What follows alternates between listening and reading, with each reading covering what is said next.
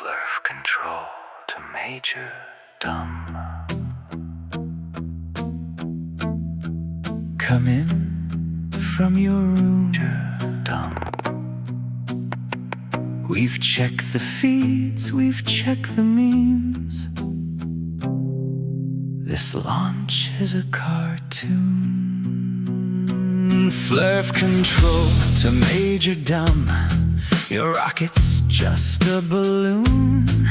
They filmed you in a warehouse. There's no rocket ship.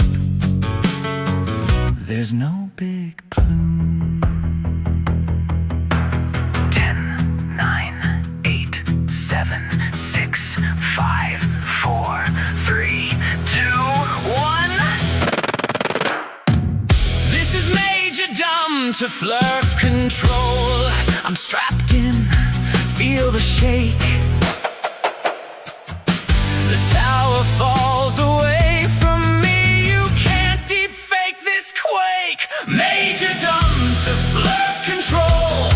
I'm way above your room, rising through the blue so fast it turns to velvet soon. You say it's all projection, but the windows say you're wrong. I'm floating past your story, and it's been wrong all along. Major Dumb, our charts all show you splashed into the sea. They dropped a capsule from a plane. You're still on Odyssey. Flurf control, I hate to break it. Your script is out of date. The engines burned, the boosters turned. I watched the coastline fade. You talk about a snow globe sky, a ceiling painted cold, but I just watched horizons curve in every shade of gold. Major Dumb to Flurf control. The world's a swirling sphere. Clouds wrap round in lazy bands from pole to stratosphere. You say it's just a clever CGI veneer, but your world's become an island, and it's really, really small from here. You said there is a crystal shell, a cover, hard and bright. I'm flying where your ceiling sits, yet nothing blocks the light. No glass, no grid, no glowing dome, just darkness deep and clear. Your dome was in your browser tabs, not hanging over here. Flurf control to Major Dumb. Our live chat says the pictures are all lies. Agencies just sell us tales. They're demons in disguise. Major Dumb to Flurf control.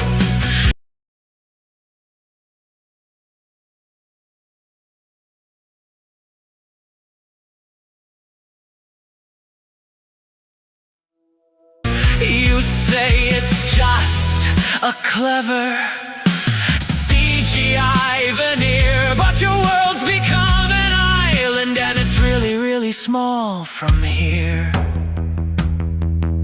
You said there is a crystal shell, a cover, hard and bright. I'm flying where your ceiling sits, yet nothing blocks the light. No glass, no grid, no glowing dome, just darkness deep and clear. Your dome was in your browser tabs, not hanging over here. Flurf control to Major Dumb. Our live chat says the pictures are all lies. Agencies just sell us tales. They're demons in disguise. Major Dumb to Flurf control. Your fears are getting loud, but I'm looking at an ocean that wraps behind a cloud. If stories had you cornered,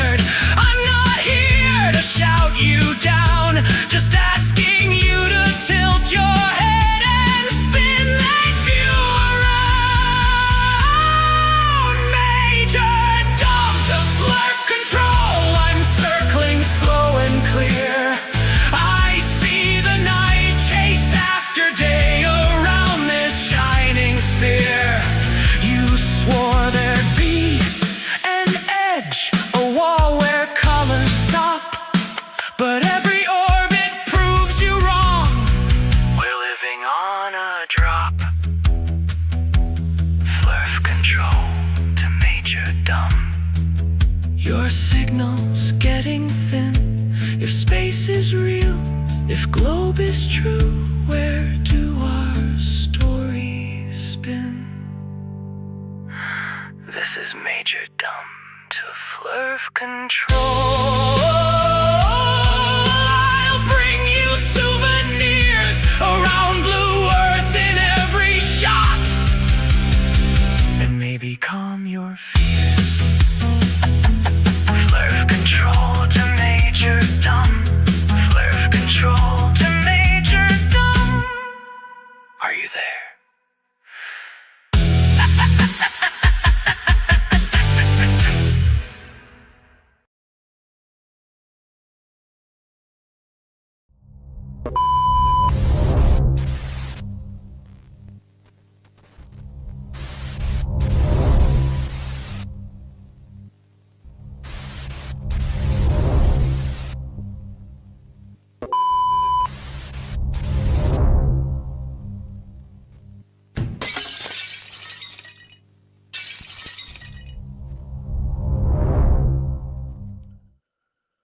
Good morning, everybody. Happy Saturday morning. Thank you for joining me at this weird and odd time. Especially, there's some people here on the West Coast who are up ungodly early. Donnie, what the hell are you doing? It's been a minute, but let's start this off the right way.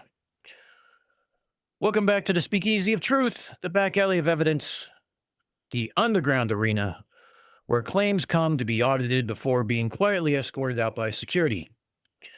This is Unfornicated. And yes, I know, I've been missing from the live stream chair just a bit. I thought about putting up some live streams of just the chair, but I digress. Haven't been abducted, not silenced by the big globe, not taken into protective custody by the International Brotherhood of Evidence, or NASA. Literally, it's just been work, life, and apparently a shoulder that decided it wanted its own character arc, so to speak. So today we're going to be a little bit different than the normally. This is the State of the Unfornication address, for sake of another word. Except no podium, no flags, no carefully focused group nonsense about moving forward together. None of that horseshit. Just me, the channel, a medically questionable upper body, and some corporate overlords that are changing the furniture around. And a pile of internet derp that somehow kept fermenting while I was busy pretending to be a responsible adult. So here's the deal. We're going to do a quick catch up, where I've been, what's been going on with work, a shoulder injury, and what all that means for the channel schedule. So first, let's just say the channel's not dead. I'm still here. It's not been abandoned. It's not been sold to Raytheon, BlackRock, Freemasons, NASA, or anybody else. It's just been stuck behind real life, and which unfortunately remains undefeated, deeply inconvenient, and frankly, terrible for audience retention. I don't know how else to say it, but still here. Reality checks are still coming. Declassified files are still on the board. Derp mining remains tragically overproductive. And because the internet was apparently left unsupervised by you lot while I was gone, we're also going to look at a few things today that deserve, well, let's say adult supervision. Mild contempt and, I don't know, maybe a rubber stamped marked insufficient evidence. We'll see how it goes. So grab a drink, depending on where you are. For Mikey Smith, I'd like to predominantly say that of all the channels that are Derp Vengers, I take pride in the one who promotes alcoholism. So raise your cup and let's give a toast to everybody in the chat. Welcome back. Thank you for sticking around and being less inconvenient than my job. But grab a seat, settle in, and let's get going for what today is going to be. So cheers, all.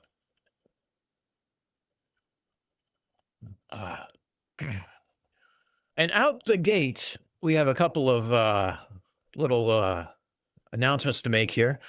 Let's start off with Tori Hanzo with the 200 sex. Tori, I think that's the most sex you've ever given me in one show. To qualify for some Unfornication, I must first offer some sex. Yes, Tori. God, I've missed being able to interact with you guys. I really have. I've been on some other live streams, obviously, but it's a little easier to jump on someone else's live stream because if I have to walk away, I can. If I half the time, if I'm like, you see me on Max and you see me like staring over here or staring over here, I'm working on something. But you guys don't want to hear all that stupid mess.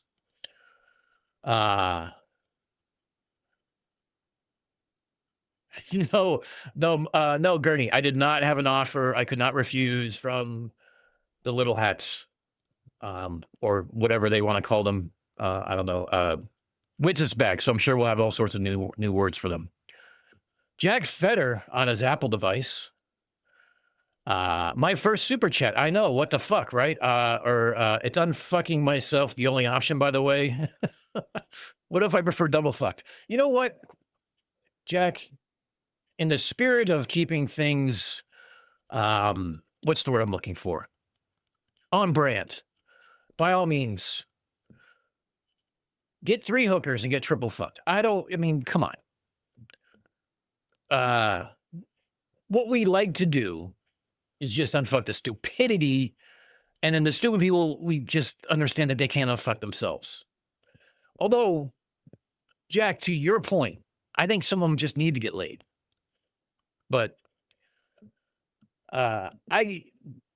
Grounded Extracts called me out a little bit last night and said I was being a little savage. And Calder called me out and saying I was being a little annoyed. And I was. I was beyond annoyed. I was about 3 or 4 rums in. I wasn't pulling any punches.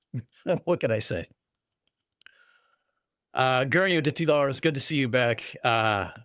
Good to be back, mate. Good to see you. I appreciate it. Sour Pounder for $2 dues. Triple fuck or on board. Yeah, exactly. If you're not going big, go home. That's the way I look at it. So yeah, let me get you guys a little up to speed what's going on. I have some notes I wanted to bring up real quick. Because I tend to say I wanted to have notes up because I don't want to dox myself, because a lot of what's been going on has been happening in the background. Yeah, and Jack, by the way, what the fuck, man? That's your first super chat on one of my streams? Seriously? I'm kidding, but I appreciate it. I greatly appreciate all the super chats. By all means, it's great to see you all. Michaela has been a member for 2 months. 1/6 of the way around the earth. Yes. Michaela, you should start showing soon, I think. Or at least it'll show up on the ultrasound. Check Discord. Yeah, give me a second here. What in God's name is that? Okay. Looks like Sam's been doing stupid shit. All right, we'll come back to that in a minute. What's been going on? Let's see. For those who don't know, around the end of March, I was saying that there was a lot going on because, well, I'm getting new corporate overlords. The management team is changing jerseys, so to speak. I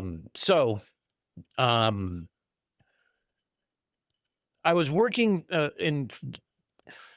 to kind of put this in perspective. So in March, I was working on presentations, putting together some, some information for our new corporate overlords, while mildly panicking about the idea of whether or not I'm going to have a job. Now, we were provided with some sort of, what's the word I'm looking for? They use the word guarantees, but there's this idea that we are going to be having our jobs for at least a year.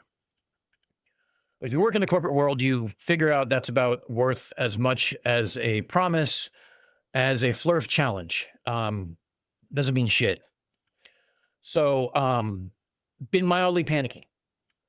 I have a teenager who is 3 years before starting college. I have car payments. I have to put a roof over my head. I have to pay child support, unlike Wixit. So yeah, I have a lot of things that are kind of weighing there that was causing a existential panic of sorts. And talking with my boss and everything else, we had these things that, yes, we're going to be around. They're really interested in what it is that my team does, and they're really looking forward to it and implementing it and putting it to good use. Sour Pounder, Sour Pounder coming in with 2 more Aussie dollar dues. Jack Feder too busy with his bitch Q-op. Ain't that the truth? What cast is in here? How you doing, Matt? Yeah, Dan has been living on the talk of tick. Yes, we're going to get to that in a minute.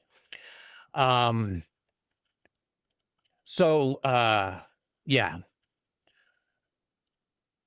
So end of March, so we're supposed to close April 1st, but because of government funding problems and because I work for a telecommunications company, the Department of Homeland Security has to rubber stamp the whole purchasing, because this is going to sound stupid, I know, but because we have a point of presence in Toronto and one in London, we need DHS to sign off on it. And DHS was not funded for the better part of a few months, so we could not get our rubber stamp. And April 1st came and went, and no new management, same old management. Artemis launched, which was great, unless you are trying to watch it live on Mike's stream on the Drunk the Bunk show, because that was mildly infuriating. Yeah. So then over the last, let's say 2 weeks, we actually got confirmation that DHS is now funded. They're going to rubber stamp this. We're just waiting for them to tell us. And they told us yesterday the sale's going to go through.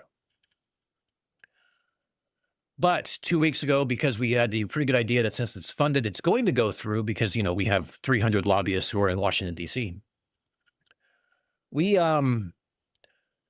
There was like panic. And this is what I don't understand. Like, I had personal panic, and we were working on providing all this material ready to go for March 1st. And what happens, April 1st. What happens? April 1st doesn't come around. Then we find out it's going to be May 1st. Now everyone's panicking again. And it's like, we already did this, but now we have to do it again. And more information, more up-to-date information, because information changes month to month, apparently. I don't know. Either way, I digress. That's been taking up a lot of my time. We're trying to set up some big projects so that when the new management team comes in, they know what direction we're going into. I found out my team's going to be, we think, increasing from a total of 7 people to 34 people. That's going to be fun, trying to figure out how that all works. I did find out I have a new title, not a new job, but a new title, because the synergies of titles and things like that, that's going to be fun. Apparently, I'm still going to be a remote worker, so that's a plus. And yeah, that's about it on that point. Oh, and I don't have to take a pay cut, so I'm good. I'm going better. Yeah, Mike from the Drunk the Bunk show lost his job. Though I gather he found a new one. Yes, he did. Even better one. Absolutely. He and I have been talking. To be perfectly fair, when he was on his run earlier this week, Olivia and I did a clandestine pit maneuver.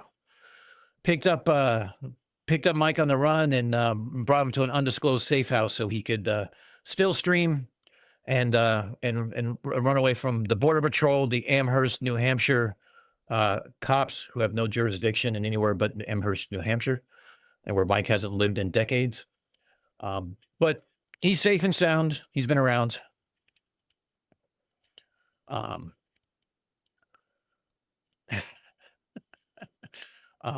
Jack Fetter for $2. Fuck Q up, little Gen Alpha version. Yeah, Q-Tip is definitely an incel. I agree with you there. And Sour Pounder with his own reply. For 2 more Aussie dollars. Sorry, upside down keyboards. Jack is Q-Ops, bitch. Wow.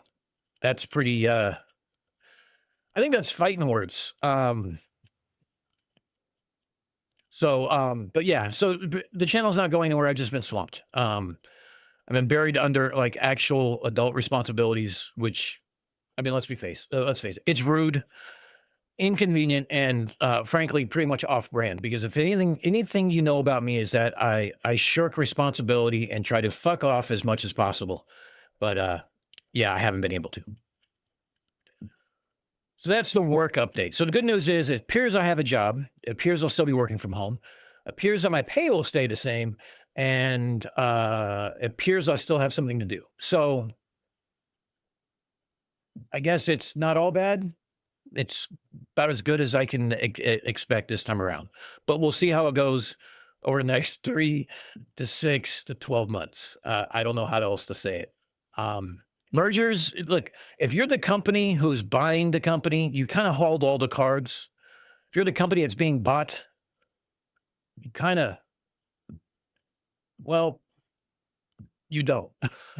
You're like holding an inside straight, praying for the right card to turn up on the river, and it never does. So we'll get there. And worst case is maybe I get a severance package. I can sit around with you lot and do a lot more videos, or I can do stupid shit and I look for another job. So go figure. Let's see. Another development. Basically, my shoulder filed a complaint with HR. I have a rotator cuff problem that prevents me from raising my left arm. It's not like a frozen shoulder. I can raise it. It's just, it drops me to my knees in pain and everything else. So basically, I'm a Tyrannosaurus Rex. I walk around doing this with my left arm because I can't raise this part of my arm. And the entire joint is inflamed. There might be a tear in there. I don't know. I got to figure it out. But I'm going to be taking it easy. Not that really impacts any of you guys, except that it's just painful. And yeah. Makes me not want to sit in a chair, that's for sure. Let's see, what else? For those in the U.S., it might be around the Miami area, I will be leaving tomorrow morning to go to a work trip in Miami, because right before the new management team takes over, why not do a trip on someone else's dime down to Miami? Prefer if it was in February, personally, because New York sucks in February. But, hey, I'm not turning down 3 free days to a hotel with a bar. Tori had frozen shoulder. Yeah, I don't think it's frozen shoulder. I think it literally is my it is my rotator cuff. I went and had it looked at, and after poking and prodding, I can safely say that this sucks. Do you want me to wear a sling and like basically pin my arm like this? There's like a block underneath here or something like that, and I got to pin it like this. And no, it's not high on my list of shit to do. We all know you're only touching stuff south of the border anyway, Dan. Thanks, Jack. It depends. Is it touching my stuff or your stuff south of the border? That's the question. Whale Panties coming in with the shark fact. In 2011, scientists found an albino cyclops dusky shark fetus. Jesus. Inside a pregnant dusky shark. I would hope that's where it is. The shark had a single functional eye in the center of its head. Well, I guess it swam in the Hudson River in New York. So, yeah, gym, gym workouts are going to be on hold for quite a while. Climbing is going to be on hold for a while. I was really hoping to go climbing because there's this awesome gym in North Miami I wanted to go to. I forgot what the town name is, but um, I don't know.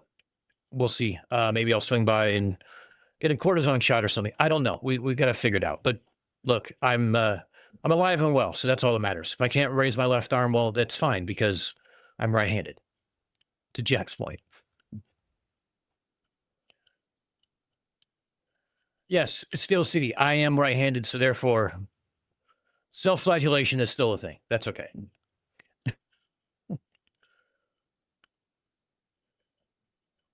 Um, let's see what else is going to go on.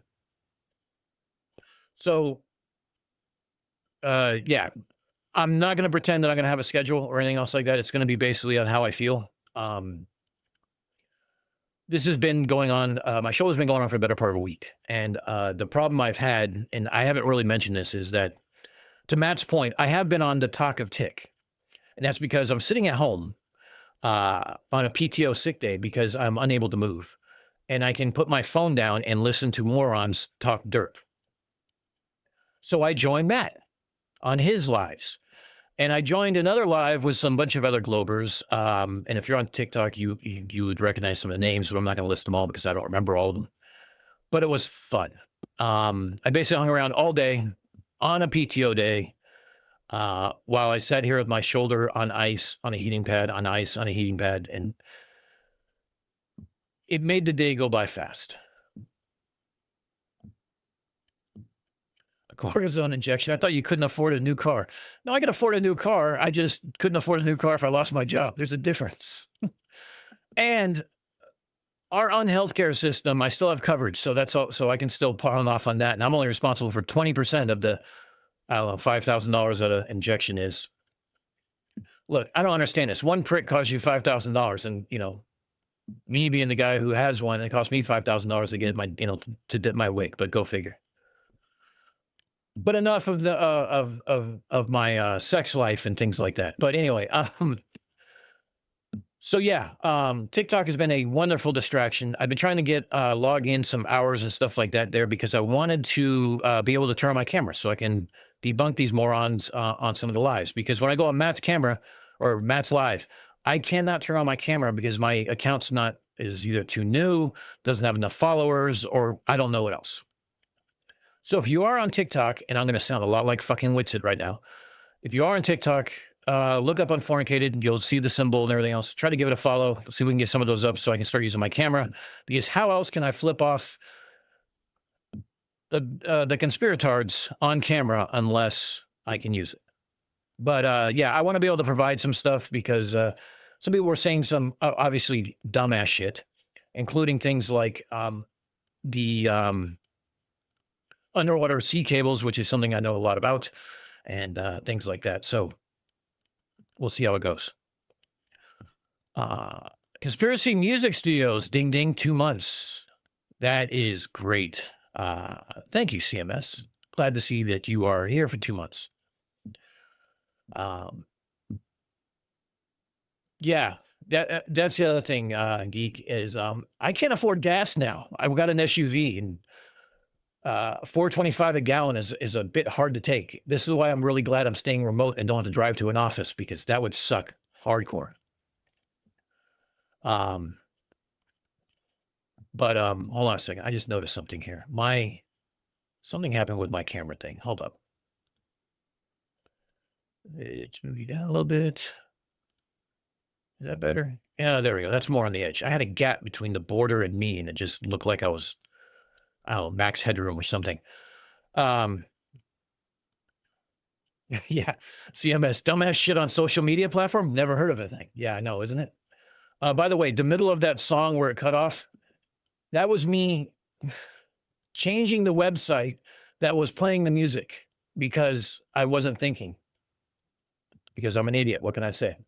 So here's the fun thing. I hope you guys like the song. And Whoops. Okay, hold on. That's not what I want to do.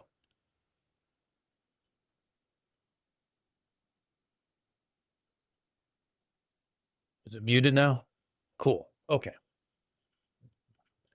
So, yeah, I've been residing on TikTok. I've been trying to get things over there so I can start doing some presentations and things like that. So we'll see how it goes.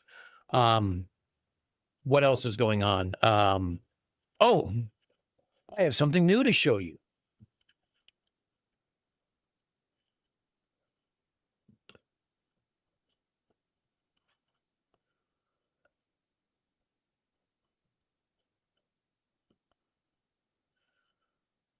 So I've been working, well, okay.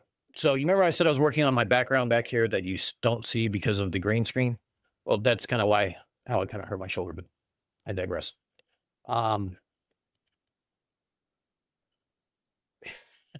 Geek's been a member for 3 months. What does this button do? Yeah, I don't know. Go figure. Donnie says, good thing I'm in California. Gas here is $5.50 a mile. Yeah, I know. I grew up out there, Donnie. I know. Here it's getting pretty bad at the same time. The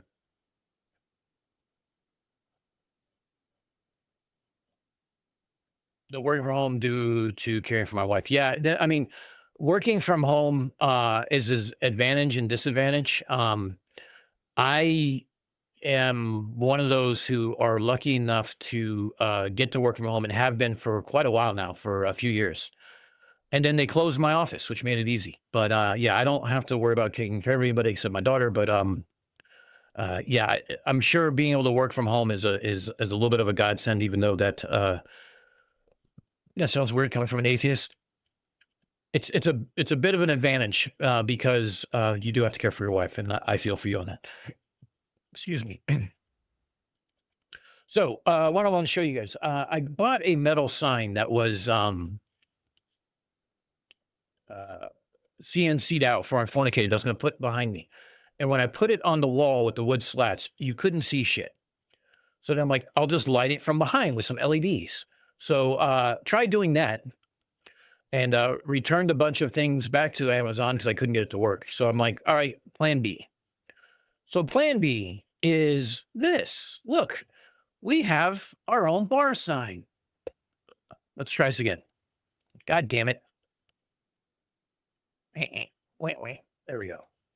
You know what? Fuck this. Hold on. I hate this stupid shit. Let's do this. Here we go. Look, we have our own bar sign now. Ta-da.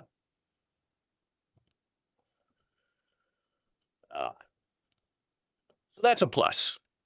So I'm getting ready to hang that up and get rid of that and push that off. Hang that back up here. Get the wall done once I'm done, and figure out what's going on. So I tell you what, I wish I had a 3D printer, but I don't. So I have to purchase other people's time or time on other people's 3D printers, so that way I can get the stuff done that I want to get done. But yeah, it looks good. The side is white, not red, so I got to paint that. But you know what? What are you gonna do? Let's see. What else are we talking about? Let's see. What else do I have going on here?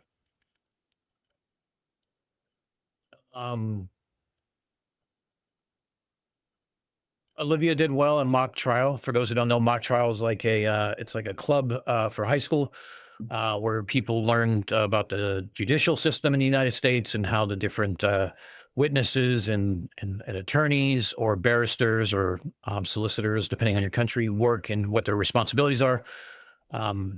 Olivia was a defense attorney and and for her very first time on mock trial was in charge of the opening statements, and had two specific one cross examination and one defense witness that she had to interview for the case. So she did really well. I look forward to her doing it again next year and getting even further because she wants to be a lawyer, which is great because that's like my retirement plan. So, look, you got to go with what works. What can I say? Can we sign Mikey Smith up for mock trial? Yeah, I think he does need it. So, yeah, so the wood slats are almost done. I just have to put in one more row. Try not to take my hand off with the jigsaw. I'll probably do that when I get back from Miami. I might try to do. I'm not going to do it today. I'll have to do it when I get back from Miami. See if I can enlist some help from some friends who can come over and give me a hand. And then we'll have a whole new backdrop going on. So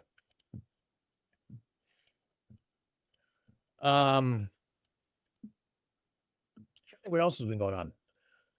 So let's go over let's go over a little bit what's going on with the Derp. We have Mikey Smith going just ape shit on a live stream, calling the Border Patrol, Amherst Police, human rights. Did he ever figure out who the Human Rights Office is? I don't know. I was going to give him the number to the UN, but go figure. Let's see. Witsit is back. That's boring as fuck. Ashton Forbes is still doing his stupid shit. That's always fun. For those who don't know, TikTok is a literal dumpster fire of derp. Like the people who think that they are debunking centuries of science with an IQ of 70. And that might be giving him a little too much grace.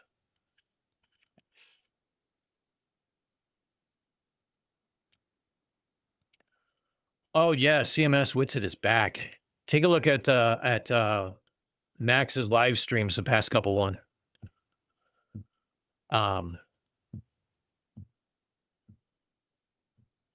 Yeah.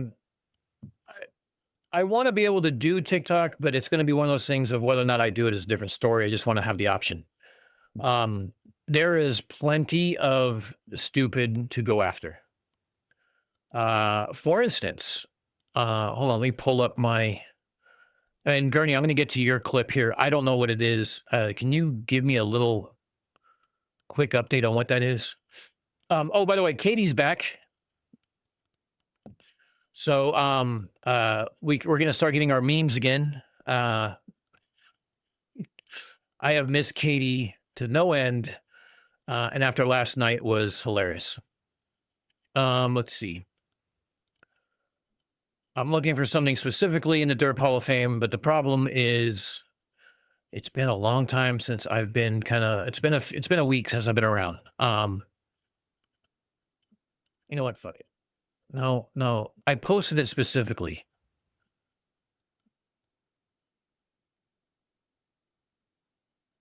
Maybe I missed it. Hold on.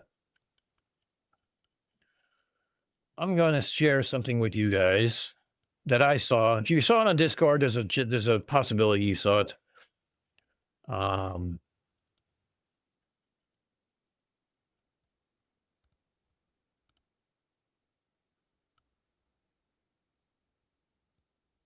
Okay.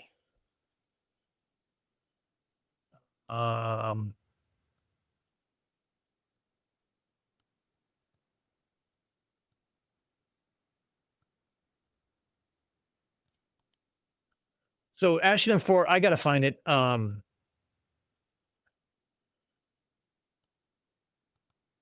If someone can look for it in there, and you recall, Ashton was basically saying that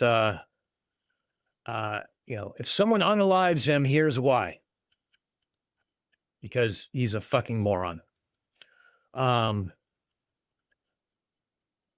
But Right on. let's talk about, put a note on Discord about the clip. Okay, yeah, thank you. I just want some context. It's Sav complaining about tards and having to explain something and how they have no right to be so goddamn dumb. You can just play the audio, the visual adds nothing. Oh, hold on. Oh, God. All right, let's play the audio real quick. Where's my OBS? I got to make sure that this is routed. Because, look, let's have audio problems. What would be a Unfornicated stream without some sort of fucked up audio? Let's see. Ready?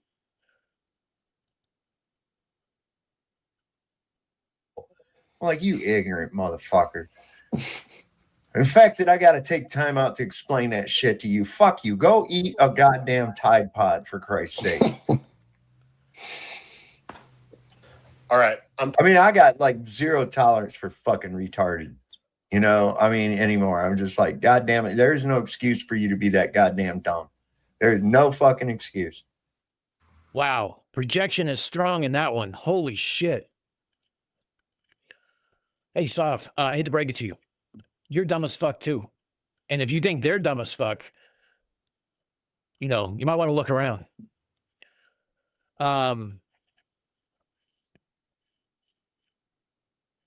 Yeah, Wixit is back. Oh,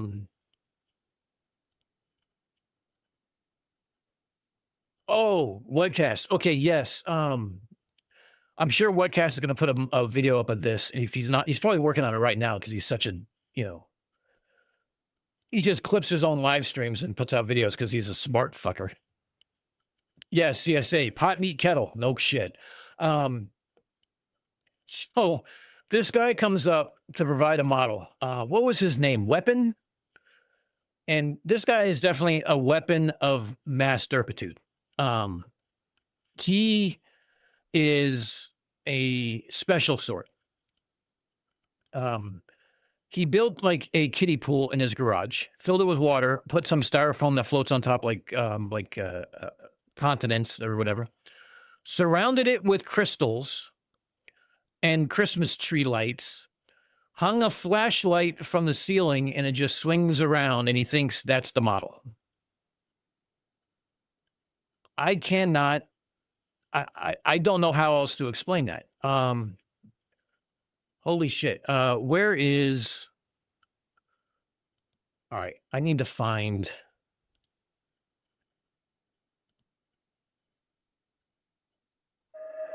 no, that's not what it is.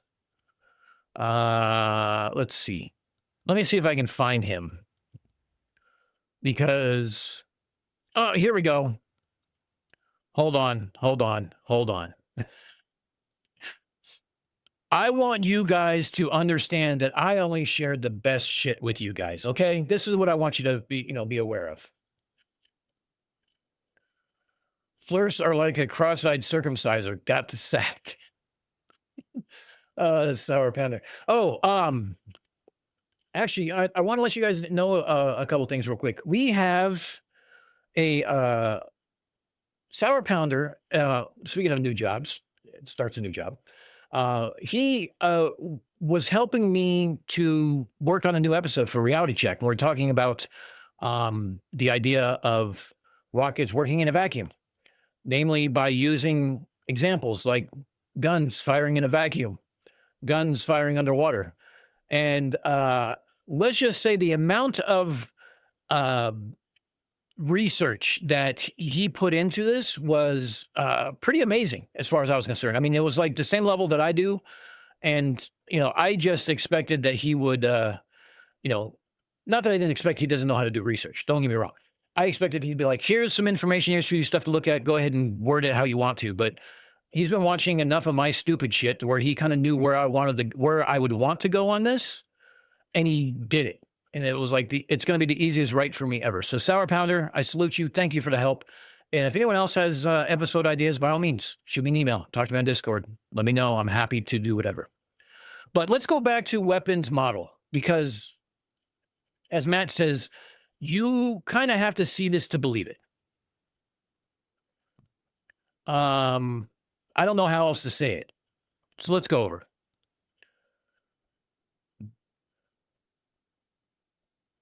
This is the model. Let me unmute the tab. Let's go ahead and mute the tab. There you go. That is the model. So here's what we're going to do. We're going to do this. We're going to take a snipping tool. We're going to, we're just going to cut this part of it out here. And the best part is, oh, hold on. I did that wrong. Let's get rid of that white thing over there. So let's go back to here. Now let's do new. There we go. I need to zoom in because you need to appreciate the amount of work that went into this, okay? You need to understand the amount of work that went into this. We have the Space Encyclopedia because he's proving he knows how to read. We have a spirit level over here in the back because water always finds its level. We have a globe of some sort, and what's not on there is he has some sort of Pokemon that like spins it back around that obviously, well, let's put it this way. It's about right for Flurf scale. We have 3 chunks of styrofoam that are, well, I don't know what to call it, floating. Some weird projection light or something in the beginning. We have colored crystals all the way around and Christmas lights. Yes, big fish. This makes Joe Hanvey look like a complete amateur. I agree with you 100%.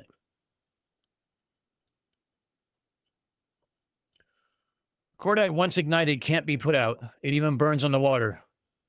I didn't use to make bombs, honest. Yeah, but you used to make bombs. What's the word I'm looking for? You were authorized to make bombs. You weren't doing them in your garage. Oh, okay, hold on. Wait a minute. No, CMS, not AI created, literally in his garage. I shit you not. Tori, you have a question for Flurfs. As they always claim, we can't do a model of the globe with water attracted to it. Inside our gravity, impossible ask. Yeah. That is Weapons. Now, Weapon is like a 65-year-old geezer with like 4 teeth. And didn't he live in Idaho or some shit, Matt? I don't remember. Or am I mixing him up with somebody else? No, I think that was Weapon. So, second comment. Why don't we require that they do Flurf models outside of our gravity to demonstrate how gravity works on theirs? Oh, they just deny gravity. That's their workaround, Tori. That's what makes it easy. All right, I don't have any super chats I'm missing. Let's see. Let me get caught up here and said like this. But why does the encyclopedia text look so AI then? Much more fun if this is real, of course. It looks at AI because it's wrinkled as fuck and it's around the wrong book. That's why. It's like he made his own book because he knows how to craft. Look, he's a crafter. So he made his own book. That's why it looks like that. That's why it's all jacked over here and stuff like it's just like a dust cover or something like that. No, this is really in his garage, and he really showed this because he spun this around. He put a moon taped to the side of the flashlight, and yeah, it obviously doesn't work. I'm sure Matt will have a video on this, but look, stay in school, kids. That's all I got to say. Is that the Tree of Souls from Avatar? You know what? Might be. I think he says that's the projection of the sun or Matt, I'm getting confused. When I was on Matt's live, there was like 3 different people all saying different shit. There was a flat earther who said that the we're stationary and that the dome goes around us. Of course, that makes no sense either. And it had pillars, but yet he was also abducted by aliens. So that was special. We had Weapon and fucking Romper Room here. Yeah, the level of flirts on TikTok it's scraping the bottom of the barrel, but I can see why Matt goes to TikTok. Because they don't come here on YouTube. They go in their echo chambers and they mash it up and everything else. But this right here is what you have to deal with on TikTok. It's like when I got up with Tune to explain sea sparrows and Q off was like, I don't really believe in radio waves, and I believe that you're just following what they told you, as opposed to, no, this shit actually works. Like the sky at 25 feet versus 0 feet is so different, it attenuates the signal and stops it from getting there, as opposed to curvature. But whatever. I fucking digress. Couple other things I'm working on. The Globebusters took another swing and a miss at Kanikabine. And apparently, if you guys are on Discord and you know this person's name is Bull Knight, he is a radio guy like myself. He's an amateur radio guy. I'm a military radio guy. We are basically doing the Ruhif and Jesse Patholite 2-step on them and showing why they're wrong.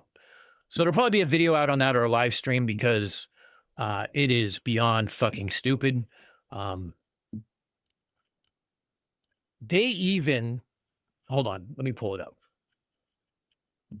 They even addressed my claims from the Drunk Debunk show directly. I have a page on Alan's Obsidian, Alan from Space Audit.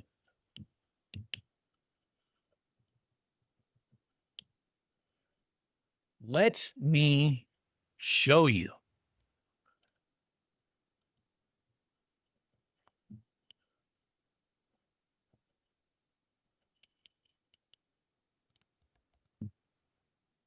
Yeah, you're right, Donnie. Even the normal flat earthers are like, dude, what the fuck?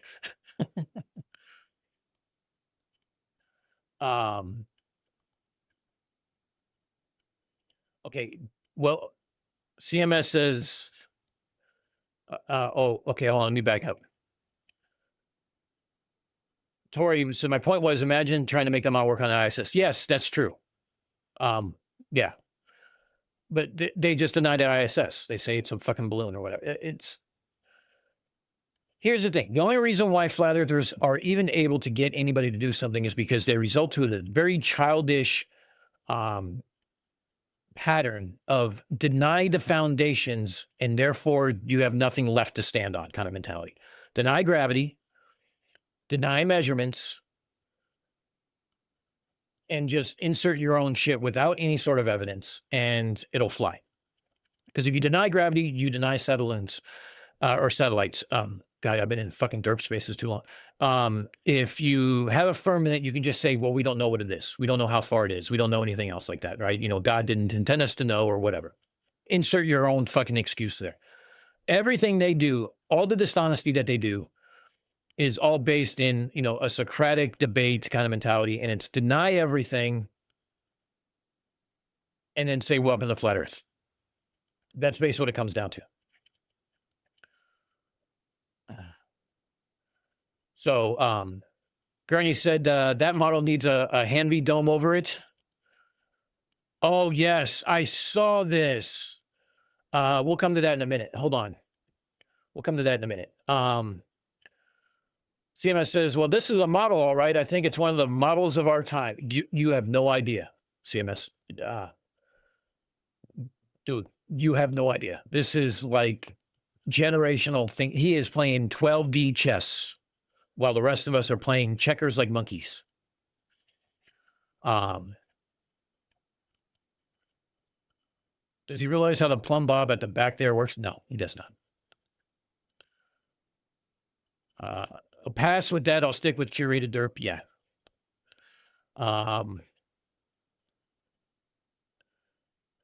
Probing, don't ask. It's better not to ask. How they don't know how a radio works.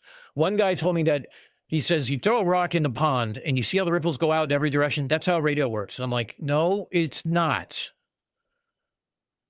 That's how one type of radio works, but not all. You fucking idiot. Alan is now doing his own version of the business model. Yeah, you know what? I was wondering when that was going to come around, Mike, because his last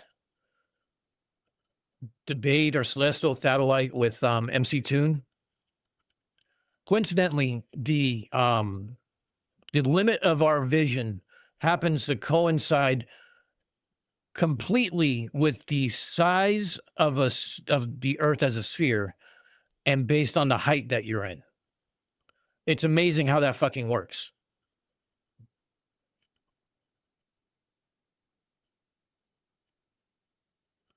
Ledwell's stream has this huge success last night. When I checked this morning, it had 5 views, which is the same number of guests it had. You know what? Look, Matt, you got to appreciate the grind, man. You know, he's still trying to get to Antarctica. He's hoping a Walmart opens up down there. What level of derp have you got to achieve to get normal flirts to be like, what the fuck? That's a good question. Testing the boundaries here. How does a lesbian control her liquor? By the ears. How does a Muslim close the door? It's Islam's it. Want to find line. Sometimes that might be going a little over the line, but you know, we're kind of a happy-go-lucky crew. Look, if you can't appreciate a joke, so be it. Of course, I'm not the one being made jokes of, but for those who hang around, don't worry, Charles will roast me in the comment section here soon. So I appreciate a joke. I laugh at myself all the time. And I also laugh at people like Matt because he's funny to laugh at too.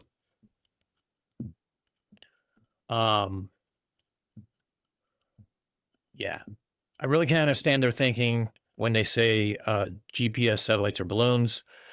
How the fuck would that ever work if they're just blowing around? So yeah, it's okay. So probing time, it's like, it's not only that it's ground-based, that stupid ground-based stupidity tower thing. We know it's not that. I was driving on the way to pick up Olivia yesterday, and I noticed I was actually streaming TikTok. And I had a dead zone. I had 0 bars with an X, and I was like, did I forget to pay my bill? But I still had the little location thing, and GPS was still working fine.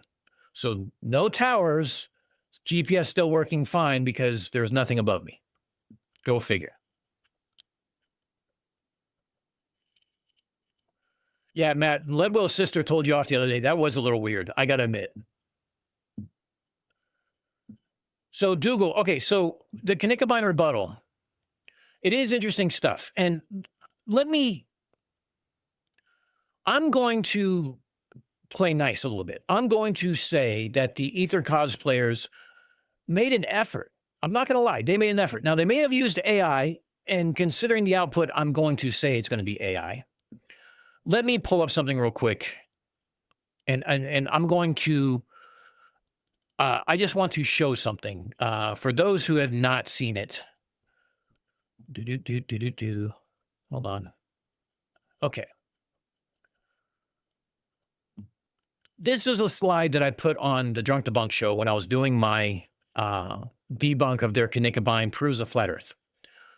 I basically said, I have a full-time job. I'm a single dad. I am not going to spend years of my life re-engineering a 90 or 80-year-old radio navigation beacon with little or no source material that was developed by a country with unlimited resources in a wartime full of scientists and engineers who got various awards in different fields. Why would I do that is my question. I showed them where they were wrong in their assumptions. That's basically it. And I said, if I wanted to engineer today, I would have to reference, okay, if an RF engineer were to attempt to develop Kinecombine today, they would consult the following international standard recommendations. This is just the basis to attempt it.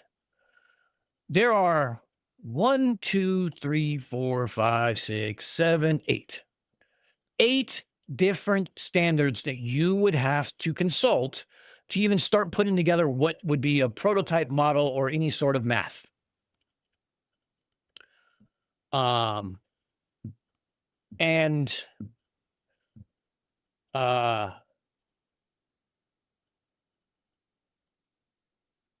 I'm just getting caught up here on what's going on. So when I say you have to consult 8 different international standards, that doesn't mean that's it. That just means if you were just to attempt to develop it, you would need these 8 to start with. Now, here's the funny thing about these 8. They're all very different. So here's a little sneak peek on what the next debunk is going to be. Why would I list 8? Is it possibly because all 8 apply as a system level and not just as a mono mechanism? Because with radio, it's never one mechanism. I hate to break it to you. But anyway, let me finish this real quick. I have my own page, my own fan page. See, right here. It is a systematic point-by-point response to external arguments advanced against the Kinecombine globe versus flat null hypothesis. Each section contains 1, a steel-manned restatement of the argument, 2, verbatim quotes from the source, timestamp so the restatement can be audited against the original, 3, identification of any logical fallacies or factual errors, and 4, a refutation grounded in math. Jim Daniels, funny how flirts seem to know everything about the globe and how it doesn't work, and you have no idea how deep or thick their flat earth is. You know, Jim, that's a valid point. Because every time you ask them anything, it's like, well, I'm not here to talk about flat earth. I'm here just to debunk the globe. Their whole default is, I have no idea what the shape of the earth is, but it's definitely not a globe. As soon as you hear that, you should just walk away from the conversation.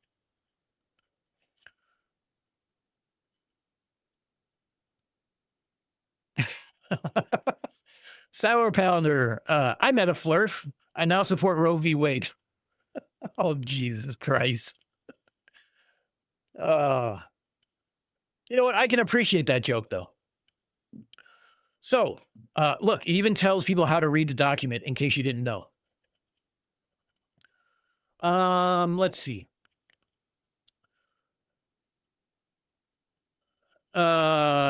So they came up with 9 arguments. Now, the funny thing is all 9 arguments is basically the same argument in different dresses.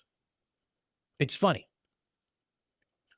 My first one, you remember, was that the British observation in Spalding was not a measurement because there was no scientific devices made for a measurement.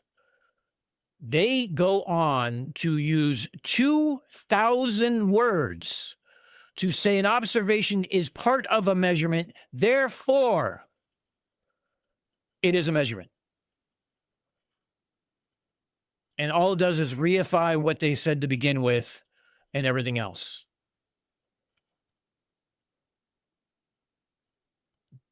"2,000 words to say observation is part of the measurement process." Semantics. Merry fucking Christmas. This is what I have to look forward to. And I'll read it on my plane tomorrow down to Miami. Or maybe I'll just watch a movie instead. I don't know. I don't care. Yeah. So that's something else I'm working on. Like I said, I got the reality checks going on. I actually updated some equipment recently on my computer.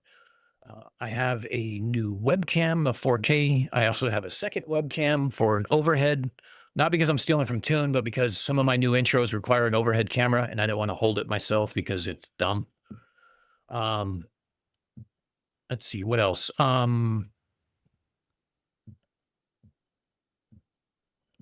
Yeah, flirts get tied up in semantics rather than address the issue. Yeah, no shit. Exactly true. That's exactly what they do.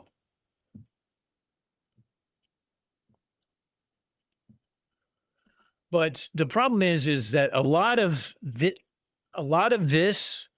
Battle of the Beams, from what I understand, they use Claude heavily, which is funny because I can't be bothered with dumb shit like this, right? I have too much other shit going on, which is why I've been missing. And so I took this website that is my fan page. Let's call it my fan page. I took my fan page and I put it, I copied it. I copied the HTML and I put it into a Word document, uploaded it to, I think it was Gemini. It said, "Can you please summarize this for me?" And I started looking at it, and then I looked at the output, and I'm like, this seems weird. Like, it seems to be a disconnect. I have to go look at it. And as I started looking at it, I realized that AI was wrong on what it was assuming was being said. It's funny that at the bottom of the page of all AIs, it says, information may be wrong. Please check for, important information. Amazing.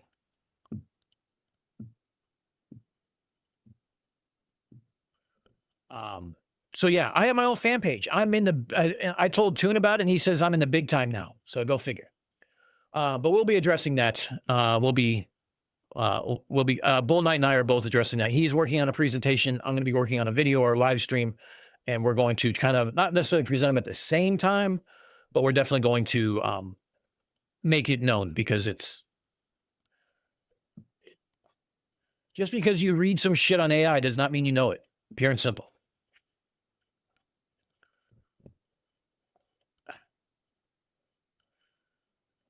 That doesn't count because it's an observation. Yeah, but every observation ends with every experiment ends with an observation. So that's a pathetic attempted excuse that they still love. Yeah, it's being pedantic. It's just being stupid. And the funny thing is all 9 of them, you know what? Hold on. I'm going to bring them up real quick, because there's a funny part of this. All 9 are the same thing, because all 9 are based off of the fact that they use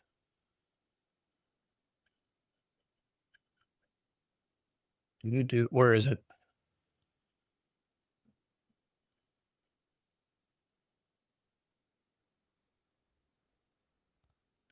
Yeah, look, they even quoted, like,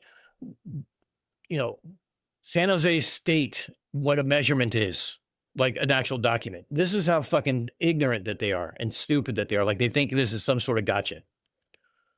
The process of observing or trying to measure what the coin was changed the coin. The quantum of all lesson plan measurement and observation. What the fuck does quantum have to do with anything with radio, in the sake of what we're talking about here? It's not. But the fact it's now in this, and he's trying to sit there and say, look, this is pitched at 9-year-olds, and this guy doesn't even think that an observation is a measurement. It's like, no, there's a very distinct difference of what an observation is and what a measurement is. A measurement has numbers. It's repeatable. It's done multiple times. It has, in the case of radio, it has signal to noise ratio. It has everything that you possibly need, almost like what the Luftwaffe did when they did their testing. But yeah, let's see. I mean, this is like, so because I said it's a ground wave propagation, they specifically did a companion note, okay? And right here, this document exists because of my response invoked ground wave propagation as a mechanism that should rescue the Nicovine beams on a globe. That's not exactly true. I said that it would be part of it. And if I said it was the whole thing, then I was wrong. I don't even give a shit. But yeah, wrong math, wrong model, wrong everything. But I digress. And for those who actually I'm not going to get into it. There's a whole lot of things in here. It goes into details. There's so much stuff. They have a GitHub with their Python. They show all their little pretty charts and everything else like this. Like, why does it do this when it should be here? What are these values here? No one knows because they're from fucking some made up thing that's in Alan's head. Whatever. Coincidentally, every usable ones from Cleve are usable according to his model. But everything from Stolzberg is unusable. And the testing that the Luftwaffe did says that everything was usable to 500 kilometers, but everything after that was unusable, even though the Luftwaffe tested it and classified the document. Sure. Let's just ignore source material entirely and make shit up as we go. So yeah, don't worry, we're going to address this. It basically comes down to very, very simple. What model do you use for a fucking 100 meter by 30 meter antenna sitting on a hill using VHF range, low VHF range, shooting across the North Sea and the English Channel to target an area in England that never sustained damage and was only attacked 6 times? So what model do you put on that? Because the fact that it had never sustained damage and was only attacked 6 times seems to kind of posit the idea that it wasn't really successful anyway and it was marginal at best. But who am I? I'm just an RF engineer. What the fuck do I know? Apparently not nearly enough as Allen and company. But hey, whatever. But yeah, I got my own fan page. I'm happy.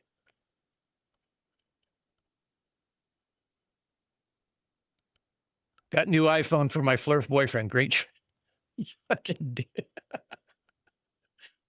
Well, Sour Pounder, when he super chats, it'll come up as $1.99 though, so that'll work. Thanks for the $2, mate. Yeah, so here's all the dumb stuff that we have going on. So let's talk about some of the derp that's been going on. Shall we? Real quick. Let's, since I've been busy trying to be a responsible adult and, do things that are required of me, I left the internet unsupervised. And while there are people like Matt and Gurney and Max and Mike and everybody else who are doing their best to keep it at bay, it seems like it hasn't. So what should we look at? What would you guys like to look at? Give me some ideas about what you guys want to talk about today. Or we can wrap it up and I can go and I can take off. I mean, I got stuff to do anyway, but I'd rather hang out with you guys for right now. So, look, let's call it another hour. What do you guys want to talk about for the next hour? We can look at Artemis stuff. We can look at stupid shit. We can look at flat earth models. We can point and shoot, point and laugh at people who throw themselves down like ice chutes on the Olympics and call it a skeleton. Yes, Artemis was absolutely a derp generator. You know what? Let's talk about, actually, let's do that. Let's talk about the pictures from Artemis. I need to find, is it this one?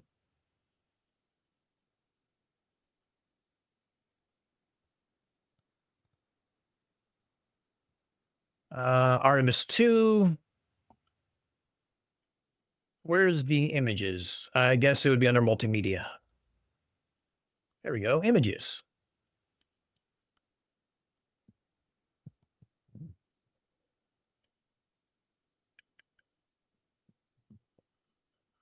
Stupid shit is what we always cover, and I love it. Oh, I know what I forgot to do. Hold on. I got distracted. ADHD fucking took over. Hold up. I know what I wanted to do. There was something I wanted to play for you guys because I'm petty and I'm an asshole and I love it. And you guys do too, because you guys are just as fucking petty and bad as I am. That's why you're here. And if you're not, you're better than me, then I give you credit for all the credit in the world. But no, I forgot. Let's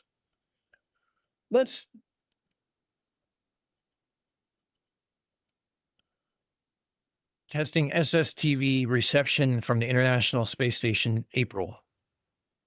What is that? Calder, what is that?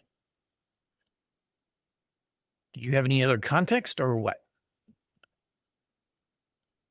Oh, okay. Thank you, Calder. Let's pull that up for a second. Oh, Gabe. Okay. Hold on. We're going to point and laugh first, then we'll come back to Gabe. Gabe actually does good shit.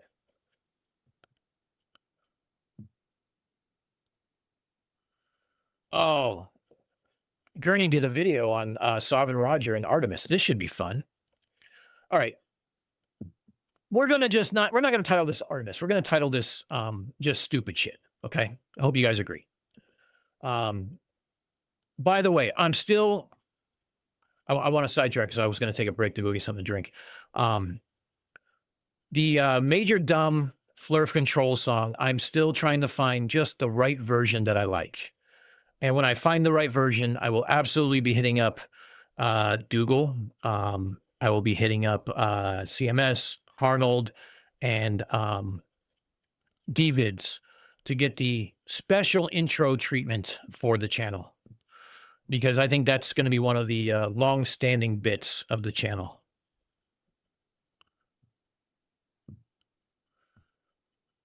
Okay, well, now, look, CSA is asking the important questions here. Is this stupid corporate stuff, stupid Dan stuff, stupid Flurf stuff, or other stupid stuff? It's kind of choose your own adventure. Sour Pounder for $5 says, mate got taken off medical register for sleeping with a patient. He was a really good vet.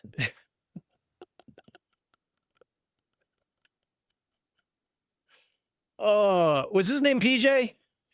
Sorry, my pretend money not worth shit. Sour Pounder, your money's is worth everything here. I don't care that it's plastic, weird colors, and have like big clear windows in the middle of it. It still spends the same. So thank you. By the way, guys, all the super chat stuff like that, that's all going towards Mike and I's little adventure at the Lowell Family Festival, whatever the fuck that thing's called that he did last year. We're going to go do it together. We're going to have fun. We're going to go do that. CMS is going to go rake the backyard. You be in the earphones. Thanks, mate. I appreciate that. I'll see if I can make you laugh and hopefully not run yourself over with the mower. 85. Actually, Artemis 3 is going to be a docking mission. Artemis 4 is going to be the landing. Unless they changed it again. Somebody correct me. I think that's where it sits. So, in my absence, I have missed not only you guys, but I've missed some of my adoptive conspiratards. So here we go. Who should be first up on the docket for today? It's none other than Asshat Forbes. Watch this. Right off the bat, this is all I've got to say.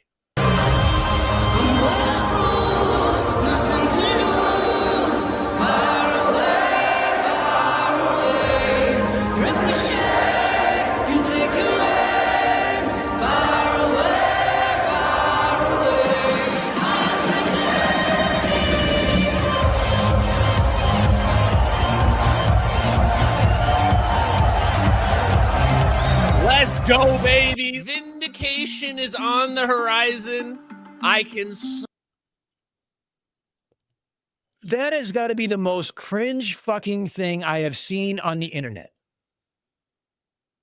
And I have seen all the dancing videos on TikTok. I don't know what's worse. Asshat wearing sunglasses inside, thinking he's hard as fuck, and a camo dress shirt. Or, you know, because this is dark asshat right here. This is his alter ego when he's about to drop some knowledge. He's never been to a fucking rave. He's never been to a club. Dude, you are cringe as fuck.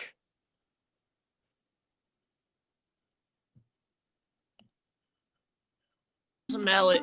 I couldn't be more happy to say I was wrong about You've something. never said you were wrong. I said they used simple Gorgon stare.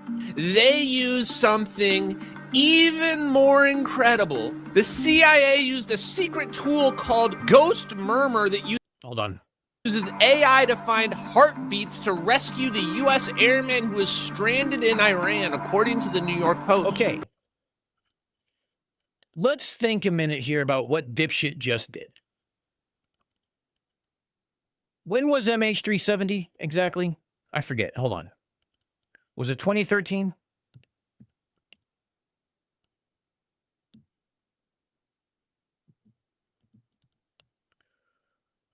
Uh, 2014.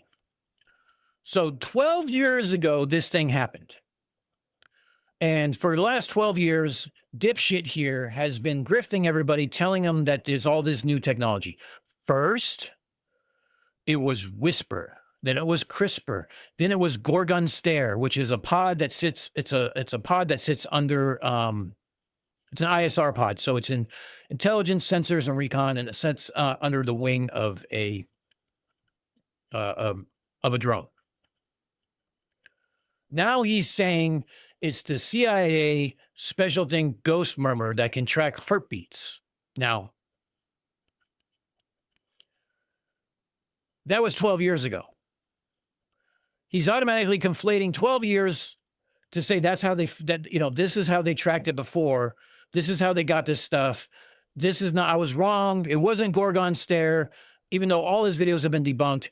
It's not wrong. It was now this murmur, this Ghost Murmur bullshit. Because it came out. If some intelligence thing came out tomorrow, it'd be that. If something came out 5 years from now that was cutting edge, he'd be that. He's got to he's got to make himself relevant somehow. And obviously his dancing and hubris and self-esteem isn't enough. Right off the bat, this Geek coming in with 10 gift memberships. I greatly appreciate it, mate. They went to, why can I not pronounce that name? We are all gold guffering.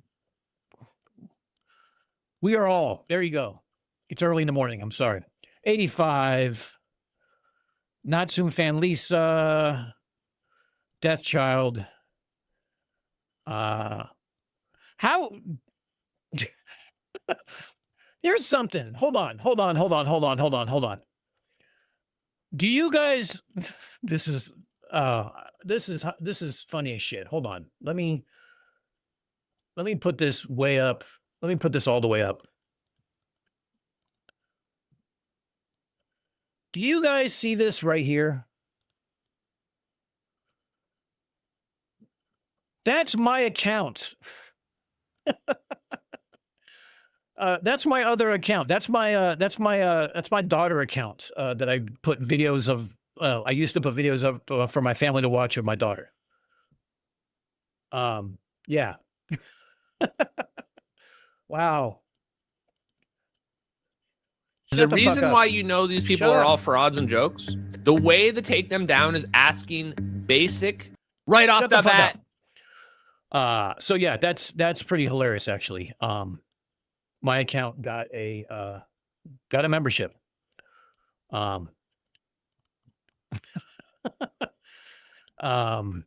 it's crazy. Yes, CRISPR is a thing. Yes, absolutely. But his application of the technology is not the application of the technology. And this is where he gets it wrong. But because he says shit like quantum and aneutronic and fusion and all this other stupid shit that Ashton Forbes says, this is why he's my pet flurf. Well, he's not really a flurf, but he's one step up. Yeah, I can't, you cannot make that up. Let's see, there's something else I wanted to, so let me let him finish talking about the stupid shit that he wants to talk about. Wait, do we want to watch him dance again one more time just because? I mean, he's my spirit animal, more like my pet rock. Yeah, exactly. Yeah, I don't know, Donnie. I don't know. It just works. Let's watch Ashton dance again, because you know what? This is going to make me laugh. Right off the bat, this is all I've got to say.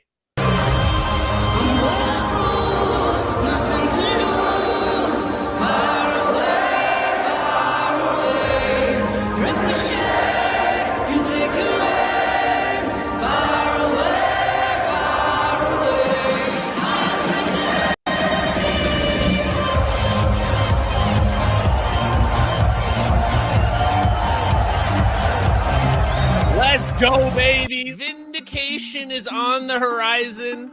I can smell it. I couldn't be more happy to say I was You've wrong. never said you were wrong about anything, but except that you're just going to readjust your grift here a little bit. But here's the funny thing. I'm going to put up a poll about something.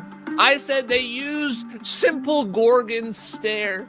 They used something even more incredible. The CIA used a secret tool called Ghost Murmur that uses AI to find heartbeats to rescue the U.S. airman who is stranded in Iran, according to the New York Post. Right off the bat, this is all I've got to say. Yeah, I got enough of that. Actually, I don't want to watch that again. But here we go. We want to ask the important questions here.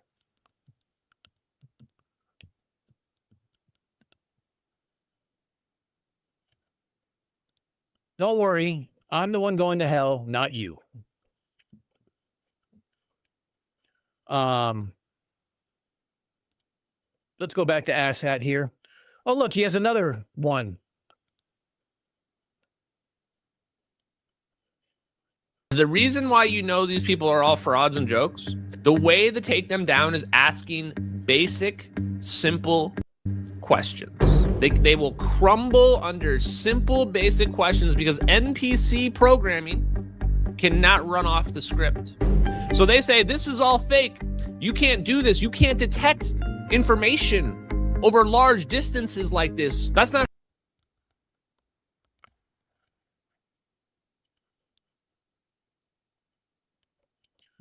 Here's the funny thing is, one, he's using somebody else's post. And while I have my own issues with some of the things that Sabine says as a whole, and her engagement farming, this is a headline that says, if your heart is beating, we will find you. They obviously don't say what the capabilities are because it's, national security and things like that. But he just assumes that it's going to be quantum because someone says quantum and because that's his buzzword.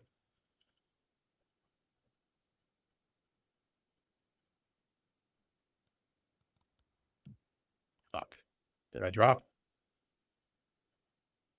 Did I drop? Nope, I didn't drop. Got no frames. What the fuck is going on? Okay. How the magnetic fields work. And you say, how does quantum entanglement work? You don't know. And they freeze just like that. Deer in the headlights. Classic physics has no logical explanation for quantum entanglement. You have experimental proof.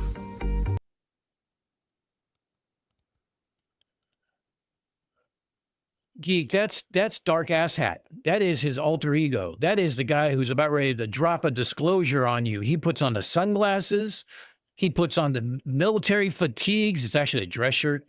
And he thinks he goes hard into the paint and can it's going to drop a disclosure that the CIA wants to kill him for. I shit you not.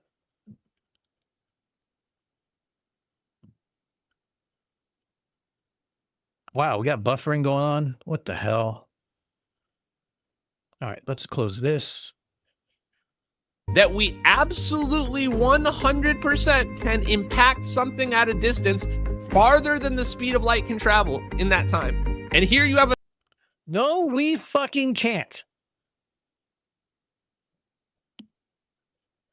physicist saying that that's not possible. That's not how quantum mechanics works. Okay. How does quantum entanglement work then, Sabine? We're waiting. He is such a cosplayer, it's not even funny. And you guys now see why I always highlight him, because he is such a shit. Yes, you're absolutely right, Big Fish. It only has about 40 miles, and people are skeptical of that. Yes.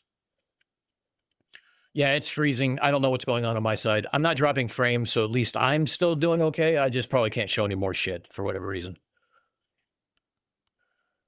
Oh my Spanky. Yes. Oh my Spanky is true. Yeah, if you are here and you did get a membership, feel free to use our bullshit Hubris Valley Ranch, our CC wig, tinfoil hat, the cocaine fueled Norwal, and our rum bottle, everything else. But we also need to add to those. So if anyone else has ideas, by all means, let me know. I'll be happy to put them up. Everyone kind of has their stick.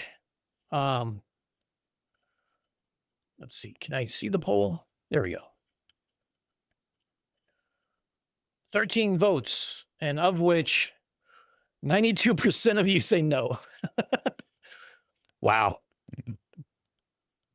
And Michaela's saying basically that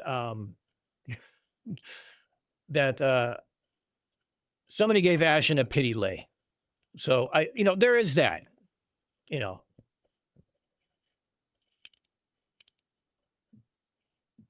Oh, I'm sorry, Michaela. There's a cultural reference. Has he had sex without paying for it first? That's what I meant.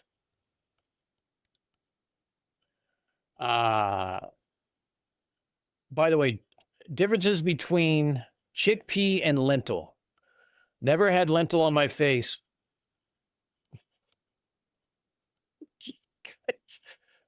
I just walked into that one. I should read these beforehand. Got my blind friend a cheese grater. Said it was the most violent book they ever read. Wow. Sour Pounder, you're pulling out all stops today.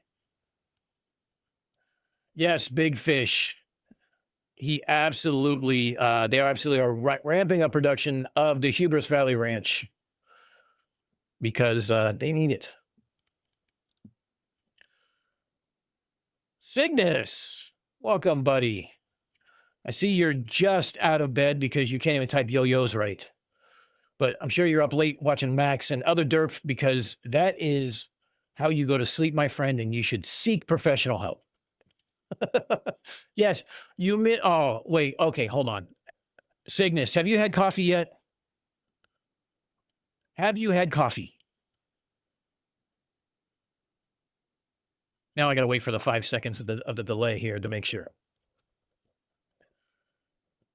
Because, yes, okay.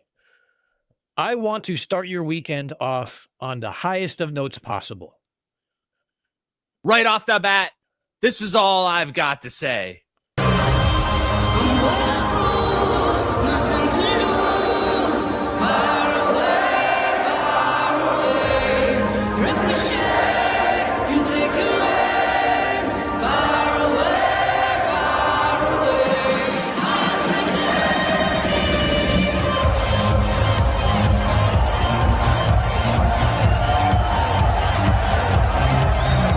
There you go, Cygnus. I hope your weekend is outstanding now.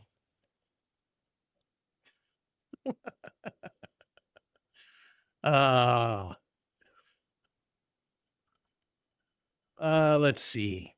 Theoretically infinite current. Control the spin control. The control the spin, control the electromagnetics.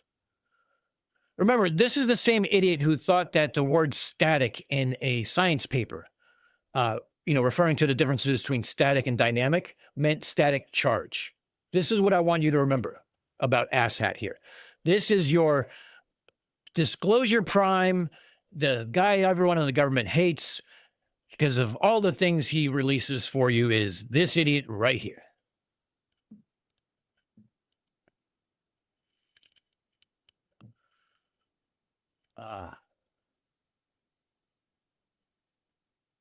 Anyway.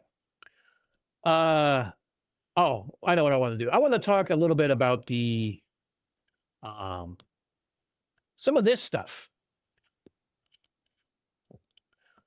We'll come back to some other turpitude here. Oh, wait, I have to tell you guys something. Hold on.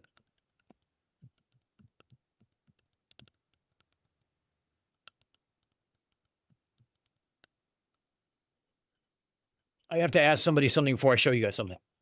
I can show you something specifically without showing that. So for those who don't, for those who do know, I've been working on a few different things, and I need to find my phone. Shit. Hold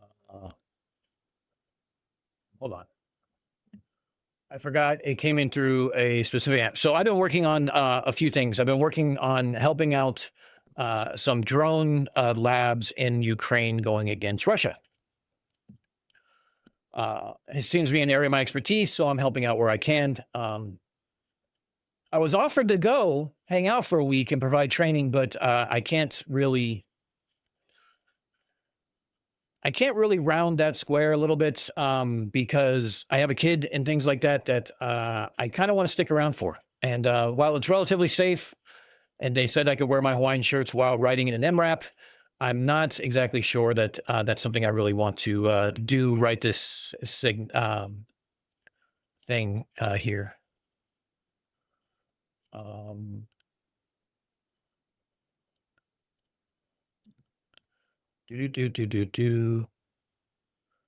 Okay, hold on. Let me just download this real quick. Let me see if I can get this up and running. Because I got something to share with you guys. I did something a little bit on my own. I took part of my bonus, and due to some issues that were going on with supply chains,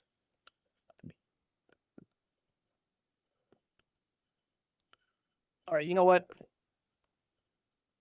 We have to play Be Right Back.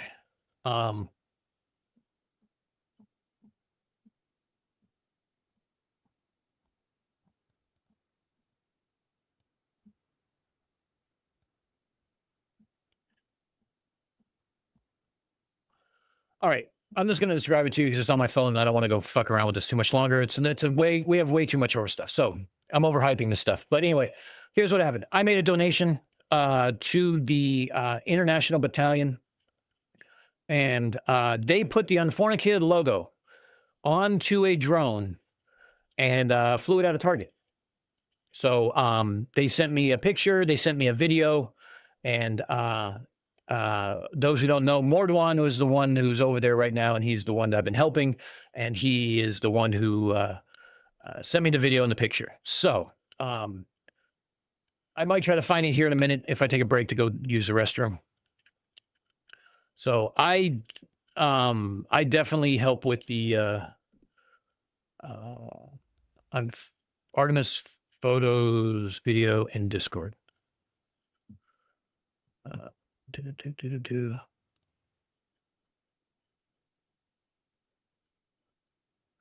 Oh, they're commenting on the fake pics. That's fine. Yeah, with love from Dan. Big ass logo on it. Send it off on the it was on the back of the drone where all the fiber sits. And yeah, I've been doing a lot of work with them trying to well, let's put it this way. Kind of have to MacGyver the shit out of things because of the way it works, right? I mean, they don't have a lab. in the sense that I have a lab. They don't have the expensive equipment like I have the expensive equipment. They're basically self-funded. Exactly. Hey, comrade, you've been unfornicated. Exactly. That's exactly what it said. So I will find that and I'll post it up for you guys. I almost wait for a giant Witsit climbing from behind the moon. Yeah, no kidding. But let's talk about these pictures real quick that everyone, oh, actually, hold on. Let's get somebody else's word on this real quick. Let's see what they have to say. Wait, oh, I want to go here because since we specialize in dumb shit and, you know, and we can't have nice things. We can't have things like pictures from space without somebody saying something stupid. So we're going to preface this with 1 minute and 10 seconds of stupidity. This is interesting here. I thought of this too. Toon got all pissed off at me on Facebook for pointing this out. Oh no. Well, would you look at that, y'all? Apollo 8, December 24th, 1968. Take a look at the clouds right there. And then over here, Artemis 2, April 6th, 2000. Anybody else want to say what I'm thinking here? Because I'm thinking it's the same fucking picture and not the one from Artemis 2. But do we think these idiots are going to notice that? Are they going to go look on the NASA website and find the right one? No, I didn't think so. 2026. Uh-oh, NASA. Did you forget to move the clouds? They didn't change? What, 58 years, something like that? Not from Artemis 2. Gotta lie to Flurf, Cygnus. You're absolutely right. And by the way, this is from TikTok. This is that dumpster fire I was warning you about. Don't go in there. It is like seriously STDs. And I mean that in socially transmitted disinformation. Not, well, it's kind of like the other STD too, but whatever. And they didn't, the clouds are in the exact same formation. 58 years later. Uh-oh, NASA, you got some splaining to do. They're not going to explain anything. No, that's why I say I think they done it sloppy on purpose. Mm-hmm. To see, you know, who's going to cling. They did it sloppy on purpose to see who, you know, who's paying attention is basically what they're going to say. But yet they never checked to see if it was actually the right picture. Why is that? Why would they not look at it? Oh, because they don't know how. Because they're dumb as fuck.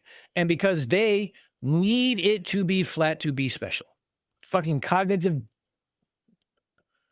acuity of a fucking toddler. You know, I mean, it's so blatantly obvious that it's fucked up. I'll make you a believer, son. I'll make you a space believer.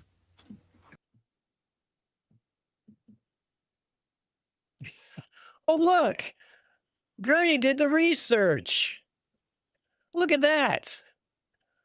And the clouds moved.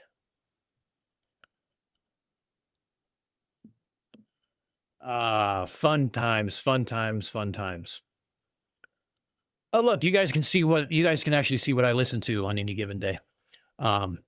Is this. I watch a lot of late night because I'm online and I'm not watching it when it's live. So I watch it in the morning, or Liv and I watch on the way to school.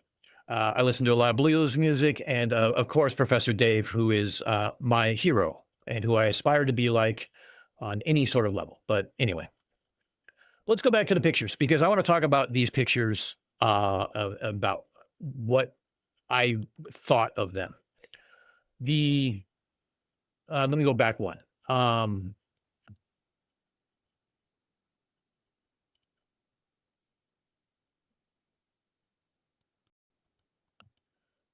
This picture and the one taken 20 seconds later, I was amazed. I was absolutely taken aback by it and everything else. And I now understand why they took a 10-year-old camera body, a D5, up with them on Artemis because of the dynamic range of the ISO that it has. To go from this picture at night, showing the sun right behind it, you can see the aurora on the north and the south poles. And then you flip the setting Increase ISO to 56,200 and you get this. And how do we know that it's different? Because now we see the stars and now we can still see the lights. It's just like it, because these lights aren't on during the day. That's how you know. And you can still see the frame of the window. This is the one that should be on all the wallpapers. This is the one that is the iconic photo of our lifetime, based on a moon mission, as far as I'm concerned. And that's merely my opinion. You could share it or say I'm full of shit. I could care less. But for me, it's one of my favorites. Yes, geek. Cigars too on occasion. On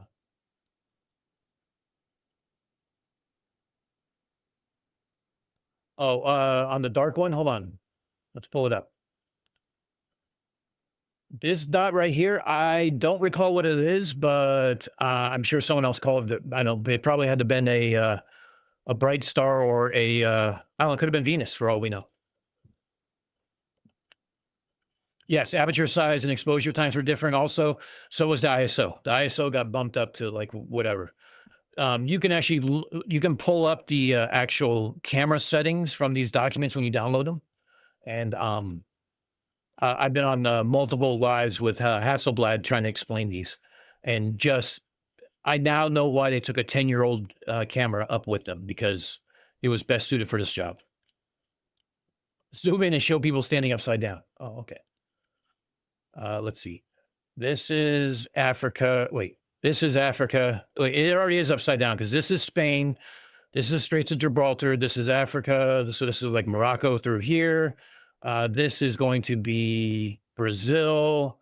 I think we can see Montevideo. Hey, Max, can you wave at us real quick?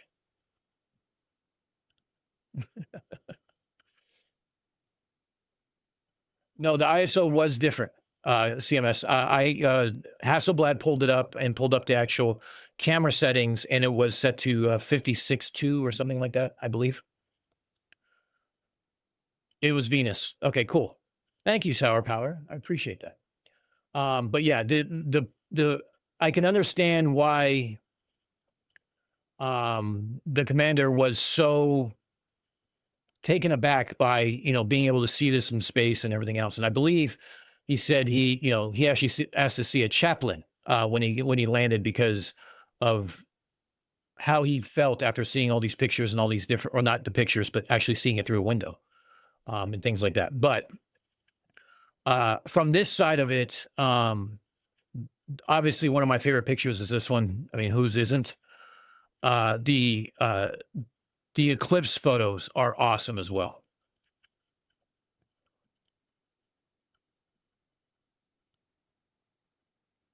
I mean, look, you can see the contours of it. Oh, man, I mean, hey, NASA, hurry up and build that moon base so I can go. That's all I got to say.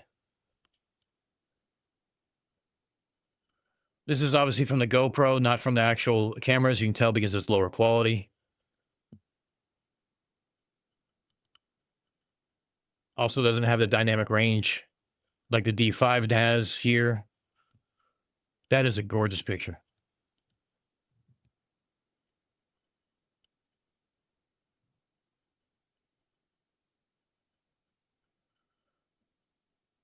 The moonrise. Now, I watched this live.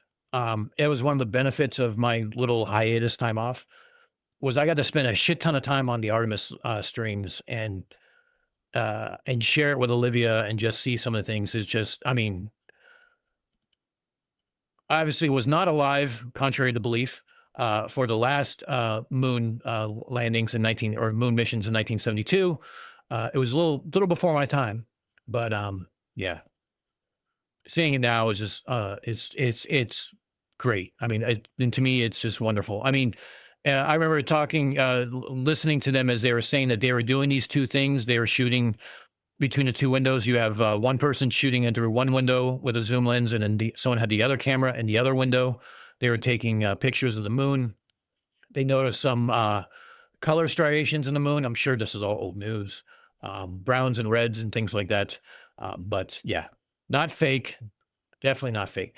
And the interesting thing is I know it's not fake because I'm not an asshole who thinks that everything is fake.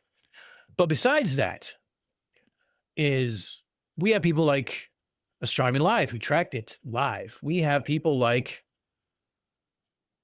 I have no idea what's playing right now. Don't watch that. Yeah, keep holding him down, Jesus, a little longer. Now, Scott Tilley here is based in British Columbia. He located a satellite that NASA lost.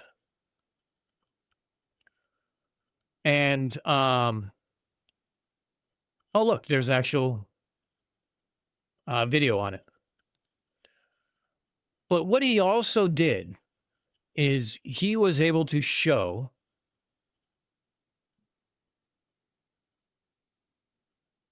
he downloads a lot of stuff from satellites, so bear with me while I try to find it. Oh, here we go.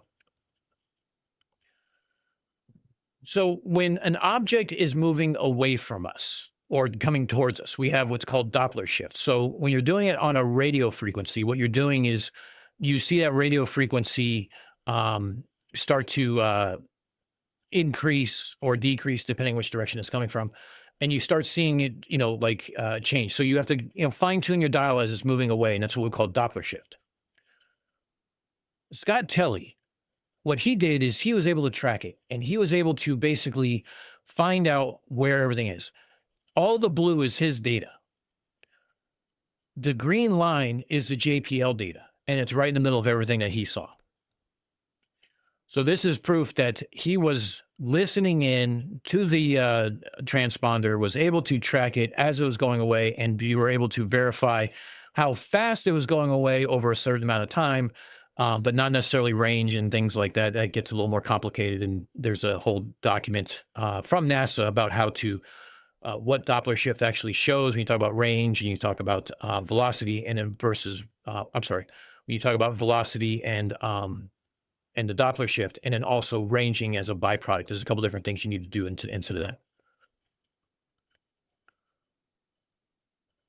I stand corrected. CMS just corrected me. ISO of both the dark and bright image is 51,200. Double checked. The aperture and shutter speed made the difference, not ISO. Okay. You know what? Because you used AI, I'm going to check it. Because if I'm gonna, if I get to slam you on this, that's like the high point of my day. I can say you're wrong, but in this case, as of right now, I stand corrected. I was wrong. And like this is a little other thing too. When he talks about residuals and multi-lag, these are the differences between the horizons, between the JPL model and his. Obviously, there's outliers, and you need to kind of account for that.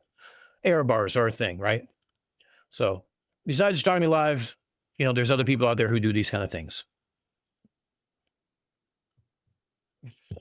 I could not find the pictures, but prove me wrong. I have to download the software to do that because I don't have it anymore. I used to have it. Brenda, good morning. Welcome. Let's see. Oh, one thing from the Artemis live streams, and again, I know I'm way late, that I found very touching and very moving was it Weissman's wife passed away the year before, and they named a crater, the first crater that they could name, they named it after his wife. I believe it's called the Carroll crater. And I was very moved by that sort of sense of teamwork, being the fact that they've, trained together for years. They're basically, a family without any linked DNA, including the Canadian. And it was very moving to see them do that and to hear them. And I could hear and granted it was a little bit of a radio transmission. It seemed like Weissman was a little bit choked up on it. But it was very well done. It was very well put together, and I was glad they were able to do something like that. Brenda, thank you for the $2. Saying hello with $2. Hope your day goes well. Thank you. I hope yours does too. Since you just got here, I'm doing the state of the unfornicated, unfornication address, getting everyone caught up. I've had a lot kind of going on, and I'm leaving to go to Miami in, 24 hours. Brenda, what game are you playing? Inquiring minds want to know.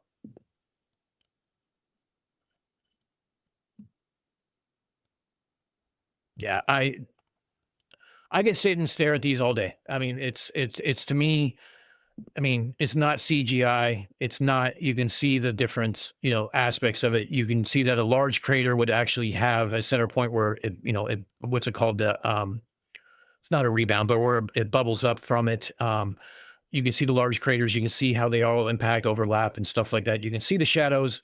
Yeah, it's not fucking plasma. It's not any of that stupid shit.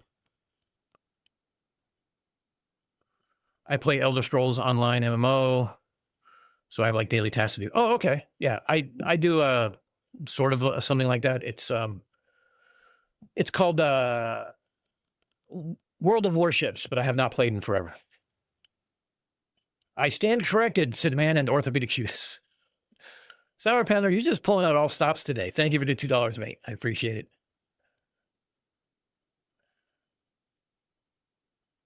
Watch out for Florida man. Yeah. So coincidentally, I don't mind doxing myself in this sense because good luck fighting my ass is the way I look at it. Here's how dumb here's how my company wants to do things, okay? I'm not going to actually show the actual thing. I'm just going to find something that's close. Oh, here's some hotels. Where'd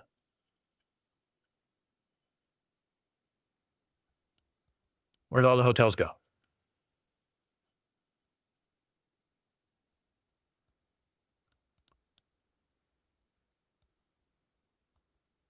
Oh, here we go. There's some hotels. Okay. This isn't what I'm talking about, but this is what it is. My company would be like, you're staying here at this Wingate by Wyndham because the office is here.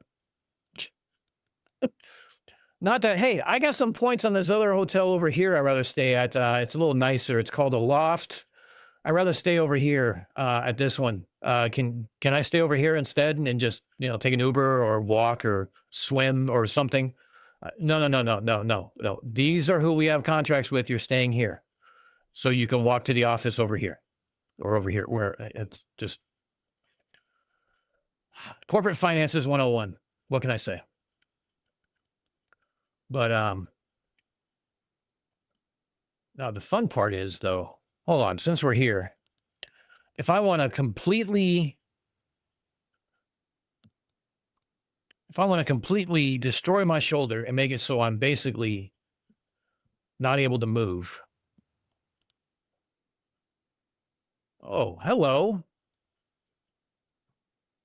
Well. I wonder if I can climb one armed.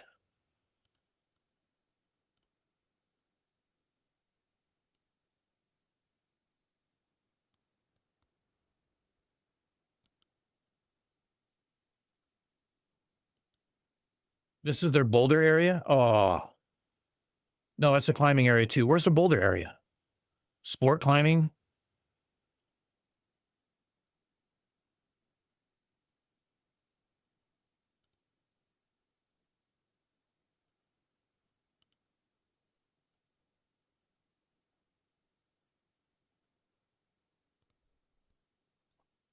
Okay, guys, I might be coming back in a sling. That's a nice gym. What can I say? Big Fish, you play WoW's Legends daily? Just joined the new fleet. No shit, Big Fish. Well, you and I may need to talk offline. Done with the garden. It's beer o'clock. Been a sunny day here in UK. Yes, it is not a sunny day here, but I definitely, I'm jealous. Well, I'm glad you got able to get your work done. All you bastards played World of Warships. This is funny. I deleted my copy of World of Warships. Don't have room on hard drive for it. And actually took off a copy of XCOM this week to make room for stuff. Yeah. Dougal says our grade 2 class watched the moon landing on a small black and white TV. I would have missed it not for the teacher.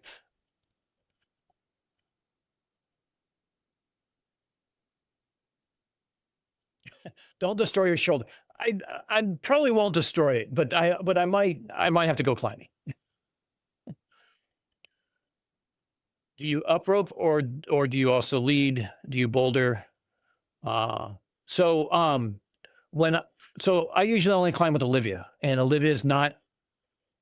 So we do a top rope in the gym, and I'm her anchor. When I climb, I have to use the auto belay, which is for those that don't know, it's a rope like in a canister above, and as you fall, it slows you down with a brake and everything else. So it's an auto belay. You don't need anybody on it.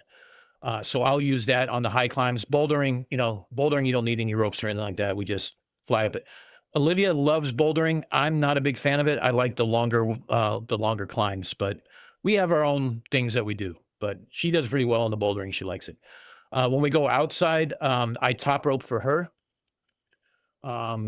I don't lead yet, but I do. But I will get a. I will get a guide and have them lead. And then, I've taken some lead training, but I'm not comfortable enough in setting my own gear yet. Plus, I don't have any of my own gear because it's expensive as fuck. Ooh, let's get Dan's medical bills sorted for when he falls. Thanks, Michaela. I appreciate the vote of confidence.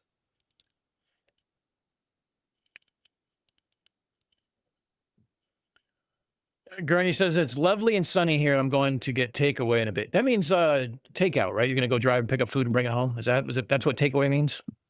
The cultural differences are weird for me. Like, you guys called Christmas ornaments baubles or some shit, and I'm still trying to wrap my head around that. World of Tanks was another one I played for a little bit too. Yeah, so I'm like, well, maybe not. Maybe now she possibly could, because she's like just over 100 pounds. And I'm like around 200. So, because of the pulley system and stuff like that, she probably could, at least enough to where she might come off the ground at first, but just enough that, we'll both have to come down afterwards. Although it would be funny if I fell, she came off the ground, and we're both hanging there in the middle, just staring at each other. That would be pretty funny, actually. I used to climb quite a bit. Did do a course on leading. Didn't really like it. Too long drops and too scary really for me. Haven't climbed in years now. Yeah, that's so. We're just turning this into an Ask Me Anything stream. I don't give a fuck. Hold on a second. Let's see.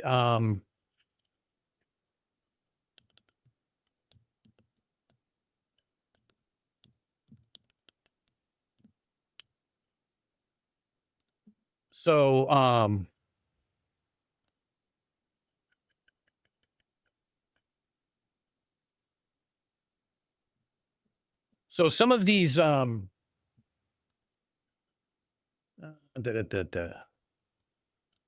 see.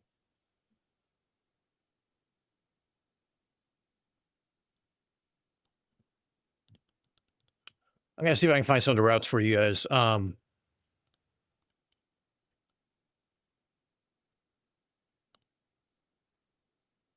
This route right here is what we call high exposure. It has a couple ledges and everything else, but you literally feel like you're on top of Everest. So this is a lead climb right here.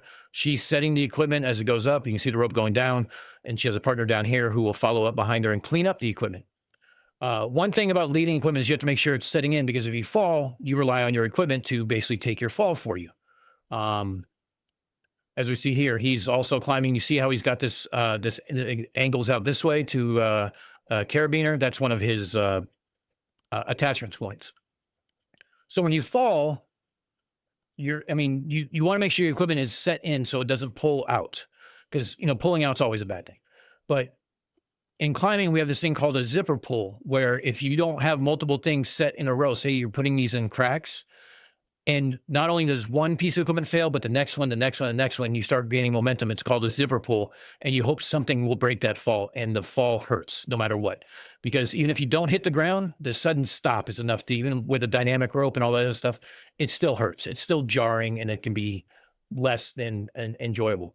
But this is some of the area that I climb in. It's a great area. It's this one is this is more of a hiking spot. You get a nice little view of the valley.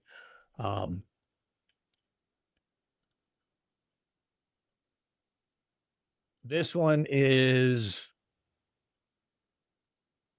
that the Dangler?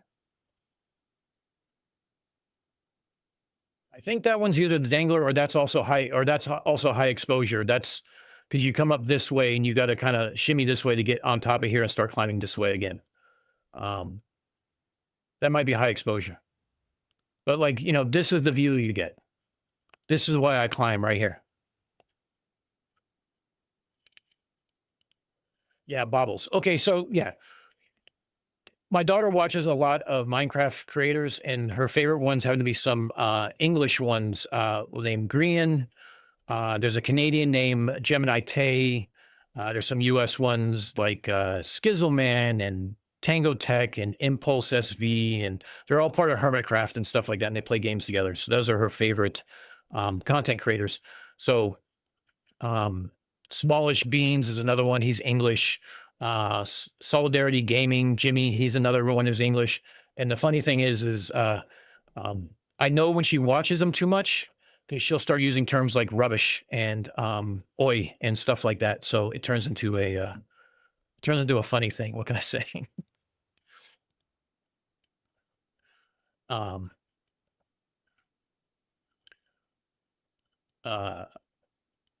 Let's see.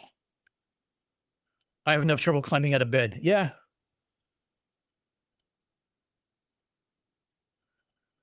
You know as well as I do, one hand is less than two, which means less stability. Yeah, I know. I might go try, and if I can't raise my arm, then I won't. But if there's any sense that I can take enough Advil to offset that, I definitely want to hit a climb. Just because anytime I go somewhere, I try to find a rock climbing gym because I want to grab a shirt or whatever. I found one of the most, oh God, it was one of the nicest climbing gyms I've ever been in. And it was in Portland, Maine. Salt climbing. Scarborough. There we go.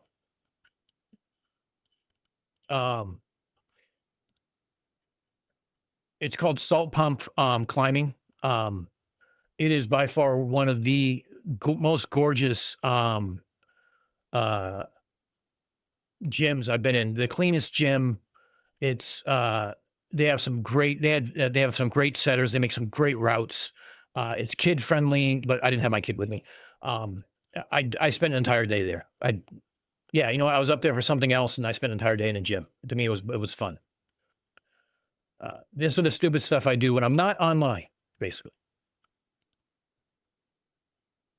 But like, it is a absolute huge wall. It's 3 stories high.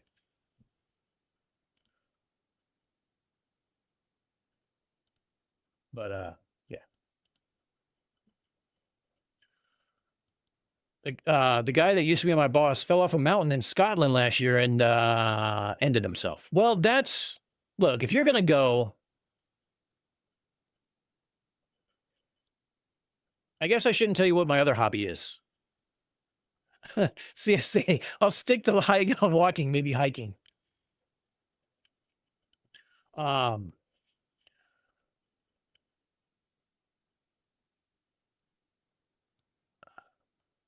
Oh, 7mm Magnum rifle. Yeah, that'll ruin your shoulder. Time for sauna and a beer. All right, CMS, enjoy the beer and the sauna both.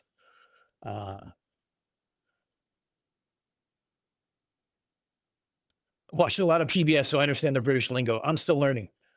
I'll stick to the drones and seeing stuff that are awesome, that are inspiring, awesome, inspiring. Yeah. Bruce, I fucked up my rotator cuff, basically. No, not skydiving. Uh,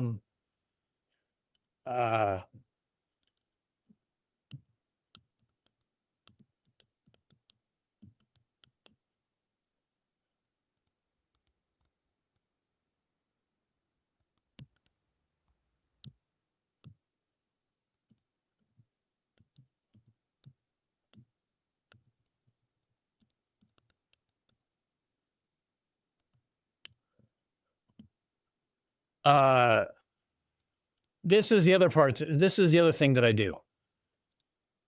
I take a gondola up to the top of a mountain and I let gravity take over on two wheels and go over obstacles and trails on a ski mountain. It's ski during the winter. It's mountain bike during the summer. That's the other thing I do.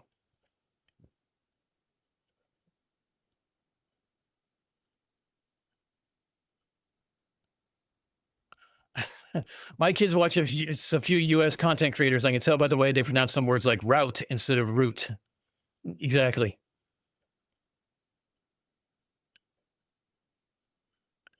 Let's see. I couldn't remember exactly when we got it. Okay. So, oh, you're talking about the TV. I know a bloke who fell in a vat of beer at a brewery tour. He got out 3 times to take a pee before he drowned. That'd be me. Yeah, the British lingo is. I'm still learning some stuff. There's a few things that I still get. Like, what the fuck? Like, I don't get it. Tori does cross country. I do not do cross country because that requires pedaling and exercise. I much rather ride the gondola up and let gravity work on the way down. That because my knees hurt.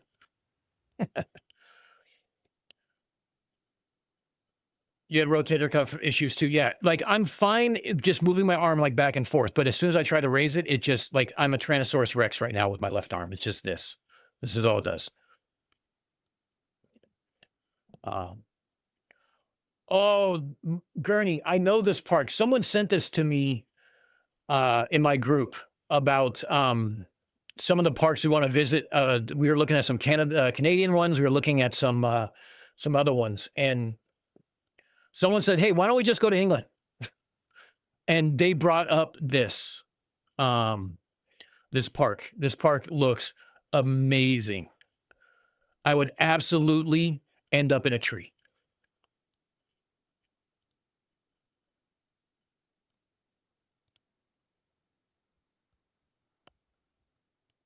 Probing time, that's because you're English adjacent. And the funny thing is, I use both. I'll use route or route, depending on what it is. Like, it depends on what my mood is or what I'm talking about. But, like, I've called things like, Route 66, and I've called it Route 66. It's the same thing to me. It just depends which way my mouth works that day.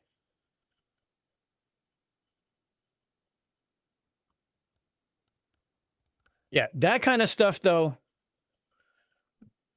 I don't go hit the ski jumps and start getting air that's like, 50 feet in the air because the landing hurts. That's all I got to say.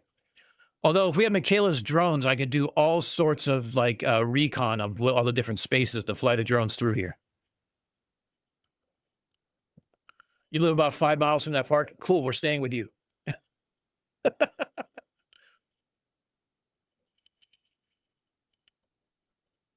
Yeah, Cygnus, that's exactly what it is. I'm trying not to get surgery. So I don't even know if it needs surgery, to be honest. I don't want to really go get looked at because I prefer ignorance is bliss. But it has good moments and bad moments. So I don't think it's too bad. Aspirin does do, anti-inflammatories, naproxen, ibuprofen, all that kind of stuff. That it does take the edge off. I think it's just I need to baby it for the next few weeks and get it back to where it needs to be. Well, Geek, the reason why you speak a mismatch is because you're like British adjacent and US adjacent. You're equal distance from like both. Just don't pick up a Jersey accent, Geek. That's all I ask, really. Keep the sing-song accent that you have, and from Bermuda. Do not pick up the Jersey accent like Cygnus has. Calder, there's actually what is one of the top parks was Whistler. I believe that's in Colorado or Utah or somewhere around there.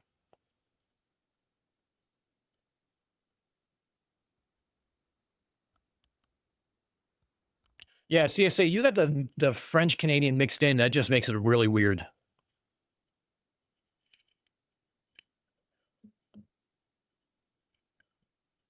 Yeah, I'm hoping that it's just I'm hoping that it's just you know, don't fall asleep with it in the air, you know, like above my head. Don't notice I didn't do it with that arm. um, you know, don't take a bunch of stuff down to the dumpster from upstairs if I can help it. Do small loads, you know, things like that. Don't hang 20-pound 20 to 30-pound wood slats on the wall above your head. That's not a good idea either. Whistler's in Canada. Okay, I forgot what was the one in. There's one in Colorado that's like it's the mecca that they all go to. It's one of those ski resorts up there. But I can also go up to Vermont and go to Killington, and that's supposed to be an absolutely amazing bike park. But I don't do tricks. I just do it for, you know, that little pucker factor, get your adrenaline running. I usually stick to the long green routes and the long blue routes because I like the really flowy trails. I'm not big on like jumps and stuff like that. I like the ones with like steep turns, changes in elevation. Not this. This is less of what I like. I like more of the flowy ones and stuff like that are more fun. So, yeah, this is how I end up destroying my knees and my shoulders going forward, and I'm too old for that shit. I got to go to Arby's while I'm there. Yeah. Whistler is located in BC. Okay. Look. I barely know what's around me. I don't have time. Whistler is closer to Mikey Smith. Oh, there we go. Planner, I hosed up my rotator cuff. This is what I did. Because I do stupid things. Like I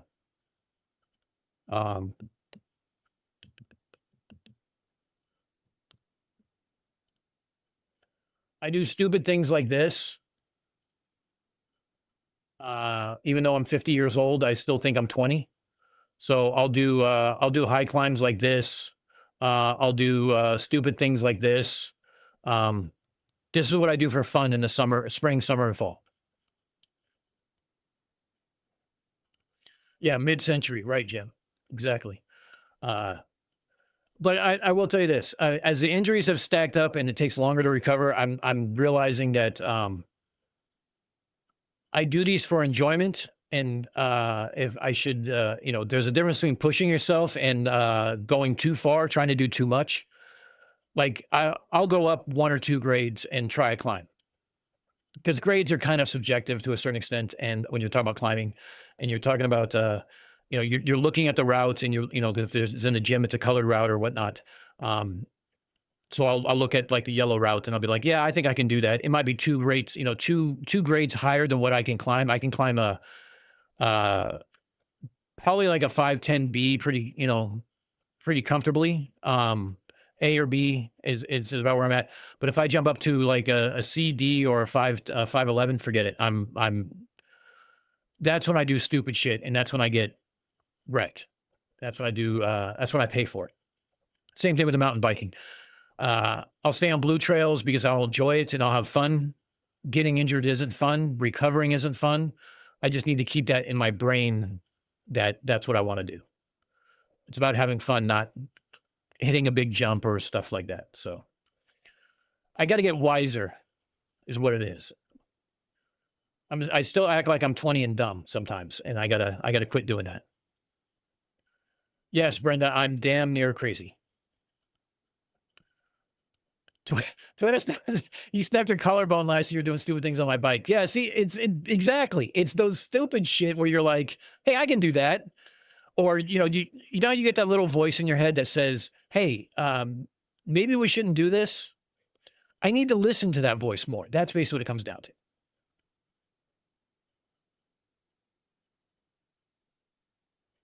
When I get my bonus next month, I'm sending Mike some t-shirts to Ralph or do whatever with Lowell. I'll send him one too. You're doing it with him. Yeah, if you want to send me one, that's great. In fact, let me pay for it though. I don't want you to have to like take away from your profits from it. Do me a favor. You have mod rights, so you can post your link in here. Let me pin that, and so everyone else can take a look at it. I'm going to be wearing some of my own shirts too because, well, hey, you know what? We're here. Let's show you guys what I'm going to be doing because I may have already shown these, but I don't remember. I have them unlisted right now. They're going to be listed after Lowell. And Lowell, for Lowell, it's the last weekend of July, I think, 21st through 24th. Hold on. Lowell Family Festival dates. I think it's the 21st through the 24th. Okay, 24th through the 26th. There you go. Those are the actual dates right there.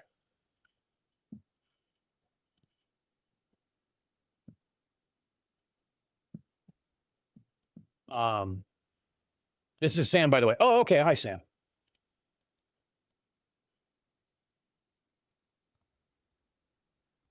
Oh, I can see it in your thing now.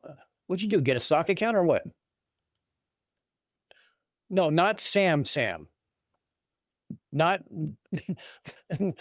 not flat Earth reconnaissance, Sam.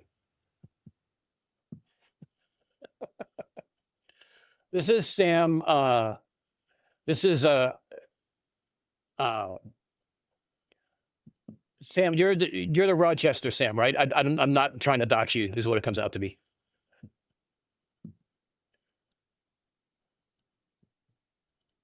Sam, I'm gonna wait for him to answer to make sure. Yeah. Okay. So yeah, Sam is one of my coworkers. Everybody. So Twainer here, and Sam, I'm going to do something here just because for reasons. Okay. I took that line out for specific reasons. So Sam is my coworker. He's actually another engineer who works in the same company I do, and is actually he's on the planning side. And he and I talk hours on end about radio and stuff like that. He's been in telecom for as long as actually longer than I have, and actually is Patch still here? Marcus, are you still here? So he's another telecom nerd like me. You know, you want to talk about atomic clocks, you want to talk about synchronous networks, asynchronous networks, you want to talk about how telecommunications work and undersea cables and fiber optics. He's the guy I go to when I have questions. Let's put it that way.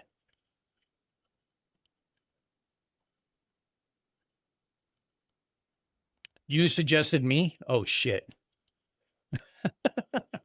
Okay, Jam Jar Bear. Here we go. That's what I was looking for. Let me pin this. Okay, so that message is pinned, guys. So that message, that's the link you go to. That's the one that sends Mike shirts. And I have been looking at shirts and I just haven't bought them yet because I don't know. I'm lazy and I forget. But while I'm doing that, actually, let's do some shopping. I love this one. And actually, the story about about how you do it, I believe it's your son, right, who's autistic, and you guys do this together, is a great story. How do I get to your store? There we go. There we go. Because you had the Death Star one I wanted. That's the one I wanted. That one was one I wanted. That was one I wanted. I wanted the nerd one, not a phase. The astronaut holding a balloon. Actually, this is probably one I should be wearing now because of my rotator cuff, because I'm dumb. Where's the Death Star one? Oh, this is what my daughter used to call me.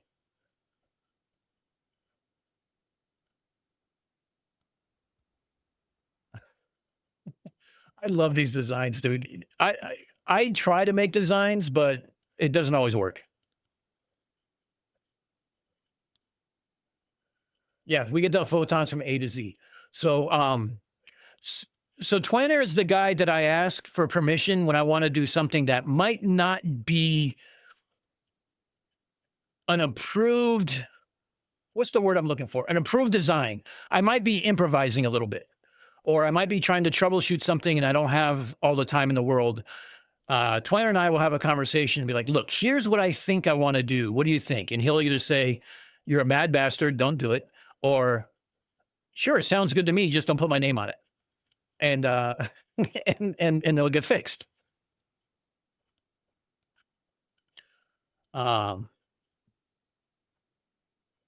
Yeah, big fish. We should get together or something. Maybe join a fleet. Maybe I'll join your fleet you're in or something like that. And stuff like that. So, Michaela, Sam actually has very much radio experience as well. In fact, that's why I was wondering if Marcus was here. Sam, Twanner here actually has, I almost said ancient, antique radio gear. And he's been doing stuff for all sorts of things. He's been in communications. Shit, what is it now, Sam? Like 40 years?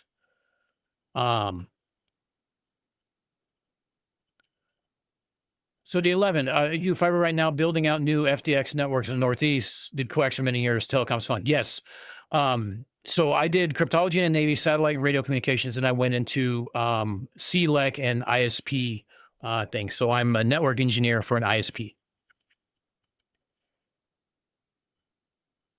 Ancient radio gear sounds is awesome. Yeah, over 40 years. Okay. So Twanner, meet Patch Von Braun. Patch Von Braun, meet Twanner. Okay, so Patch Von Braun is Marcus Leach. He is a Canadian, used to work for Old Nortel, has been in telecom for 50 years, has done all sorts of cool stuff, and does radio astronomy now. Twanner is Sam. Marcus, he's my coworker. He's the guy I turn to when I don't have the right answer and I need someone to give me permission to do something stupid. He's basically the architect of the network and helps design standards and things like that. And you guys have both been doing telecom for over 40 years, and I've only been doing it for 30.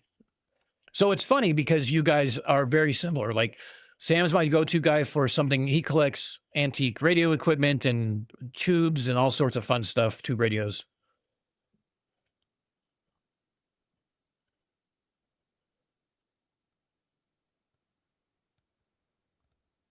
I was an OSP maintenance for an ISP as well before moving to contract work. Yeah, I do the network engineering stuff. I've held all sorts of jobs. I was in a NOC. I was the outside tech and on the field ops side. I've done like the provisioning of the circuits. Now I just fix shit. Well, actually, I take it back. I do something a little different now. Now I do cost savings and decommissioning of older networks and trying to make old stuff work with new stuff. Yeah, stupid stuff on my bike is a different story. I mean, look, was it Brenda that said I was mad? Or no, it was probing time who said I was a mad bastard. So yes, that makes sense.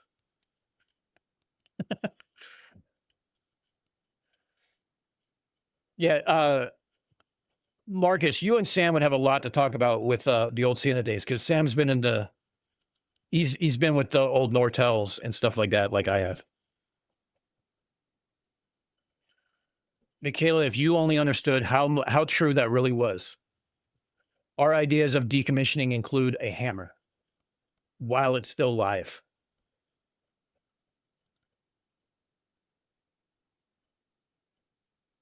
Okay, I know what I need to do. I got distracted here. I want to do shopping of stuff. Hold on, I got distracted.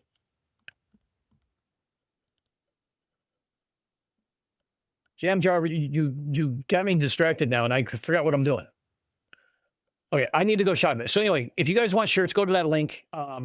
We're also I also have my own shirts that are going here, but mine aren't nearly as cool.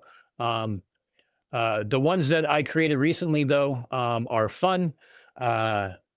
We have your Densa shirt, confidence without competence. And also on a coffee mug. And then the other one that I have, and this is the one I'm wearing to Lowell. We have apparently a blank screen.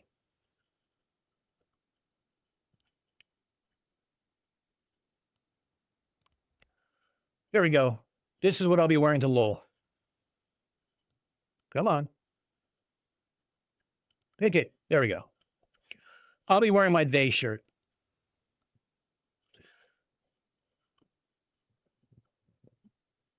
Click on t-shirts and hoodies. Yeah, I get all fucked up and stuff. T-shirts and hoodies. There we go. Yes. This is the one I wanted, was this one. 10% of Americans think the Death Star is flat. That's the one I want. Dense it to the max, bro. Yeah, that's exactly it. That's exactly the other thing. Oh, wait. Greetings from California. Well, greetings from a native Californian who's on the wrong coast again. I'm from LA originally. Well, San Diego, really, but close enough. Yeah, if you guys are looking to support a great story and has some great designs, by all means, go to Jam Jer Bear. We are definitely going to, I'll be purchasing a couple, but we'll also be raffling some off probably on stream. I'm probably going to do some more stuff because I want, not that I have a shit ton of followers, but I want other people to see stuff like, I'd say like, you know, CSA, but he has 300 more followers than I do now. And I would have said someone like Star Stuff, but she has like 6,000 more followers than I have now, thanks to her collaboration with Simon Dan, which has been great to watch. And I've loved seeing that.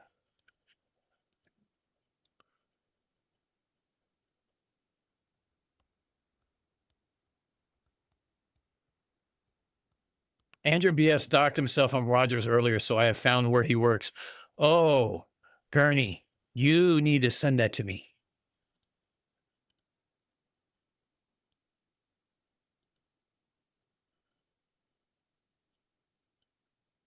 Hey, Tori, that's a nice bike.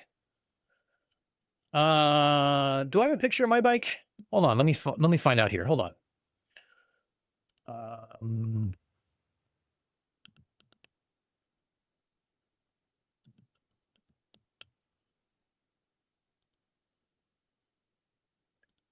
I need to change my accounts. Hold on. Do.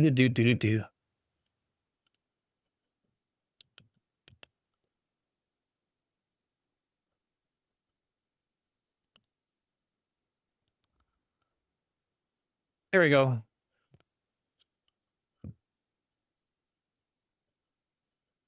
Someone may have emailed his boss. I don't know who. By the way, I think you're crazy, but definitely not a bastard. Well, thank you, Brenda. I take that as the biggest compliment. Here's my bike. Yes, that is camo tape on it because I like camo. What can I say? And when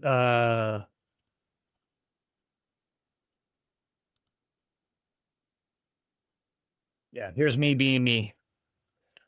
See, you ride this up so that way the gravity takes you down. I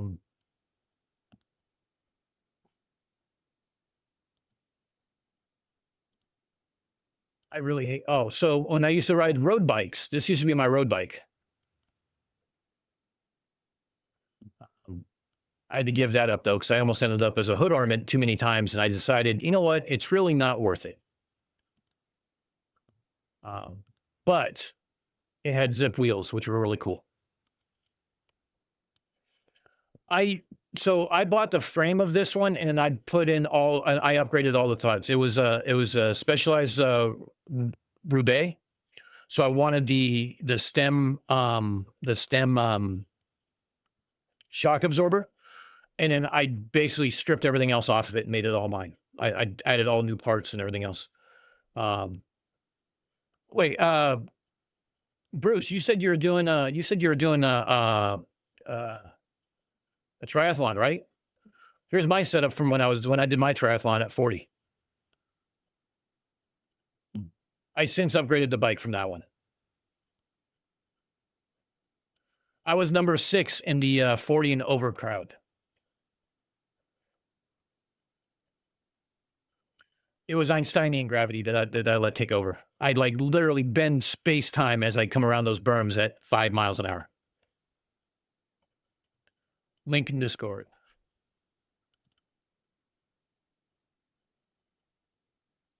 Oh,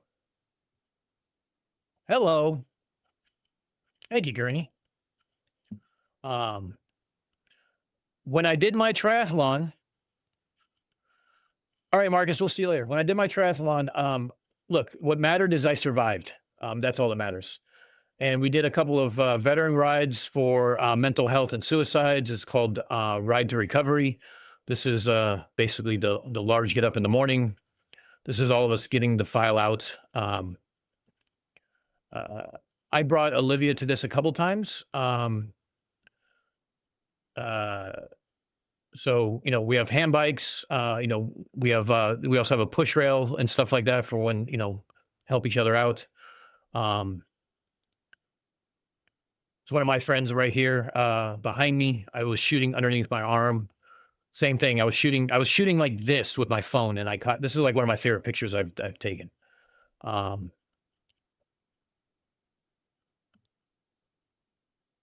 then we all stopped and got ice cream so we could throw it up later. So that was fun.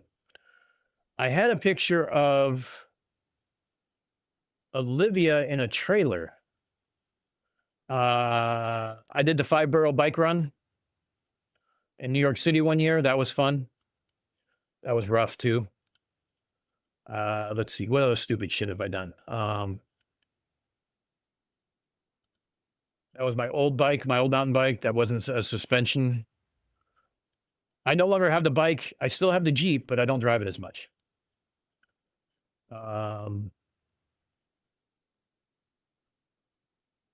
Yeah, I've taken Olivia bike riding. This is about as high as a jump as I will get. That's a friend of mine, actually.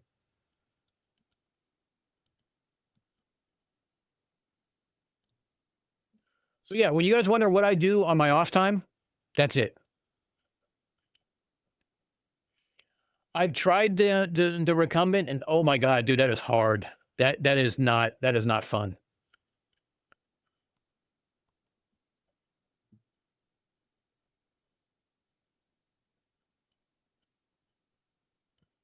Yeah, see, probing time, that's pot and kettle right there, buddy. Oh,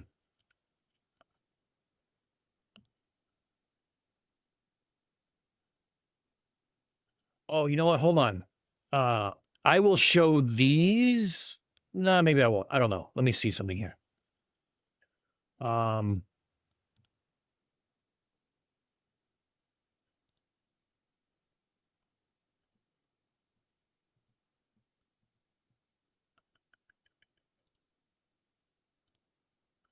do I zoom in? Damn it. Some of these pictures are.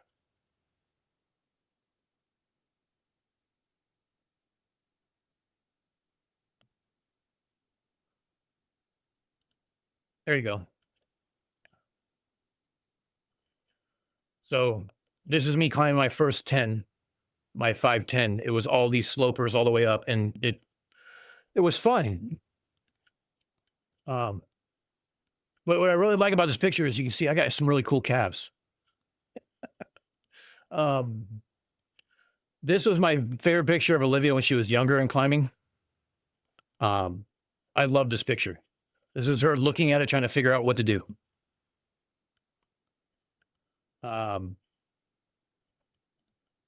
This is us climbing the gym together. Let's see. Me making my way up, trying not to die. Oh, here you go. Somebody else a lot better at climbing than me, trying to hold on for dear life. That was always fun. I love these views of watching other people climb while I climb. It makes for fun.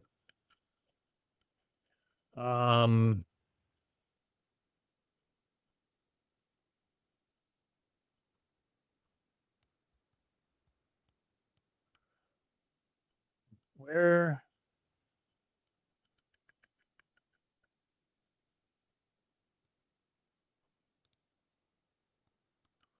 There you go. There's an 8-year-old learning how to do a layback.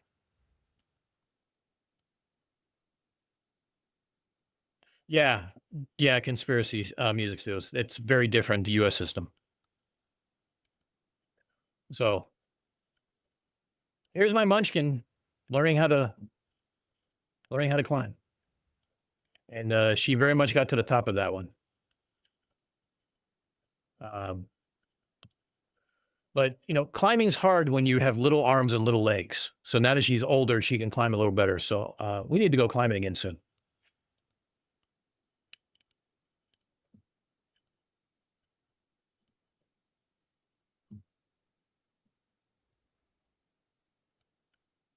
Where?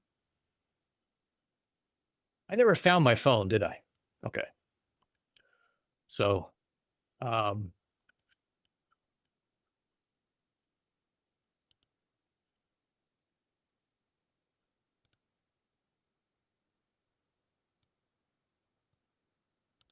here you go. Here's her at the top.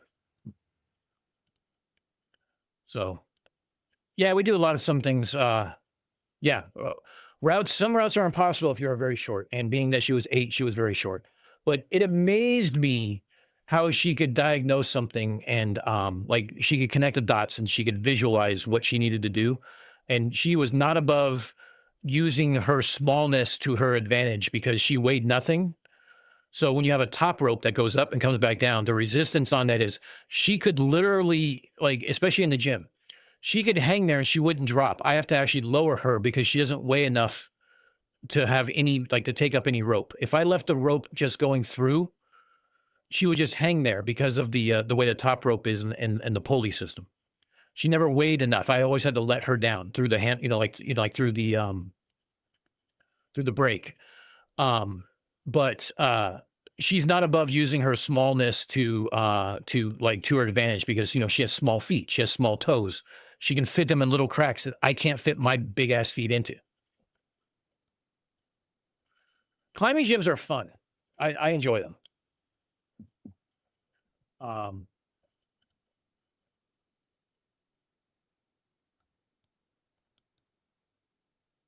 No, that's not what I wanted to do. There was one picture I wanted to show that I thought was actually pretty good.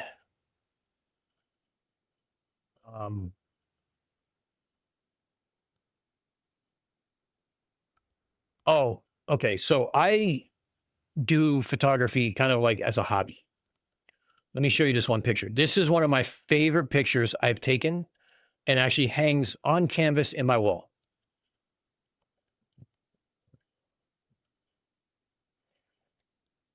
That is Olivia. That is her holding on to that little nub. But I want to notice, if you notice what I notice about this picture, and that is, look at her shoulders and her back.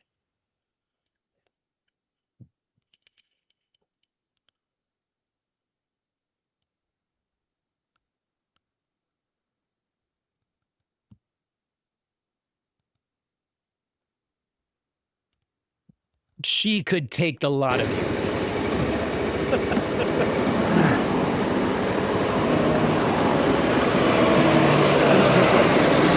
come back to that in a second. Probing time. That is Olivia at just pushing herself into the wall and trying to get her hand set so she can lift her one of her feet or her left hand to get to another set. That is by far one of my favorite pictures I've ever taken of Olivia.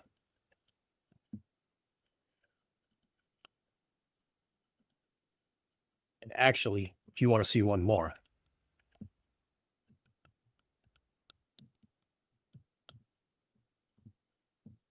I think I've shown this one a couple times.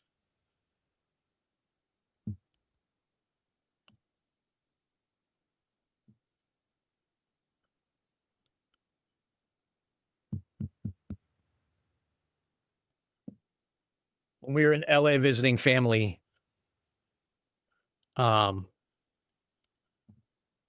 went to Griffith Park Observatory and we were standing here and she saw this. So I futzed around with the settings to try to get it just right. This is her overlooking downtown LA. But Cygnus, hold on. Wait a minute. I want to show you something else. This is There's a ramp only 5 feet below her. It's all about perspective. I just took this real quick without any settings just to show that it wasn't like her standing on top of a cliff.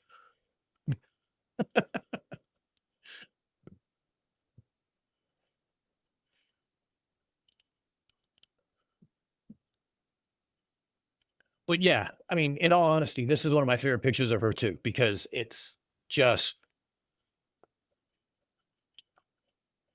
I tell everybody that that's the picture that it's her contemplating how she's going to destroy the world. That's her in, you know, impersonating Pandora. Like, where do I put my box?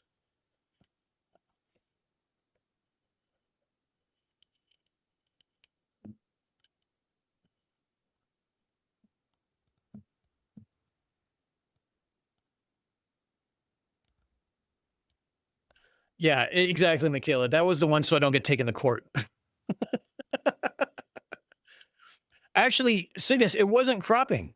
What it is I actually stood on something. Like I was standing on the ground when I took that first picture to show it. I just tilted my camera about 5 degrees and stood up on top of a cement pylon so I can get more of an angle down into the city. And this is what happened. So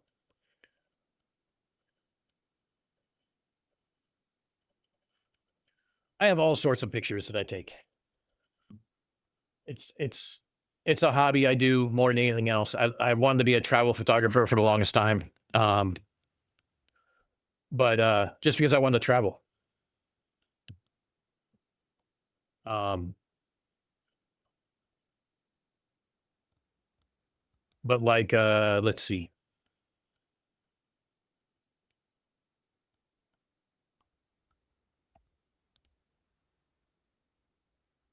I'll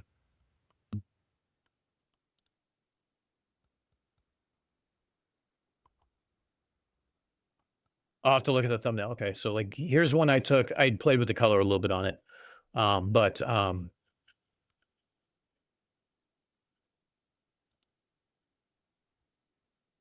know, did some peer pictures. That one's not mine. These are mine. These are mine. Let's see. Bar Harbor, Maine, when I was up in Bar Harbor, Maine. Oh,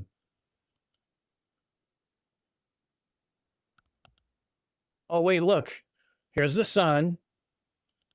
Here's the sun lower. Where's the other half of the sun?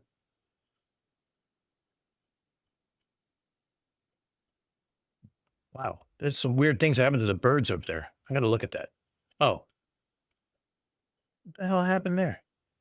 Oh, that was a setting. Okay. It was too long and it took a couple pictures to stack them and the birds got moved. But look, where'd the sun go? It's half gone. Now it's all gone.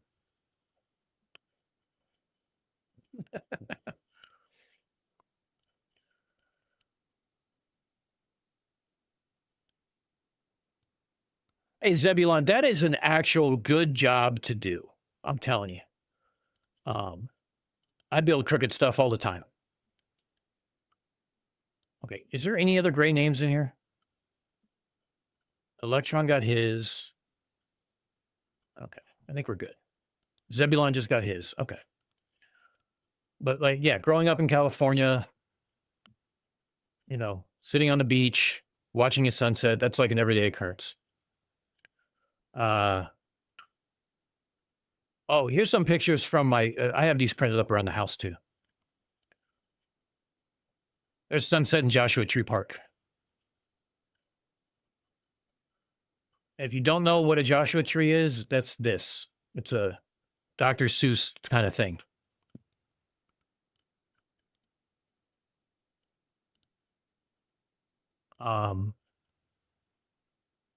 Yeah, this is like right at sunset. There was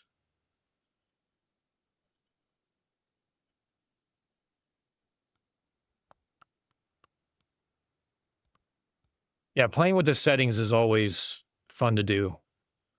I usually take these with my phone, so I have some pretty good limited things on it. But Oh, here's Olivia being a pilot at a flight simulator launching off an aircraft carrier. Joshua Tree, good album. Yes, it was. Hotel California, yeah. Actually, I found this the other day. Hold on. I was cleaning up my drive because I have too much shit. What can I say? So here's all the ones I took out of Joshua Tree. And again, you know, none of these was for debunking. They're just for me. It's basically what it comes out to. And they had Skull Rock, which is this right here. And I took a picture of a rock because I thought it was very interesting. And I wanted you guys to tell me what you thought of it. And it's this.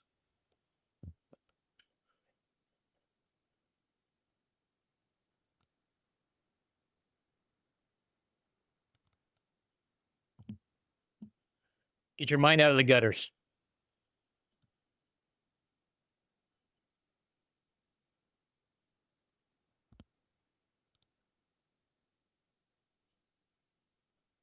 That's not what I'm trying to do. I'm trying to do something else here on the other window.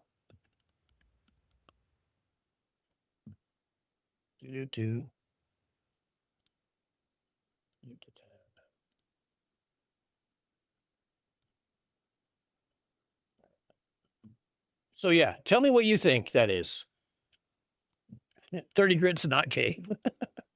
Look, I took some pictures and you know, you go back and you're like, what was I thinking of? I took that one. I'm like, what is that? What was I trying to do? So anyway, I digress. Enough of going over the pictures. Yeah, Roger at Mud Fossil would love that one. It's a Rorschach test. Absolutely.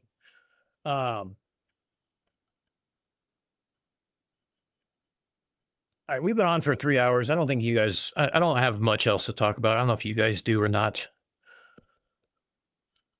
You can sit and chat longer if you want. I just have to go get another drink. So I'm either going to play Major Dumb again and go get something to drink and we can BS some more, or we can call it a day and I can get on with some errands.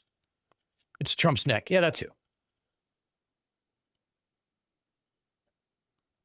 Oh, wait, I want to see. Hold on.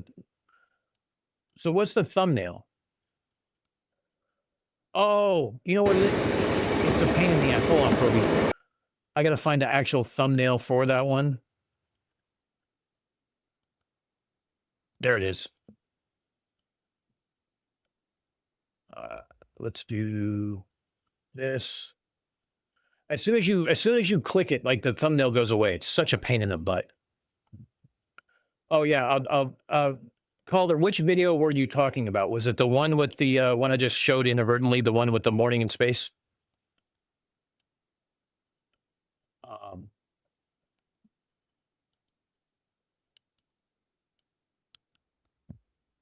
Cool tape picture. Okay. It does not prove he is non-electrician as he claims. He's only a trainee. He must be supervised by an electrician. Oh, Ernie. You know what? This is why, and Sam, this is why I deleted that one comment, because there's too many craziness that goes on in the world and people have access to too much information sometimes. So people say stuff and they dox themselves. But hold on, let me pull this up. This is what Probing was writing for a while. That's a nice little scooter you got there, Probing.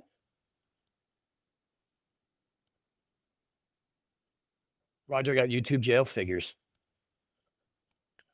Caller, which video?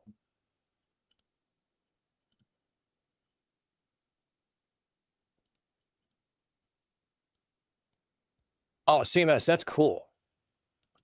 Caves are one thing I don't screw around with, though.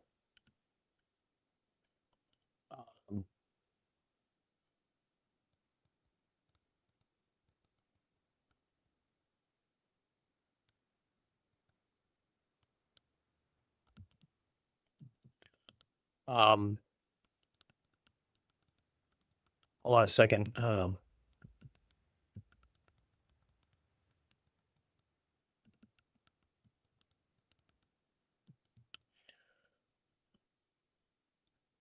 Let's see.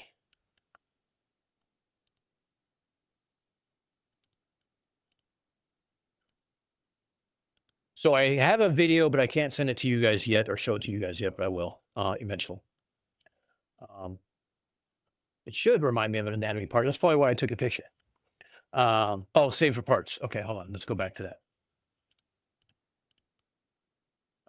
Leave those. Debate hub. I'll leave that up. Let's get rid of that. Get rid of that. Get rid of that.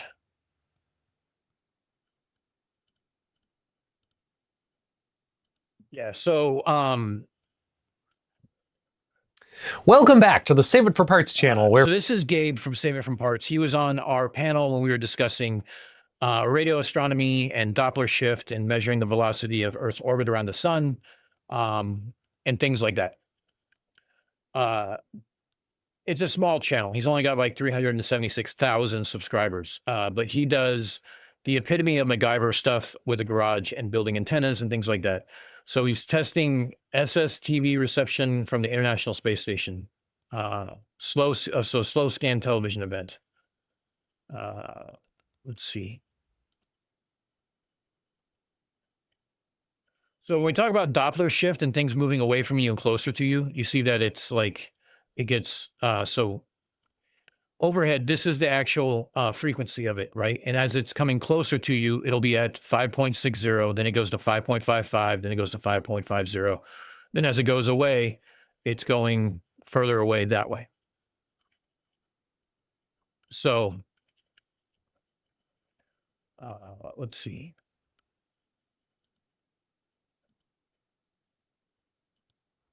Oh, is this the one where he was trying to build a Yagi antenna?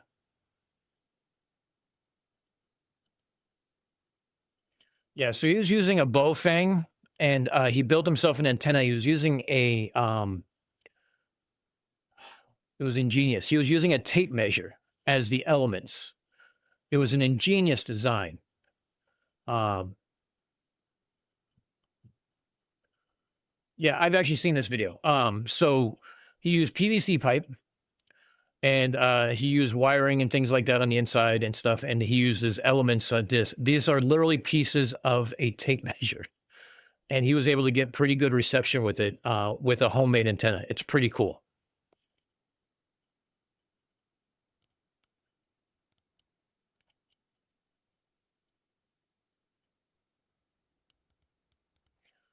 No, Bruce Wayne, I joined the Navy because I did really well in my ASVAB, and they pulled me aside and you know, and put me in specialized classified training, like, you know, like Witsit talked about.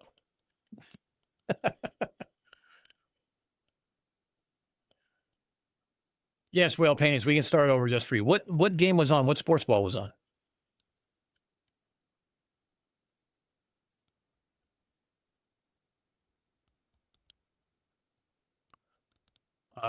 Let's see. What is this one probing? Oh no, I'm sorry. This is CSA. Hopewell Rocks.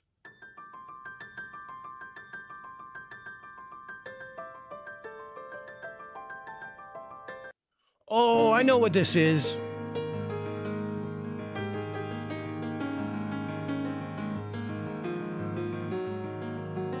Yeah, the change in tides between low tide and high tide is it the highest in the world, CSA?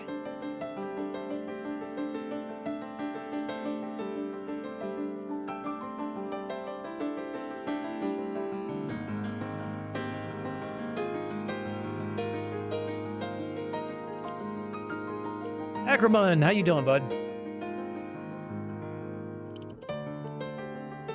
Okay, Michaela, we'll see you around.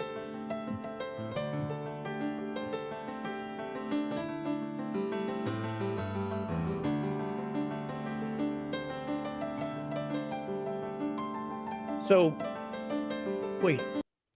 On this video right here, CSA, is this the high tide line and that's the low tide line? Oh, you can walk on the floor. Okay.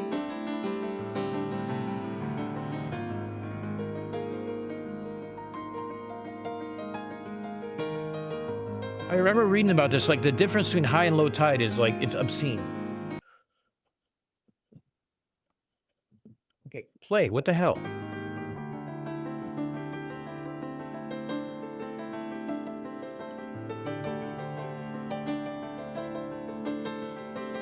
The tide was going out, okay. But you can see how much it's already dropped. Jesus, look at that.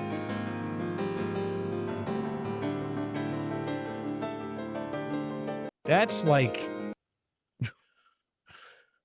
holy crap. That's a long walk to get into the water. I would hate this as a surfer. If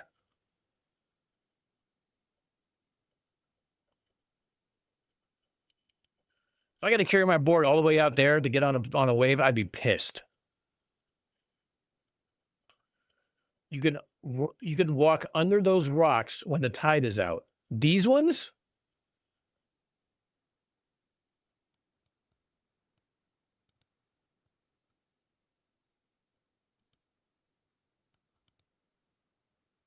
So high tide is right around here. You're saying this tide goes out even further to where you can walk under these? Okay, so quick question. How many tourists die for being stupid and they don't see the tide coming in? That's what I want to know. Watch a couple more minutes? Okay. Go back to where I was.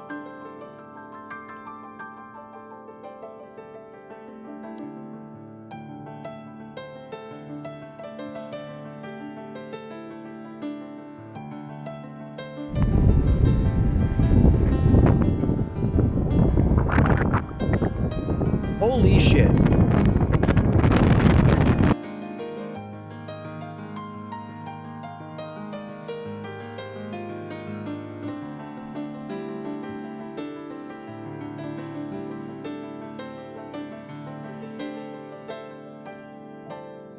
Damn.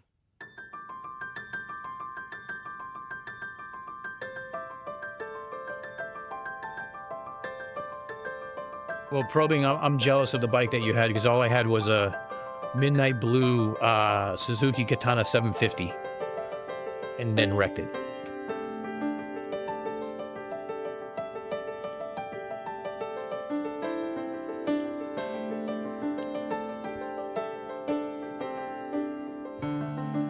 Like, I mean, on the east coast of the U.S., the tide goes out a ways. Because it's relatively shallow, and we don't have that on the Pacific, on the West Coast. But to see how far this goes out, this is crazy. And what was it? Cygnus said something. Was it the Bay of Fundy?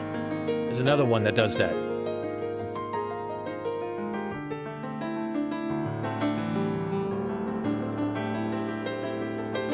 Absolutely love the ballistic machine, but we both got wiped out. Damn near died. That's the part that kills me.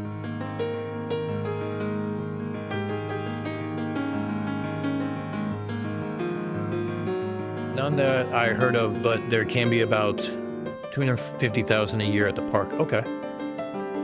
But I'm saying is like, I mean, I'm sure there's people like get out of the water, kind of like the tide's coming in, but I just picture, look, I grew up in California where tourists aren't the brightest people and they do dumb shit.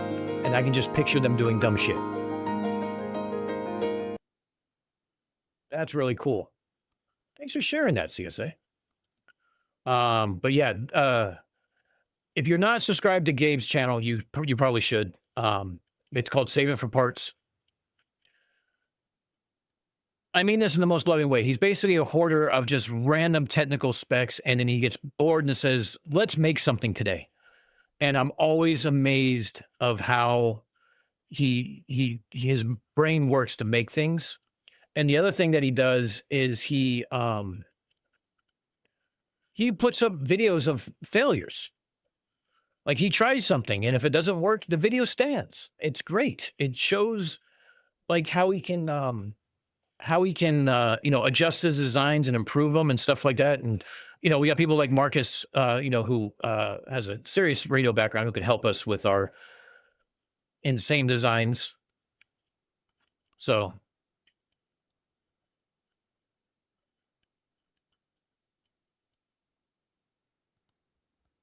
This is the Bay of Fundy. Okay.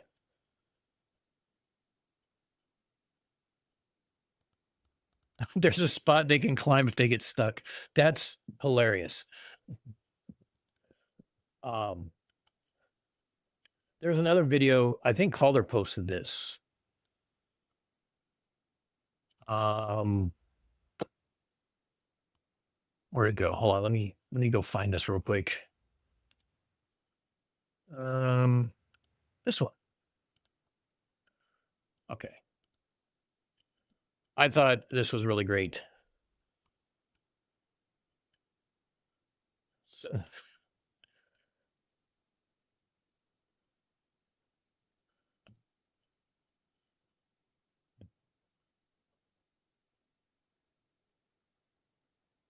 station. And the first thing that I do when I wake up is I come to the cupola and I open the shutters.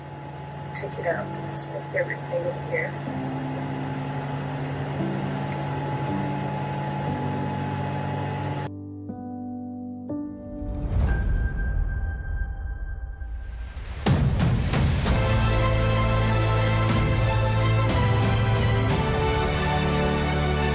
who does not love curves?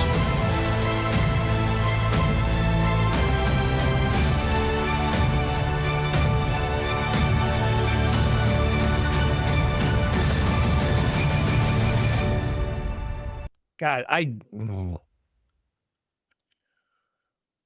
not like a space fanboy, but just being able to do that would have been hilarious. I would have loved to do that. 2 minutes. Oh, this is another video. I don't know. I saw this last night on Max's video.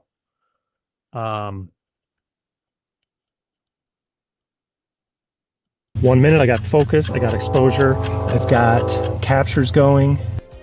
Now, what Matt's trying to do is he's trying to catch the ISS during the day as it transits in front of Jupiter. 40 seconds. I think it's going to come on the left side of Jupiter, so this might be about where I want to be. Wind's calmed down a little bit. We got 20 seconds. How big 10 that seconds. glass is. Holy shit. 6, 5, 4, 3, 2, 1. Oh, I got it. Oh my gosh, I saw it. I saw it. That was awesome. Just a single frame, but I saw it. I gotta stop the capture so I can find 3, 2, 1. Boom. There you go.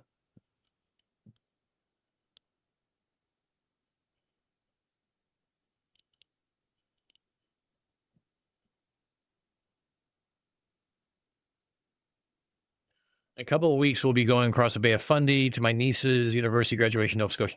Dude, that'd be cool. I need to travel more. And CSA, I know your videos aren't all just space and debunking videos, and I should really watch more. And for that, I apologize. In fact, if you're here, you probably already are subscribed to CSA, right? Where was it at? There we go.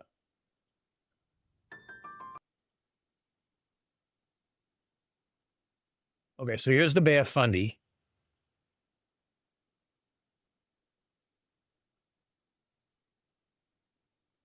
And is the park at this end or is the park on this end?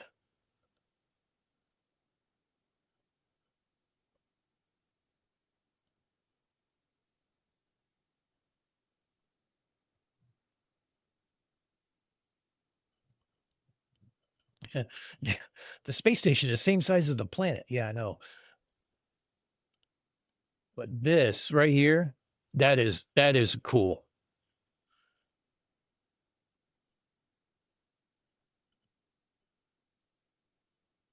Upper right. Okay, so here's where it is up here. Okay.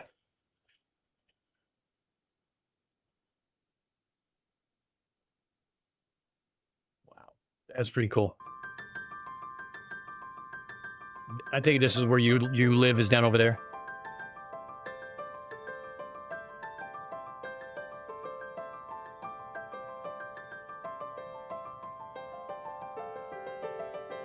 Looks like a nice drive, at least. How long of a drive is that, CSA? Give it a thumbs up.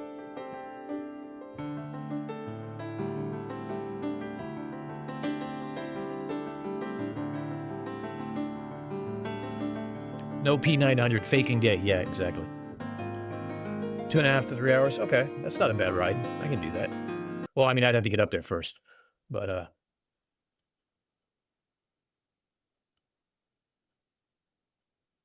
yeah, CSA has got more subscribers than I do now. So what happens when you don't put out fucking content and CSA just pumps it out like all day long?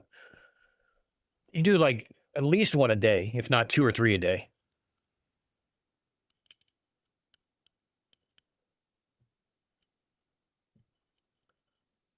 Geek, you literally went to a university in a town called Sackville? Really?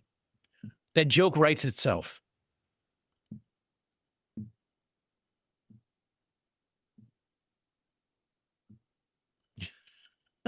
Well, Bannies, according to Earth Curve Calculator, we shouldn't be able to see the space station from the Bay of Funds because it should be behind 25,000 feet of Derp curve. True. Very true.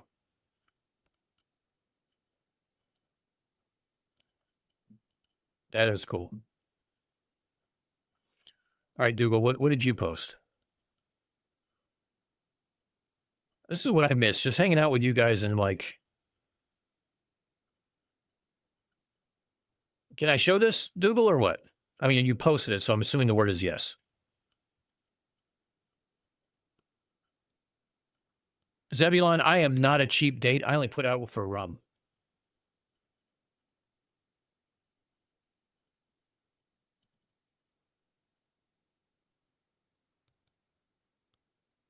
Oh, flying. Oh, I love Cessnas.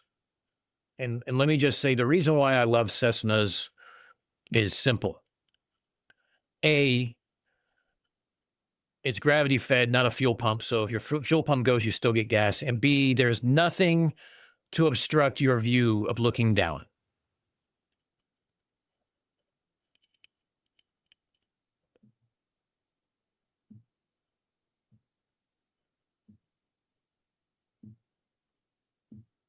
Yeah, expensive hobby, definitely. Probing, you've had over 40 bikes in your 70 years. Holy shit. I only had one, and I won't ever... I lied. I seriously considered getting another one over the last 10 years. I was going to get an Indian bobber.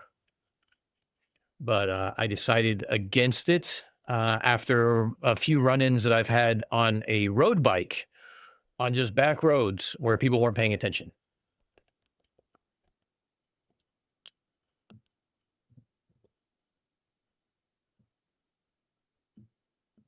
The other one's a Grumman AA5B.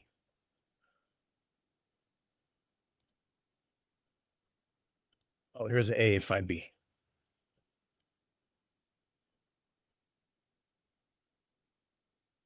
So here we go. Funny thing about me that you guys may not have known, I may have mentioned it before. My high school, when I was a sophomore, allowed me to take ground schooling as an elective because my biology teacher for my freshman year was a certified FAA instructor. And he convinced the school that there'd be enough reason for us to do a ground school as an elective. And they offered it. And we actually got to learn how to do plots and the machine, I forgot what it's called, the big metal calculator with the circle thing. You put a pencil dot, you can move it around. It's like a slide rule, all those things. I loved that class, but I was poor as a child, so therefore I could not necessarily afford to get any hours to do a plane. But it was great. I wanted to get a bike. I got a Milwaukee circular saw instead. If it's not a skill saw, it's not a circular saw.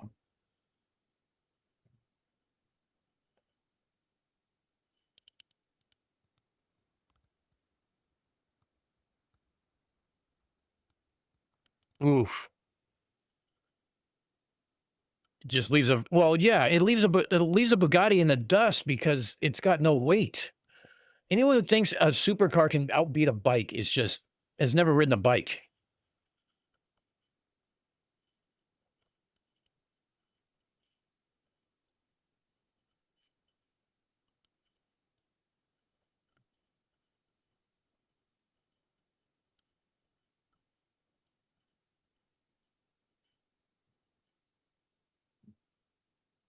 You know what? I've been looking at top chat, not live chat. So if I missed any of your comments, I am sorry.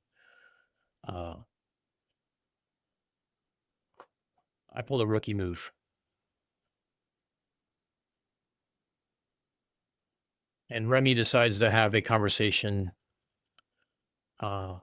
with the neighbor's dog. Let's see. What else can we do? We're not going to do shopping. I don't want you guys to have my credit card. What is the debate hub? What kind of debates are they having here?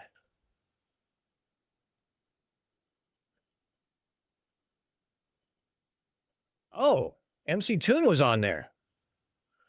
And he drinks rum and coke. Oh, that's just the name of his series. Dapper Dinosaur was on there. FTFE. Holy shit. Why would you put me in this group? He's going to get demonetized with my language. No, I appreciate it. If anyone wants to have a conversation about moon landing denial or the shape of the earth, and we can use simple telecommunications that has literally thousands of people in it, it's easy enough to do. All right, I'm going to do I'm going to put up the Be Right Back screen real quick. Dr. Bass shorts on your channel. Okay, we can look at those too. Yeah, I need to go take some more aspirin. Ibuprofen, naproxen, something. Edge is coming back here. Let me put the screen on. Let me go back to, I'm going to play Professor Dumb again. Or sorry, Professor, Jesus Christ. Major Dumb. So we'll be right back. Don't go anywhere. Oh, you sent me a tune in Discord. Okay, hold on. Let's take a look. Do.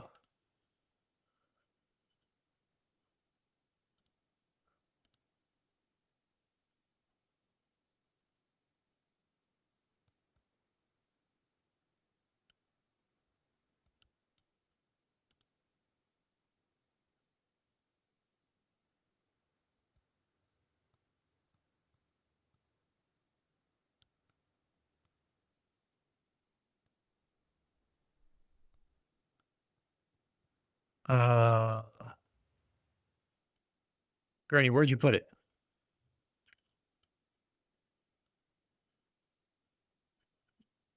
Did I miss it?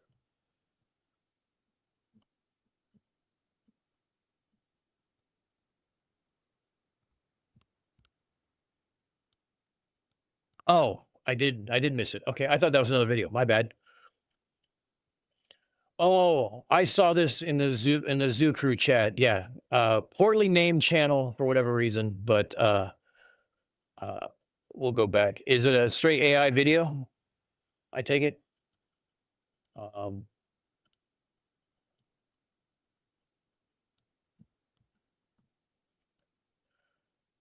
Okay, you're back for could have waved at each other. Oh, you guys are neighbors. Oh, that's funny. Let's see. No. Thank you.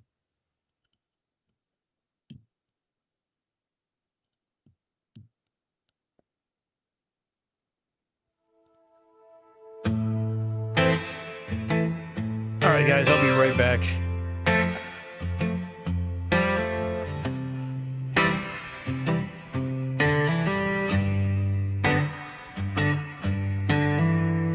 I'm determined to make a trip to the South Pole. I raised 5,000, only 30 more to go. I'm trying to take a journey to the end of the earth. I'm a flat earther, trying to prove my worth. I'm sick of being trapped in mom's basement. I'm on a journey to find the globe model's replacement. The earth is flat and I know I'm right, and if it ain't flat, I don't know what I'll do with my life. They call me Roger, can't spell well or Roger led astray. I failed my whole life, but not today. By day, I'm a middle-aged man, serving burgers, just trying to survive as a fast food worker. But when the night comes, I'm a genius on your favorite flat earth Discord server. Lost my job from Walmart because they thought that I was insane.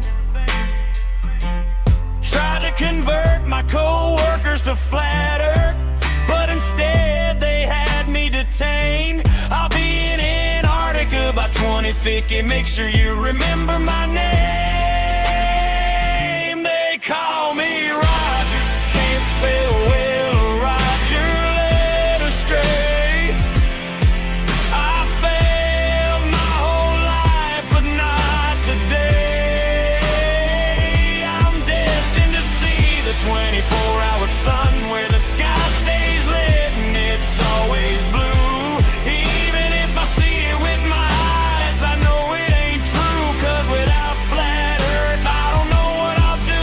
I just wanna see the 24-hour sun, then report back to my friends saying there ain't one. I just wanna see the 24-hour sun, and if there is, I damn sure won't tell anyone.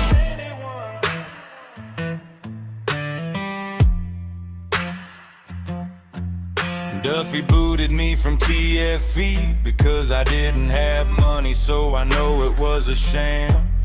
ALE won't let me go because I don't have money, but mainly because of who I am. I got beef with Will Duffy and I don't see it stopping. I tried to bait him on my show with 12 people watching. The whole thing was a shit show. It made me look retarded. Trolls filled the comment section shortly after I got started.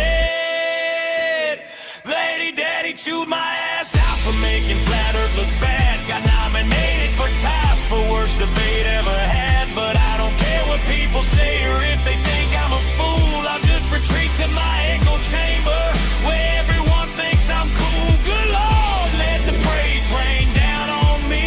I know a lot about science 'cause my dad wrote submarines. I may not be able to use spell check or put together a sentence, but when I prove the 24-hour sun is fake, I'll demand your repentance.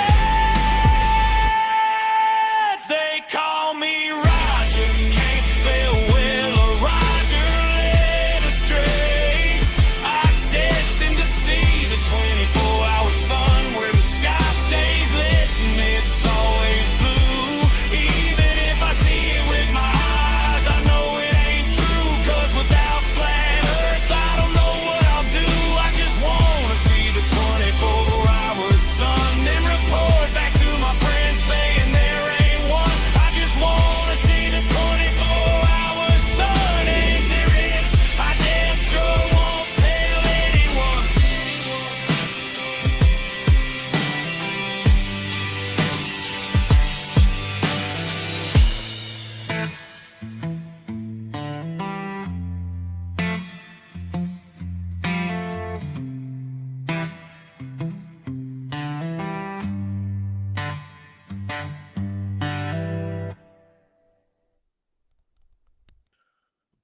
All right. I'm glad it was playing. I didn't check to see if I had unmuted it or not. Go figure. Here we go. Oh, wait, let's take off the be right back part because we're not be right back anymore. Hey, look, there we go.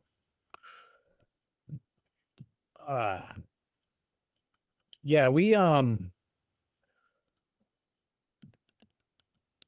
Conspiracy Music Studios, as always, has been putting out bangers, and I'm assuming everyone here has seen the Humbly one, because I would like to just say that the Humbly one for Witset's Return is like visually his best work yet.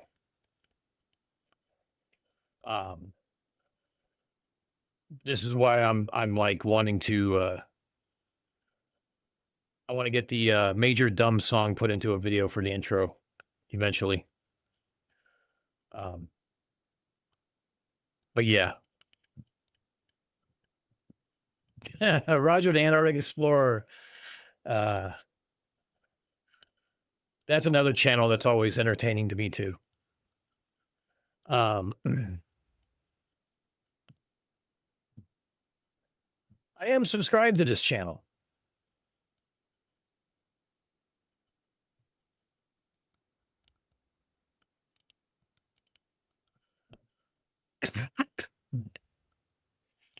Excuse me. I waited too long to take that meds. I'm going to be feeling pain for the next 30 minutes at least.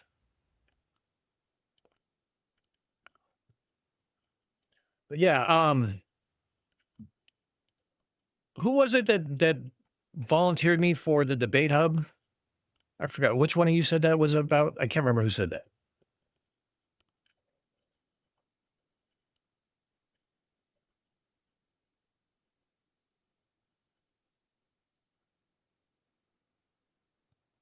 Big Fish. It was you. Okay. I thought it was. I almost let it, like, you know how you think you know, but you don't really want to say anything in case you're wrong? That was where I was at. I was like, I think it was Fish, but I'm not sure. Just let it go. God.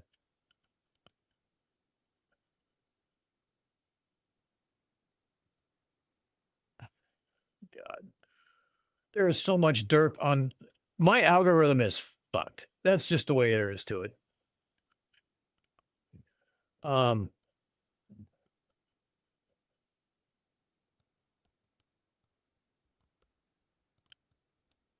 like to say that I give my humblest, and I don't mean in the humbly way. I give a very humble, well done to Star Stuff with what she has been putting out.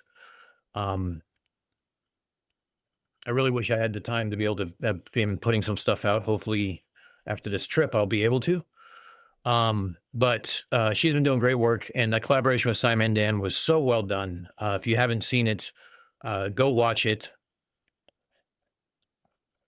She is a definite voice that we need in this community, because I'm like the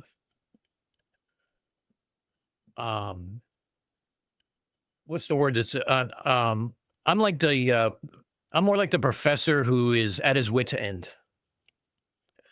from Derp and everything else, and I lose my patience with the stupidity a little too easily sometimes. Other times I can just point and laugh. Other times I get a little savage, like last night. So her voice is very calm, very collected, and very much different from my voice, and I appreciate it. In fact, Olivia loves her stuff. So just rub some dirt on that crybaby. Fuck you, Charles.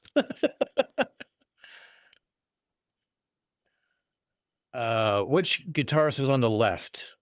If it's the one at the end, it was Cubby.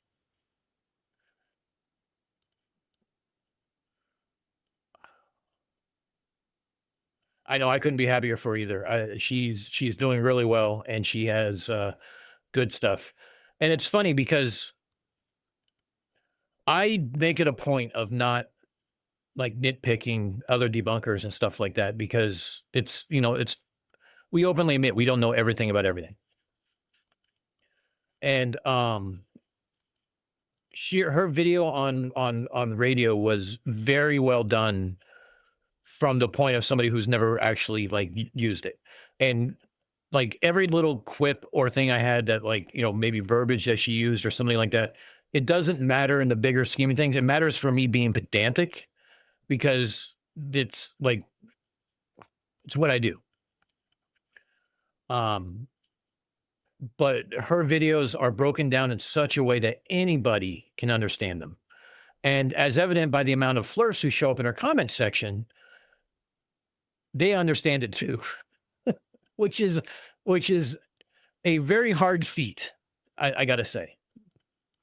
And the one thing that I find it, and you'll hear this somewhat in my Discord every once in a while, is there's those of us who are older who our instinct is to be dad for star stuff when people start going after her and stuff like that. And I've tried to reel that in or refrain from it too much. I've given her a warning like, hey, I'm gonna go ham in your comments if you don't mind. And she just laughs and says, have at it. And there's two reasons why I do that. One, it boosts her because there's, you know, a shit ton of comments.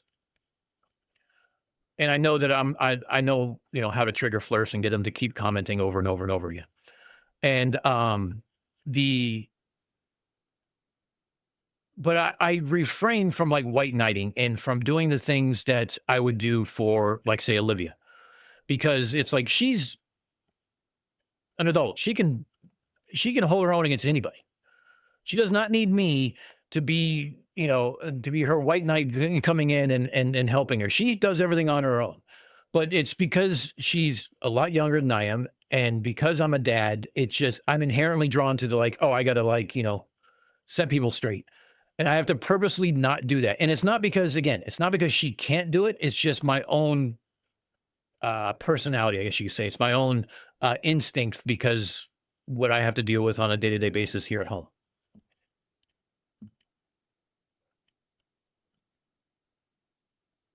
But yeah, you're right. It's good to see a female creator in the genre too. All right, Big Fish, it's good to see you, bud.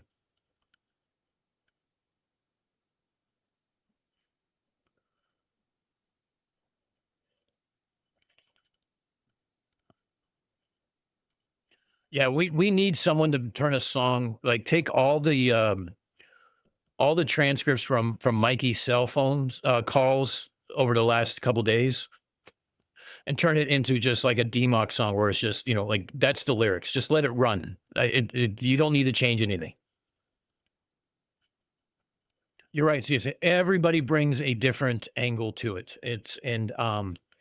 And I love seeing the angles. I love seeing how people do things. I learn from all sorts of stuff.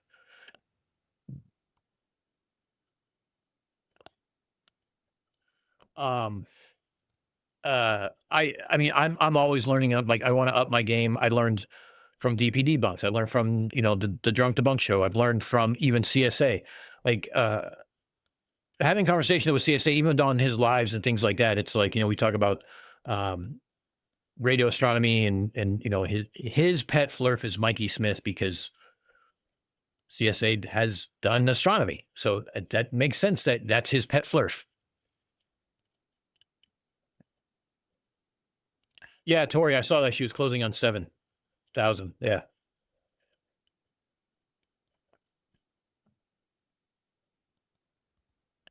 So interesting enough, I mean, as we're talking about Mikey, I want to show something here. Hold on. Where I really need to fix my desktop.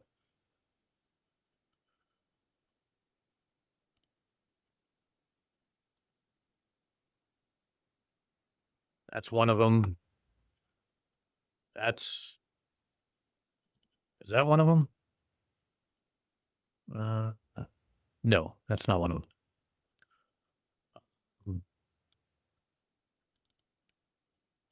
Here we go.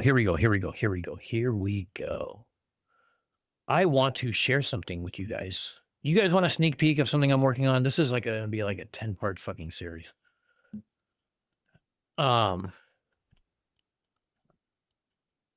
So a landmark study was done between these two cognitive children's psychologists, developmental psychologists, or whatever I forget what their actual things are. It's actually in my script, which is over there. They are very much, they did a study about the mental model of the earth, and it's the study of a conceptual change in childhood.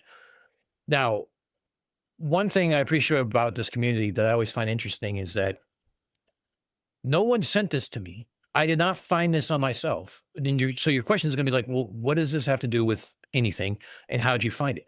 Because a flat earther on TikTok used this as proof of brainwashing. The problem is he didn't read it at all. And it's basically, you guys can, oh, you know what? Do I have it up on the screen here? Probably not, because I'm stupid. Here we go. Hold on. Do. So it's about how children, as they get older, build a model, of the earth in their mind. Now, I have since used this as a jumping off point to look at 3 other studies. One of them has to do with like the mental rotation of objects in your brain, being able to visualize in 3D and stuff like that. Obviously, something that's very prevalent or absent, I should say, in the FLIRF community. And then there was another study, a cognitive study that goes on this, but this is just a sneak preview for you to begin with. Because when we talk about like Mikey Smith being a toddler, because you are, Mikey, a toddler. And keep in mind, I'm the one who promotes alcoholism. Thank you very much. Not really, but I'm sure that if you're going to blame somebody, you should blame the guy who actually drinks rum on stream and not a non-alcoholic beer.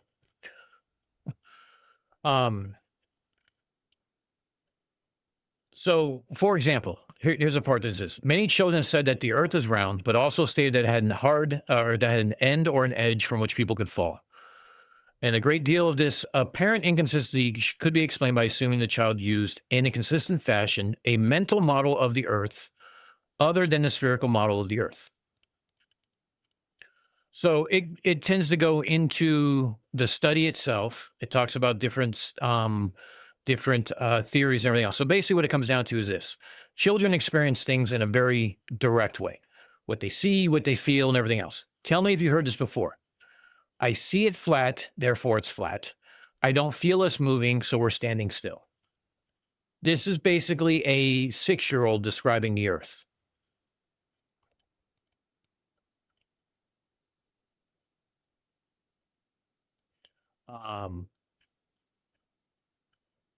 So the parts of it that actually matter, and I kind of go into this a little bit in depth, and there's like 3 or 4 different episodes that are centered around each one around different paper and how it applies to a flat earthdom.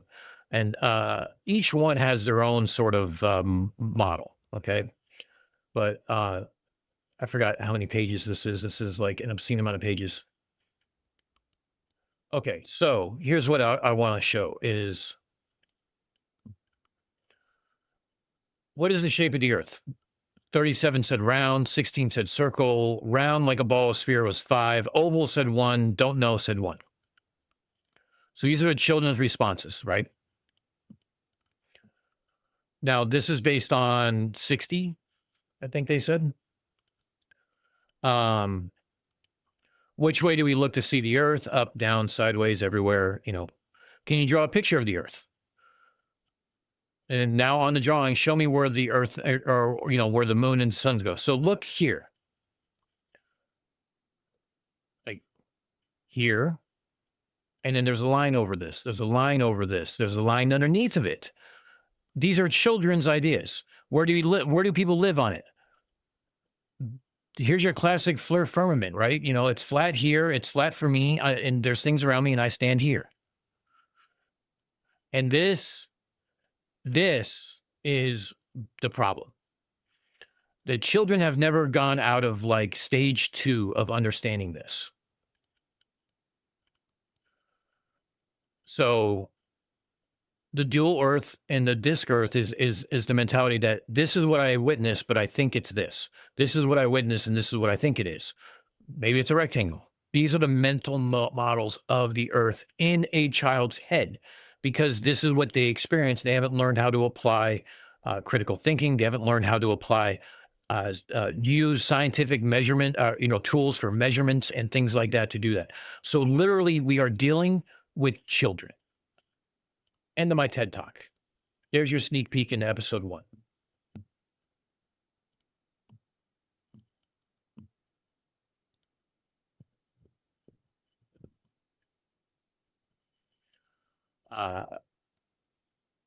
But yeah.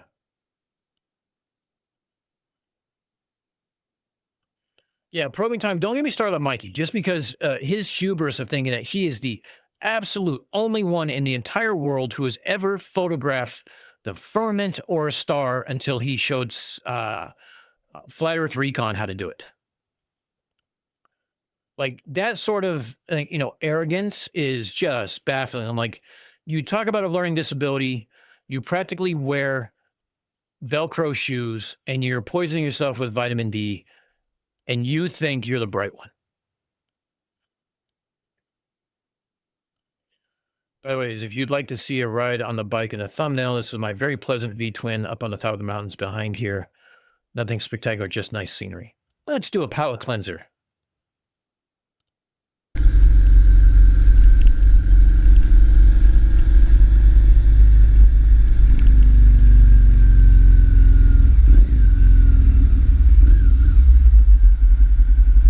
Why do you have a Marvin the Martian sticker on your windshield? And you're driving on the wrong side of the road, Proby.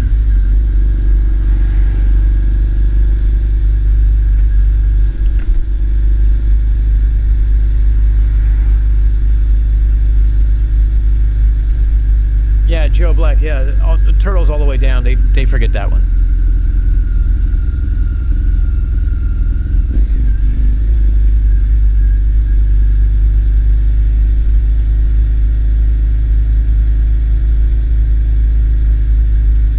Charles, that's not a bad hypothesis either, considering some of the admissions that they have made. Yeah, I know, Tori. I'm gonna still be doing some of the comedy ones. I'm still gonna be doing the parody ones and stuff like that too. Oh, more travel stuff. I'm going to be going to a family reunion in Wyoming. So I will be flying through Denver. I have like a 4.5-hour layover in Denver. So what better airport to do a live stream from than the Denver airport with all the weirdness that goes on at that place. So Livy and I will probably do a live stream from Denver. That's going to be in July-ish. I still got to figure out the dates because there's a couple things going on with Olivia dying to move things around and stuff.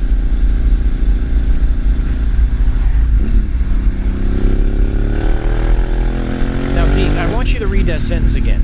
The left side is the right side of the road. See, that makes no sense.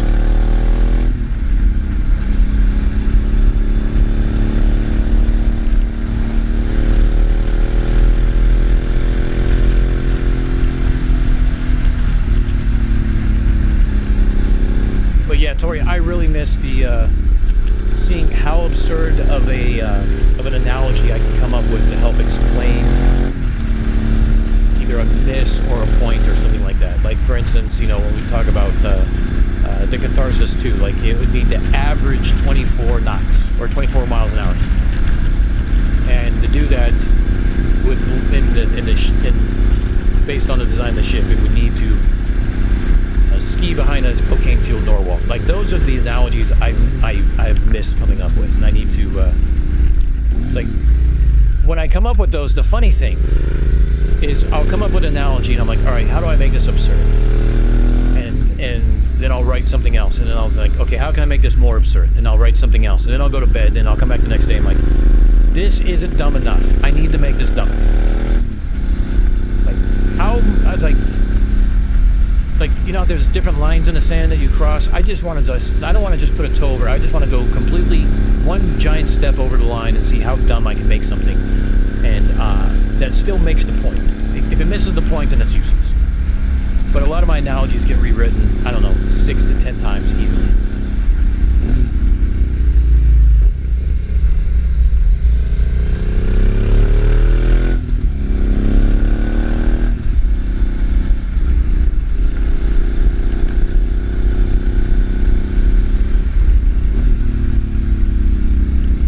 Charles, that's exactly it. To me, he's fair game. have a much more of a soft spot than I do for him.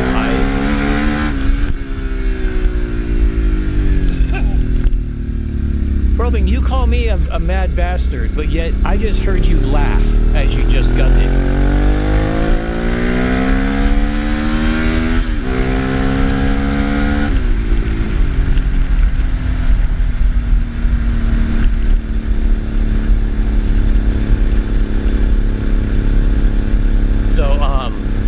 Yeah, I got a few things that are going on and a few things that I have to get done. So, the good news is this. With the new corporate overlords, I already know who I'm reporting to. I know what my new title is going to be. Not a different job, just standardization of titles.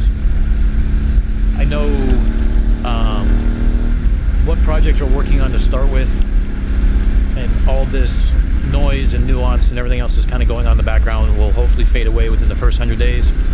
Once we get past the first 100 days, you know, I'm sure there'll be more changes and stuff like that, and maybe there'll be another break in between, but there's definitely some things here that I think I'll be able to find more gaps, is basically what it comes out to be. So, Olivia's school is going to be ending for the year soon. Well, soon-ish. Actually, her birthday's coming up soon. Olivia's going to be 15, everybody. Make sure that we all wish her a happy birthday. And it's not until next month, though. Don't worry about it. And then she'll be out of school. Summertime comes up. I'll be able to, you know, kind of do more stuff. As long as I'm not throwing myself down a mountain or climbing myself up a cliff. But I'll be taking that easy to start with.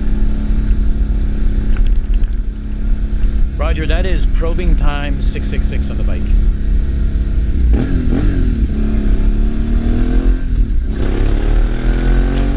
Jim, that's a valid question. Because for us, throttle's on the right, clutch is on the left.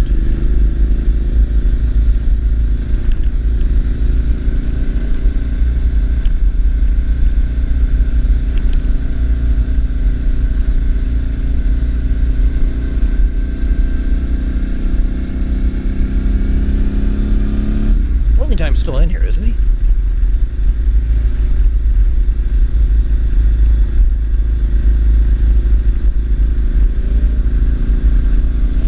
It is so weird for me to watch that because, like,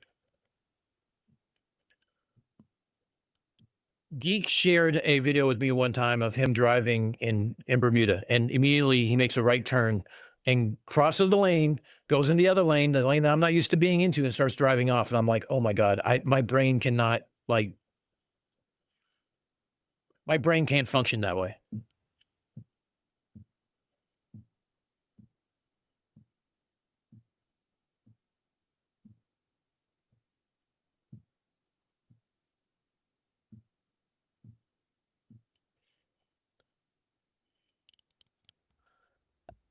Let's see what other stupidity we have going on.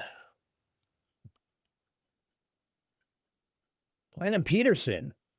Flat earthers have all been given up. Yep, I've agreed to that, Peterson. I agree. I don't really like shorts. Oh, here's one of Olivia's favorite content creators. Both of them, actually. Oh,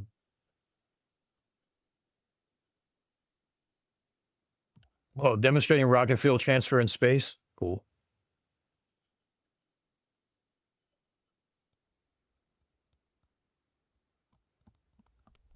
Let's see. What kind of derp do we want to talk to? Yeah, I do too. Shorts would just kill me. Show me fewer of those. Yes, Bermuda shorts different.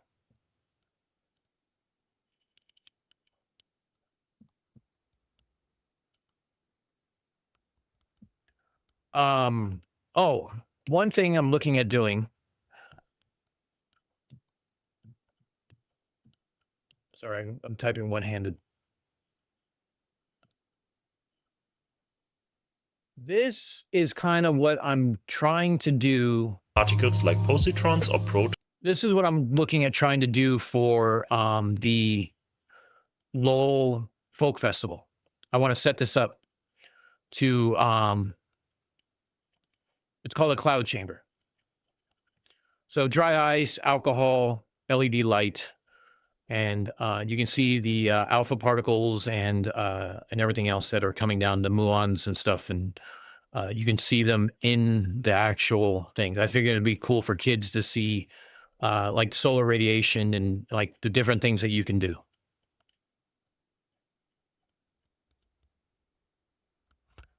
Yeah, I missed it, Gurney. That's just because Witsit is just a waste of space.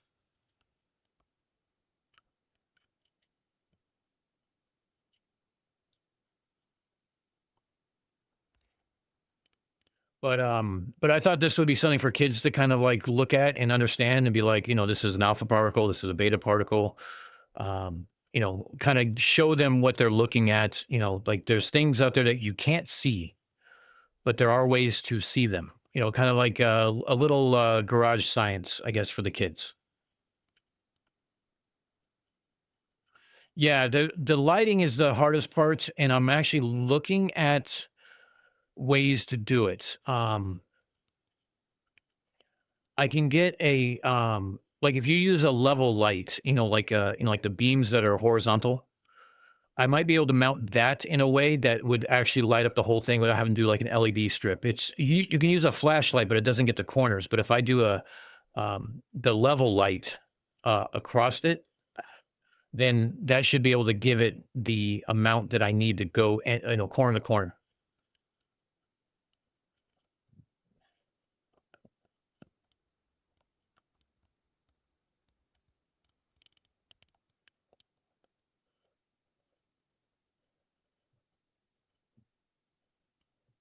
It's profound wisdom from Dr. Bass about Witsit.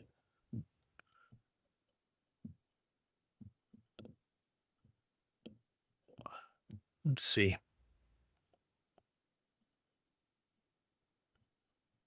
You want to shoot the link over to me, Gurney, on Discord? Again, for those that don't know, you know, click Gurney's name and go to his channel and subscribe, because that's always a plus as well, because you can see these stuff. But like for kids to see this, I think it would be cool. I don't know. Maybe it won't be. Who knows?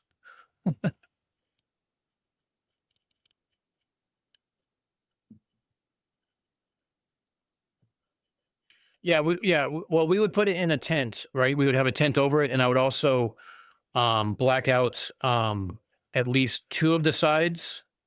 So the end side where the light's coming into, and then the back side of it. So that way they're looking in through the front, and then the other light will be mostly blacked out except for where the light is, obviously.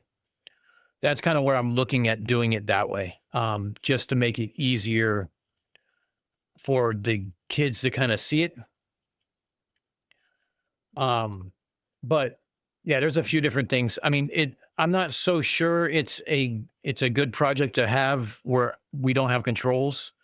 Like we don't have electric. We don't have, you know, because we have to keep it very cold. So we need dry ice. Then we also need like a silicone heater on the top for the alcohol. That's going to have to run off power. So we have obviously like 3 banks between Reds and Mike. But you know, is this something I just do every hour, or something I constantly keep running? These are some of the like logistics I need to think of.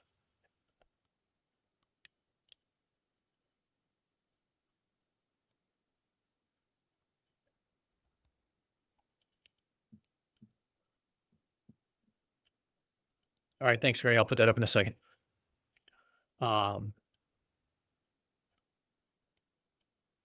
Look, the Triumph Bonnies are nice. That's but you know, it's different than a Ducati, that's for sure.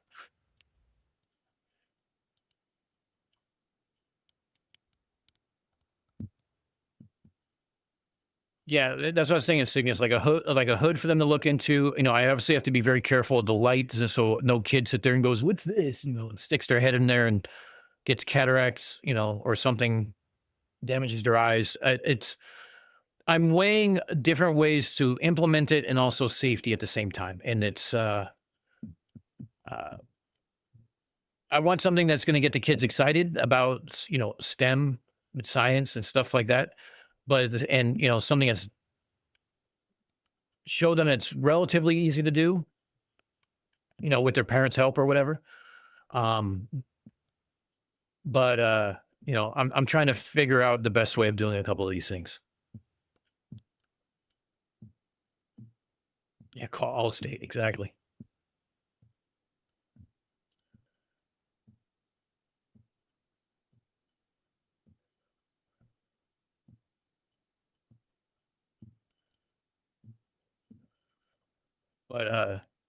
Yeah, that's a couple of different things.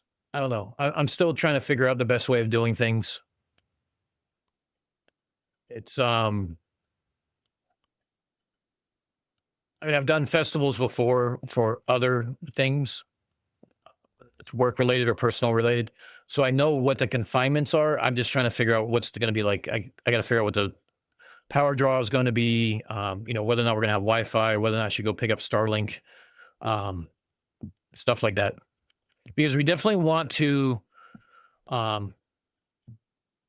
Dougal, that's the other part of it too, is I didn't want to use like a smoke detector radiation, as an easy go-to to show particles, because parents are going to probably radiation. If I just use the sun, I can be like, this is what's naturally occurring around you kind of mentality.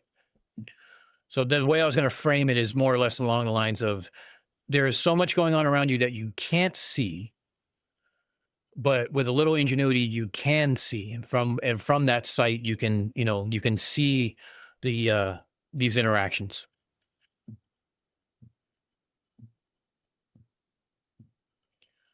I don't think you can rent one, but I was thinking about picking one up anyways to do some field work for like some live streams and stuff like that. So like I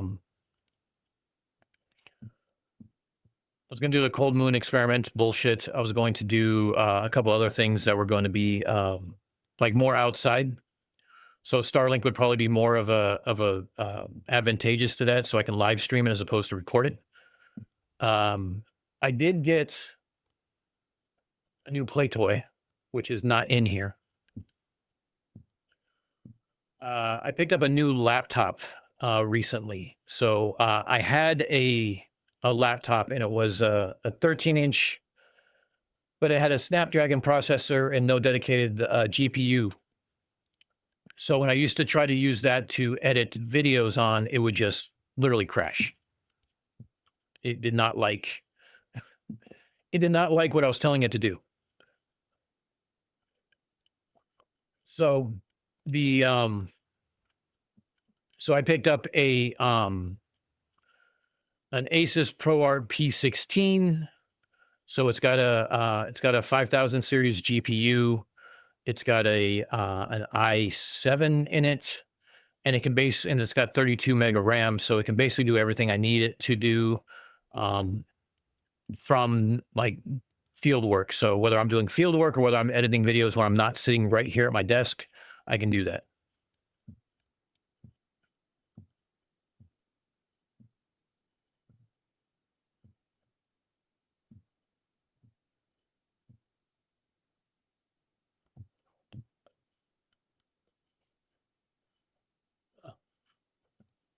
It's fucking rainy. Of course it is. No, I think Starlink might just be something that I pocket and I just turn on when I need it. And I mean, it's a little pricey at first, but such is life. I'm not above investing in the channel and, doing stuff that people would find interesting. And that's something else too, is like the debunks are fun and all, but I also want to start doing some interesting stuff too. So like the citizen science angle that I started with Marcus is something else. Like I was thinking about taking like my two cameras. I have two.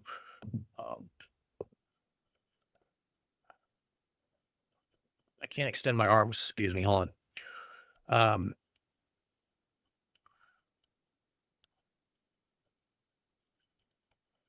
So like I have two of these.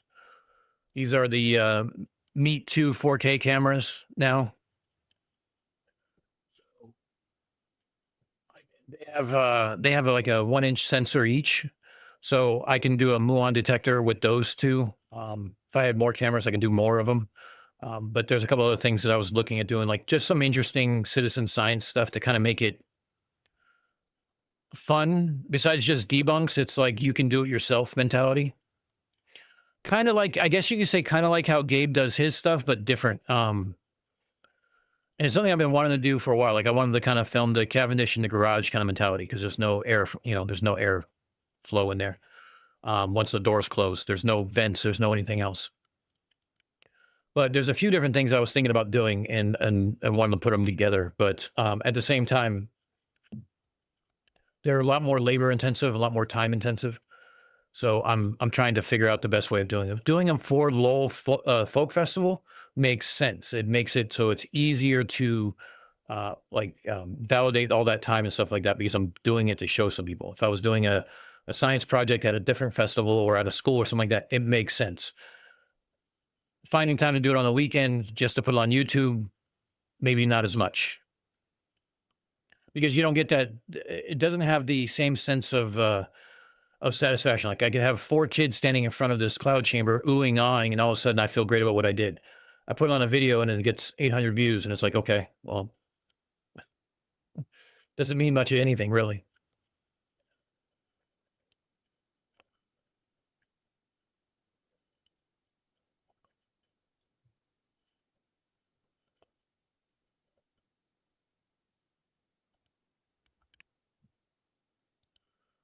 So Dougal, my desktop can handle DaVinci really well, but the Snapdragon GPU could not. It would just choke. And then get overheated and it would just shut down.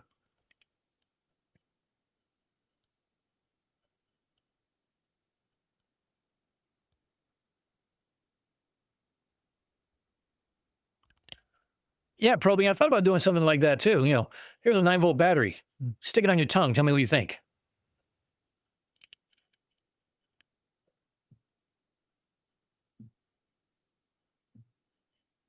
Yeah, that's exactly it. Dougal's like, like Kinikabine and Battle of the Beams, because they're retreading it. Yeah, I'll address it again and I'll spend time and I'll put effort into that because that was my first debunk. I'll revisit it and it's something new, right? It's not the Chicago skyline. It's not, CGI. It's not all this other stupid shit that we have to deal with. I'm interested in claims, and that's why I openly admit anybody can come here on this show and do claim and can come here and have a conversation with me, have a debate with me, whatever they want, but they have to make claims. If you're just going to hide behind the, I don't make a claims, I don't have a model, then go the fuck away. You don't have anything. Then nothing is falsifiable. You should leave. If you can't predict something and you can't stand by your predictions and you can't test your predictions, then you don't have anything. Pure and simple. That's just the way it is.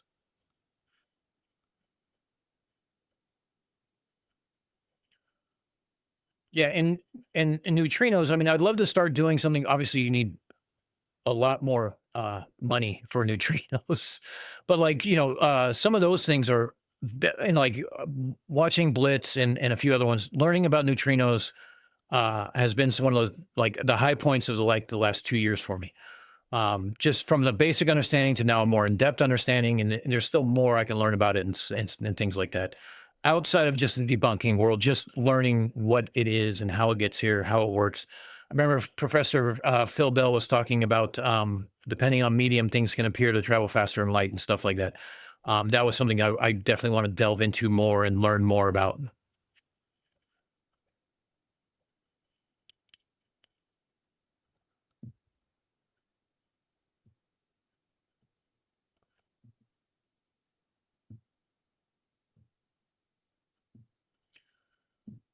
CMS, you're just showing off now.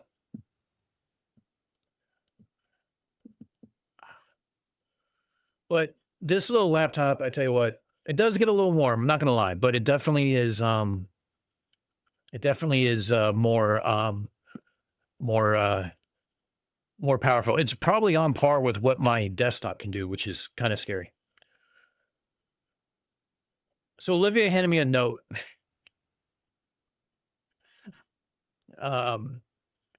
She wants me to remind everybody to follow her on Instagram. I'm taking all of your kneecaps. What the? Oh, follow me, or I'm taking all of your kneecaps. So if you guys want Olivia's digital sketchbook, I can provide a link for you guys as well.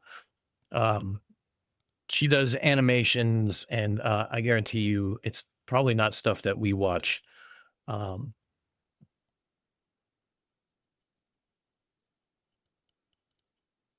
Let's see.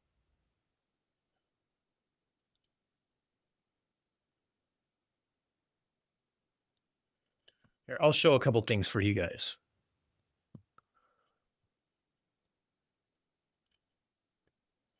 Connor, what's shaking?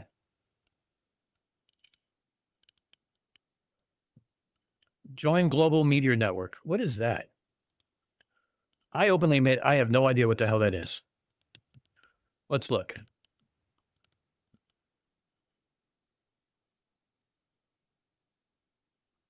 Oh, with cameras and Raspberry Pi devices. That could be fun.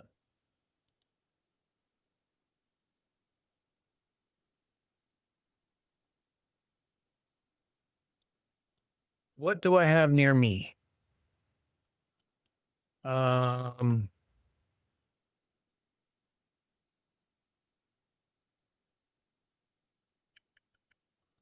That could be interesting. Yeah, I could possibly. I don't know if I might have too much light pollution for that though. But maybe. That's definitely an idea. That's a good idea, right? Actually, you know, I might as well add you as a mod anyway, because the other account is too.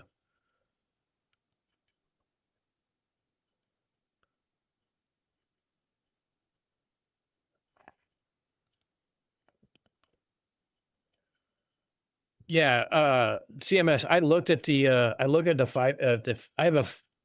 I have a Super 4070 in my desktop, and I was looking at the 5000s, and I also wanted to increase my RAM from 32 to 64 in my desktop, and I'm not doing that anytime soon either.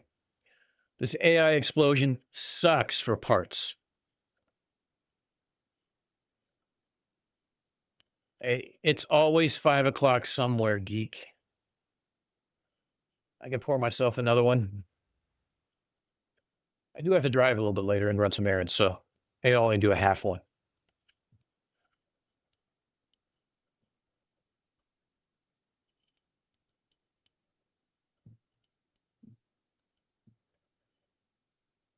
Yeah, I would love to upgrade it a little bit. No, I'm right there with you. Just speed up rendering. Oh,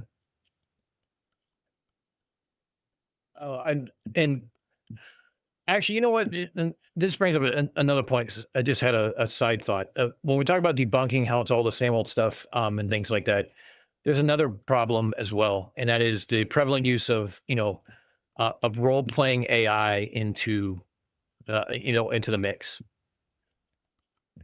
So instead of just an LLM being a fancy search tool, you have flat earthers who are having it role play as a flat earther, as a ardent skeptic, the most ardent skeptic of the heliocentric model or whatever they want to fucking prompt it with, and they'll use that as their individual things, and it's like it's now into a creative, like it's a battle between you and AI in a creation, like in a creative blog, because that's just what they're typing, and it's like, if AI is your voice, fine, then start using AI voice in all your videos. Quit presenting it as facts, because AI can be wrong and is wrong more often than not, and yet they don't seem to admit that.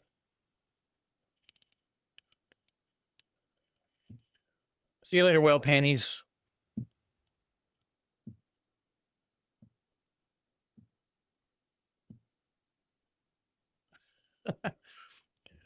Mine's not. I built mine. Mine's not a an expensive build, or at least it wasn't. Let me rephrase that.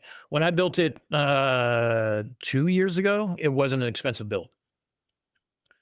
And the one before that wasn't an expensive build. But if I built the same thing now, Jesus, the parts alone would kill me.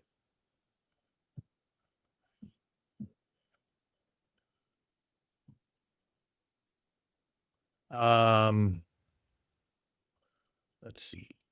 Keep that open. Debate hub. That's going to be interesting.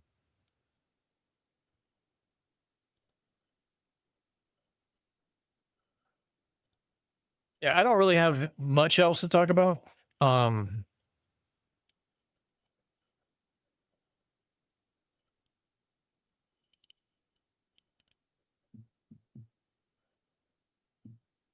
Yeah, I noticed that they are just, it's obscene. Even getting an NVMe drive for this was so outrageous. I just bought an external hard drive, and I was like, I'll deal with the slow speeds. It's just my archive, for sake of another word. Once I'm done doing a video, I'll just move everything over to a folder on the hard drive. I'll set it up to write overnight, and if it takes 2 hours, it takes 2 hours. I don't care.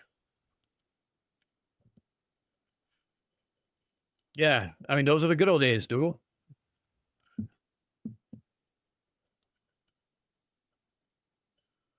But I really lucked out in the fact that the laptop I got was a floor model, and the hinge was still very, very stiff. There was a couple of shiny keys. That was about it, but it wasn't abused. So for $600 difference, it was worth it to me, and it's just going to get abused in the field anyway.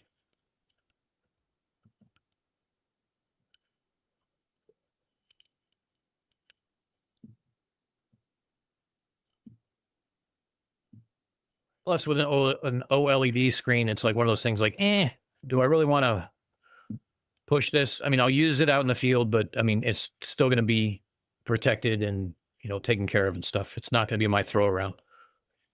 I have my other one for a throw around if I really want to just join a live stream from a train or something.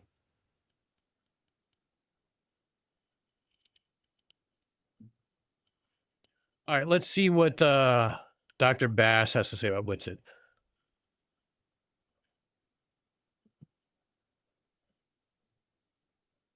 Witsit gets it.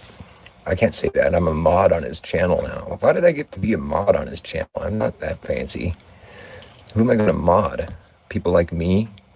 Maybe now that I'm a mod, I can get Witsit to realize something that about his name. I decoded his name. I want to be like, hey, Witsit gets it. Check it out. Do you know that your name, Austin Witsit, has your claim to fame encoded in it? And it's not even a stretch either. I didn't have to take any liberties or stretch anything to make it work. Your name has your claim to fame encoded in it. Similar to how, like, what was it? Richard Byrd, or what's his name? Byrd, Admiral Byrd, the guy that's famous for his flights. But that's just kind of an obvious one. I mean, it's spelled with a Y, but still, it's like he's Byrd. He's famous for flying his flights. He's Byrd. Okay, that's a dumb example, but it's an example nonetheless. Austin Witsit, the name Austin Witsit. Here, let me decode it for you real quick, unless you've already heard this. It's not going to be worth any entertainment if you've already heard this. But the name Austin Witsit, let's break it down. This is what got me onto this thread. I was Aus. That's kind of like, doesn't Aus mean southern? Because I'm remembering that Australia is like the prefix Aus means southern. And I looked it up, and sure enough, Aus means southern. And I'm like, that's weird. I'm like, and then right below that, I saw Aust with the T. I just happened to stumble into that. AUST is like a terminology. I think it's like sailing, but Aust is pertaining to the east to west path of the sun. So I'm 4 letters into his name, and I'm already onto something here. I'm like, southern path of the sun. And then I looked up Austin. The name means magnificent. I'm not validating anything that he's just saying, but if he says southern, so he went from southern to adding another letter to meaning the path east to west of the sun, to now meaning that the sun has the path of the southern sun.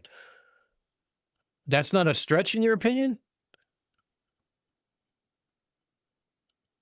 And then I looked up the last name, Whitsitt. It's an old name. It's a really old name. And Whitsitt, the definition that it gave me was Whitsitt, white side, you know, in quotation marks, white side, or white sides maybe, or white side, or, and this is what the other phrase said, from white slopes. So Whitsitt means either white side or from white slopes. So those are the two options I got. So this is what his name is decoded.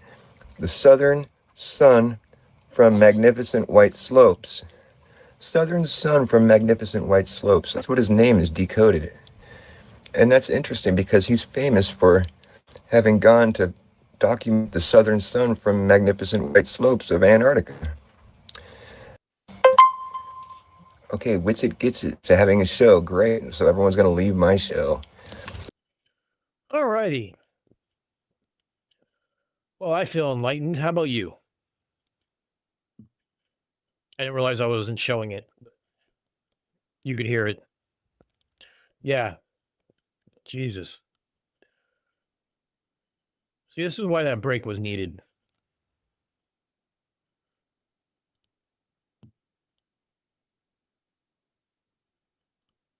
Oh, you know what? I can't play her animations because she puts music on them.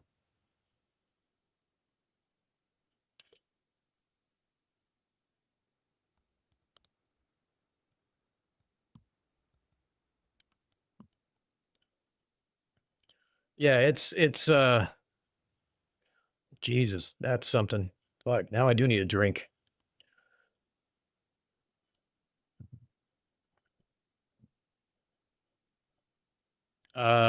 Here, I'll show you guys something real quick. Here's some of Olivia's artwork that she does.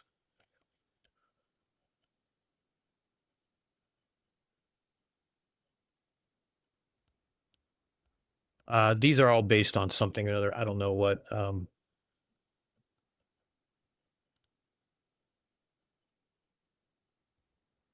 I think that's Pearlescent Moon from, she's in Australia, I think. She's a content creator for Minecraft and Hermitcraft.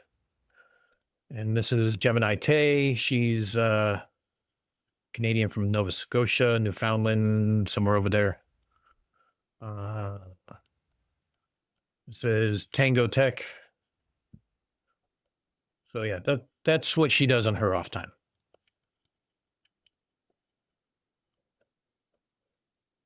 Ken Rotman says if you speed up the video, you won't get a strike. Ken Rotman and I don't agree on a lot of things, so I don't think I'll trust him.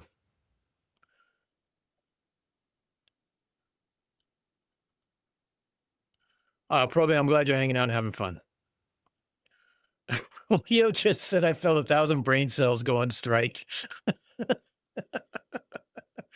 You're not wrong. God, I felt my brain smooth out.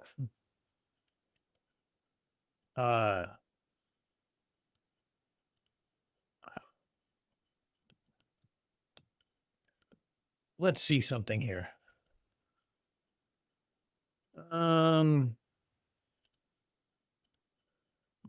right. If you guys are on TikTok, here is the here's the Unfornicated address. Let's see who's live.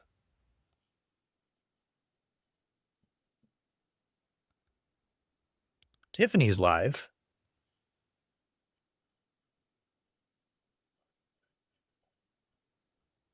She's been live for 4 hours. Holy shit, she's been live as long as I have. Oh boy. An hour in Toronto, right? They call them the GO train. They'll zip through the city and shit. You're not wearing a seatbelt. Why do you, can This is Globe Crusher. He's a special sort.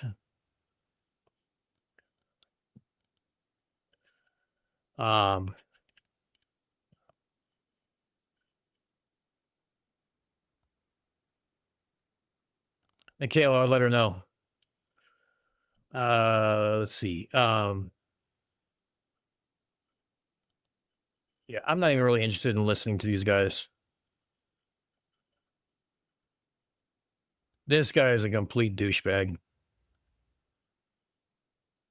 He's a disingenuous fuck. You know what? I'm not dealing with that.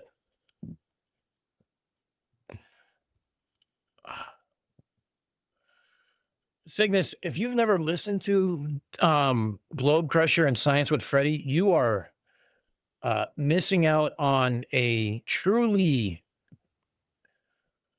epic amount of derp in a short amount of time. So they think that they are the ones who are doing science.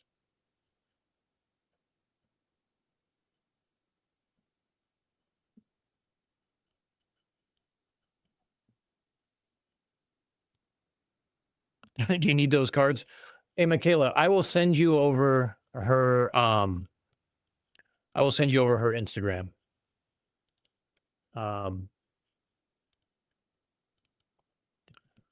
you can tell her yourself. How's that?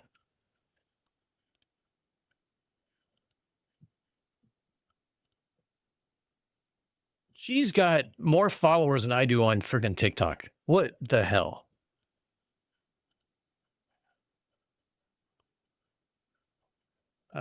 Michaela, there you are.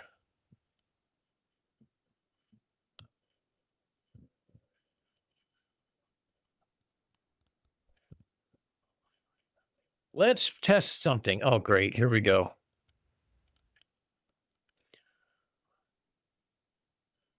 Say, I'm going to say it's Perovsky.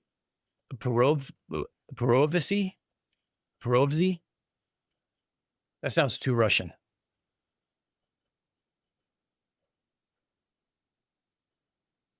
Perovsky?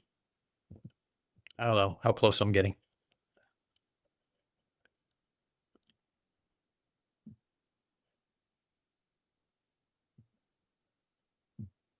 Oh, Leo, that's a rabbit hole you won't climb out of with Dr. Bass. Holy shit.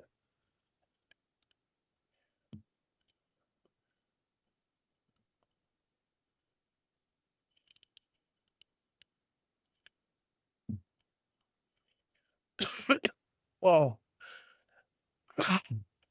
he's European. Simon Dan version here. Okay, hold on. Sort of on the way to Porovesi. Porovesi, that looks okay. Like there. That's understanding like how the syllables work.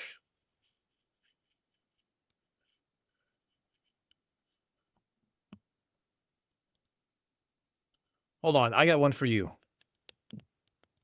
Since we're gonna play this stupid ass game.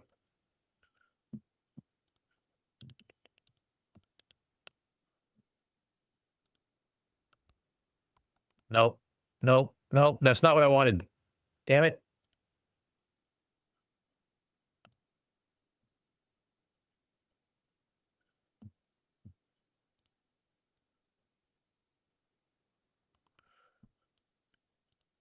Here you go, CMS.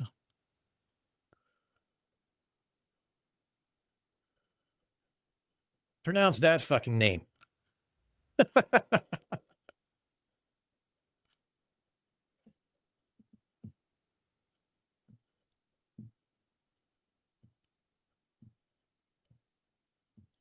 So it's Porovesi.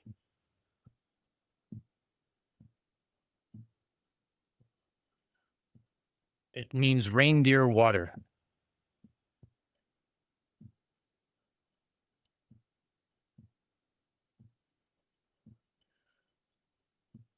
It's actually Poughkeepsie.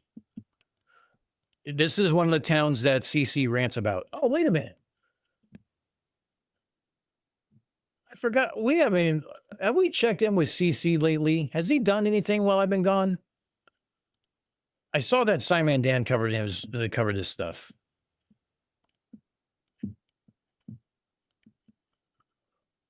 Poughkeepsie.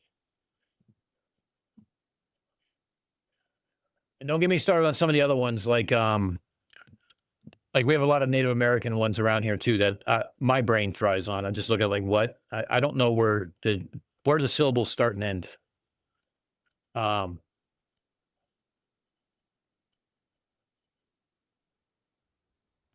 Yeah, we have town names like Wawarsing, Shokan, like all these weird things.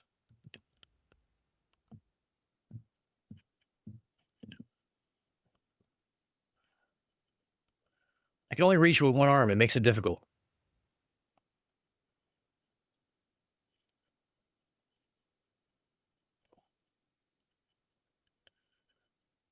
All right, only putting this on with one hand, so it's probably going to look absolutely ridiculous.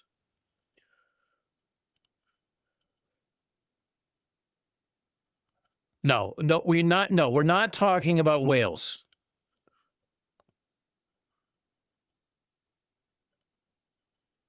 I cannot pronounce that in any shape, form whatsoever. That is not even a real language. That's a fake language.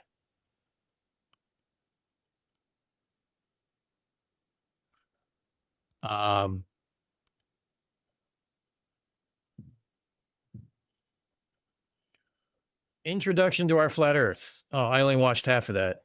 10 days on our flat Earth. What does it say? I really don't feel like actually. The plural, you're in Wales.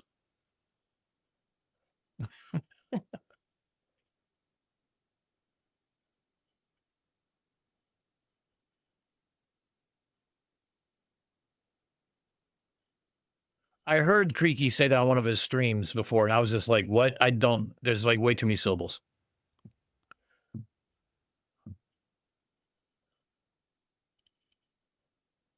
I honestly don't even want to cover CC right now. This is how I feel. Like, this is the amount of derp I've had to deal with.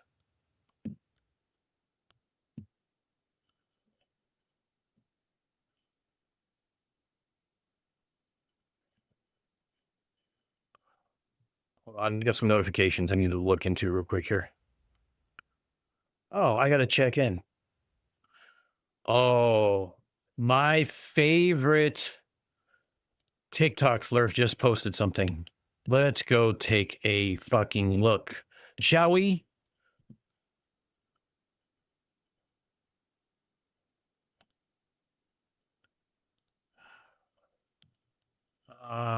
No, let's go back to profile. Where I don't understand. Let's go to this. Here we go.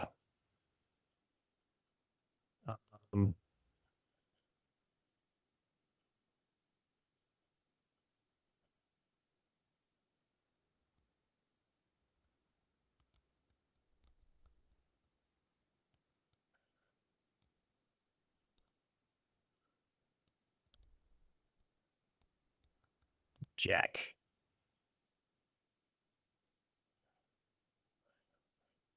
Okay, so why is this guy my favorite flurf? You might want to ask. Well, I don't remember if I actually posted this or not. I can get rid of this actually. By the way, this guy is a Gen Xer and uses AI to make himself look 12. I don't fucking understand this. It's weird. But let's see. Did he take down the video? Oh, here we go. All it is music and him sitting there. He doesn't actually say anything, but $1,000 space is fake challenge. Frequency matters. Do research.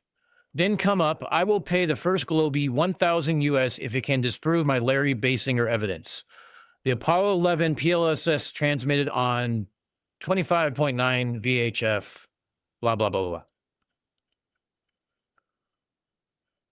So you'll see over here, I was nice at first. Yeah, this guy's the same age I'm in. He lives in California. He grew up in the same area, kind of around where I grew up. Hell, I mean, probably even know the fucking guy. Oh, and he also plays World of Warship. Stupid, whatever. It's the Flurf version of me, if I didn't know anything and I had a smooth brain. Well, here he is. So I asked very, very politely, please explain what your Larry Basinger evidence is. He comes back with, go read about him and challenge me in a live debate.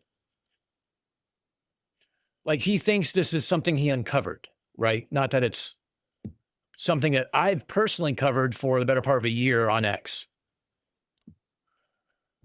He's basically, so I was like, fine, no reply. I guess your challenge is just theater. So let me help you. The transmit power of the PLSS was 0.5. You are off by a factor of 10. Oh yeah, because he says it's he says it was 0.05 watts, not 0.5 watts. You state frequency matters, and then you use the inverse square law. Hold on. Oh wait, maybe I should wait. No.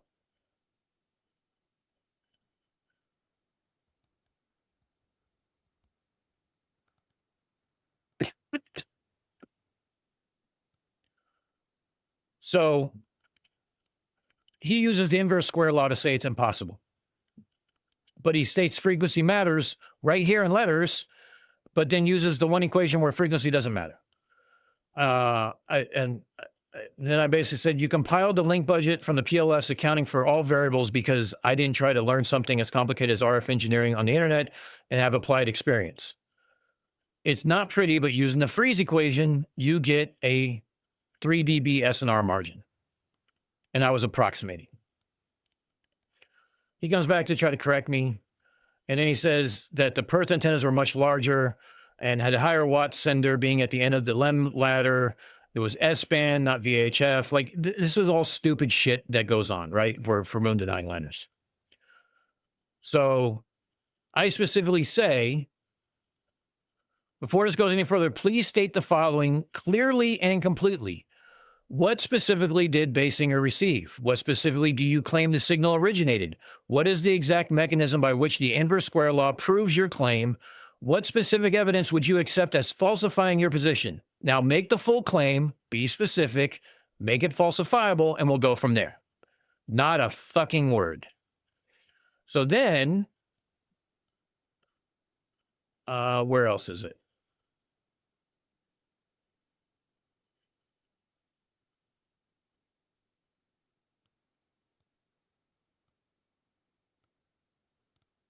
Oh, look, hold on. Hold on. I just noticed something here, and I got to find it again. Here's his AI persona right here, okay?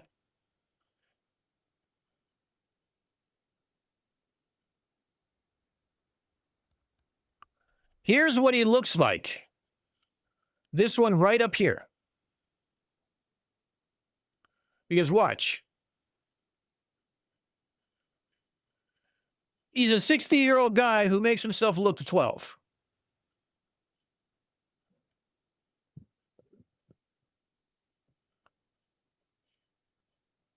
Oh my God.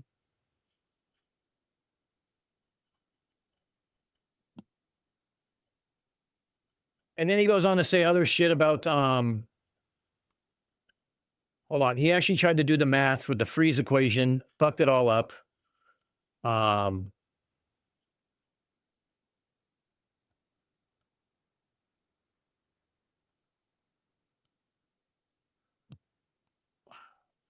I can never find anything in this shit because they post some. Oh, here we go.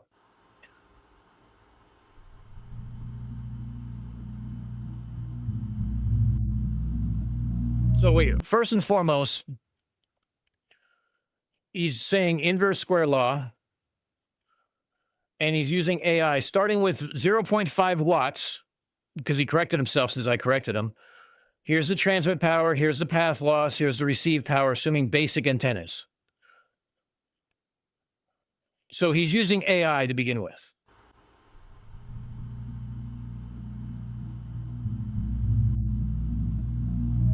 Yes, that's the Larry Basinger antenna.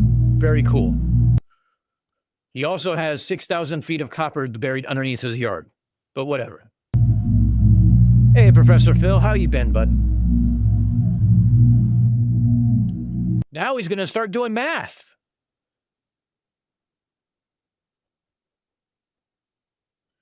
But he's doing the wrong math, and I don't know what he's actually trying to do. It's like some bastardized version of the freeze equation. And he's going to point here, free space path loss, which is an actual equation. And he has this other derivative over here, and it's saying it's going to mean at negative 180 dB.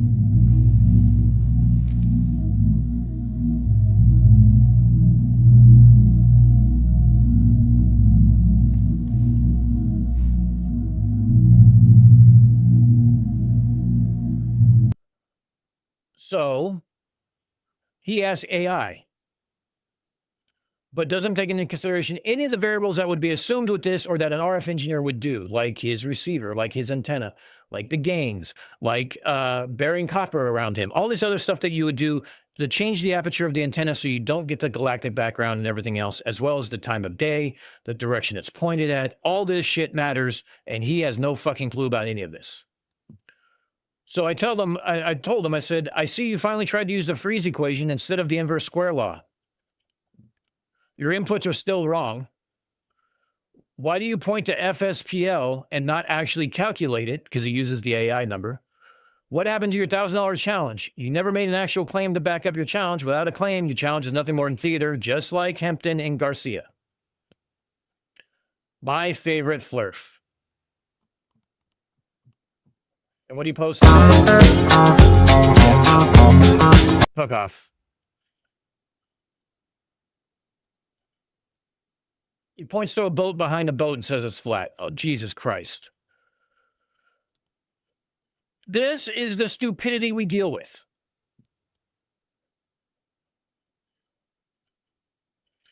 Professor Phil, you got home from the hospital today. Congratulations. I heard that you were doing a private physics lesson via Zoom from recovery. What the hell, dude?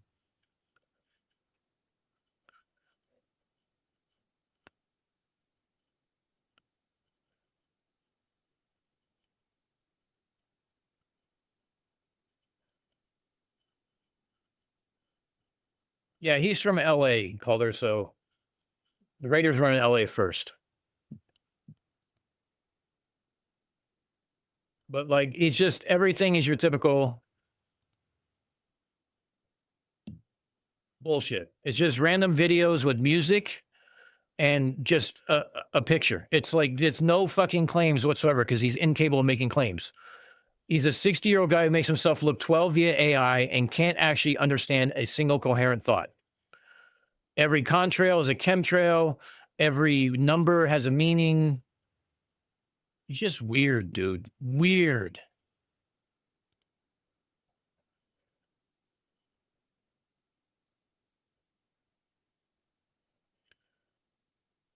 Professor Phil, do you get sponge baths with those nurses?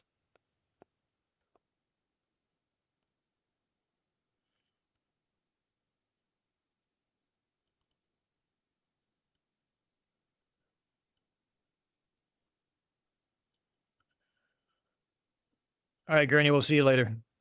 I'll probably be heading off soon here in a minute. Or a few minutes. Famous last words. Probably be here 4 more hours.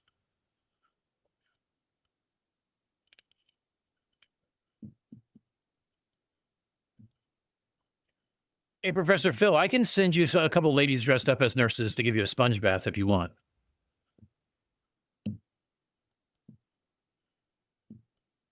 Here, you gotta have a better insurance to get those sort of perks. Namely, the insurance I don't have.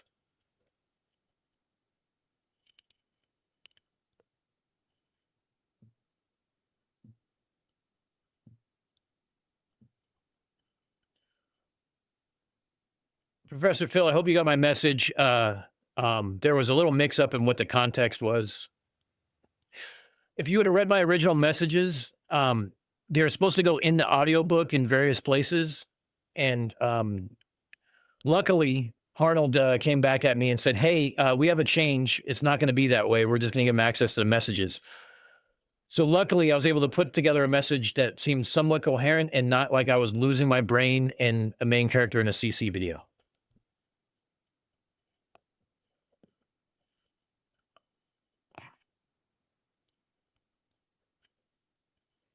Yeah, my few more minutes is going to end soon because I'm still in pain.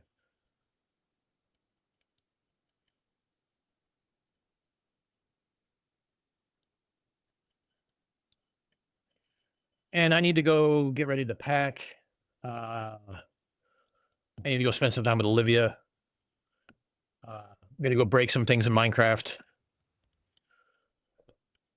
Go walk the dog since it looks like it stopped raining, I think.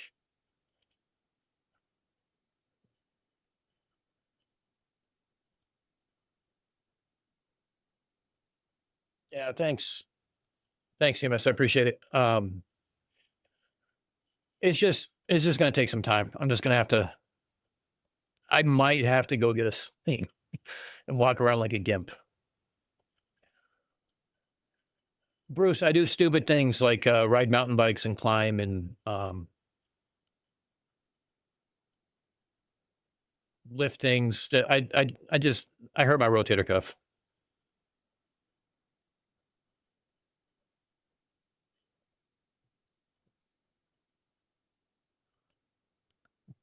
Not one of my best moments. Let's put it that way.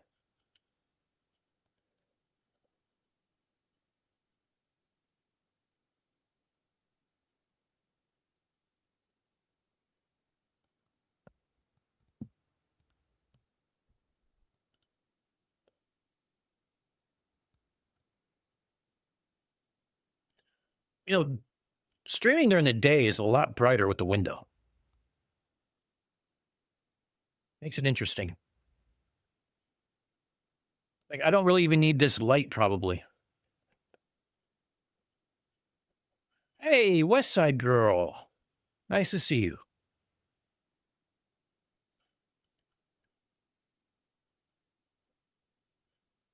We have been running the gamut of just random topics today, just getting caught up with everybody since I've been kind of putzing around taking care of, like, real life things, which is very rude to get in the way of my life.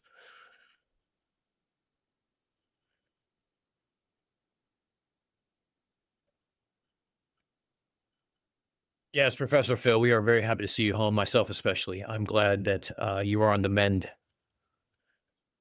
We hope to see you back in the arena again, schooling some idiots and providing free education to all those who may or may not be interested. You know me, I'm always interested. I can talk with you for hours, so we should do a gravity stream one night and we'll take questions from the peanut gallery or something. I don't know. I got to figure out some way to frame it.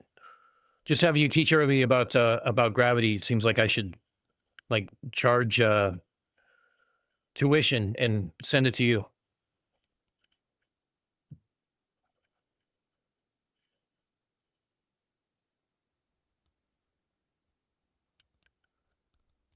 Knitting out of sync. That was definitely it. No,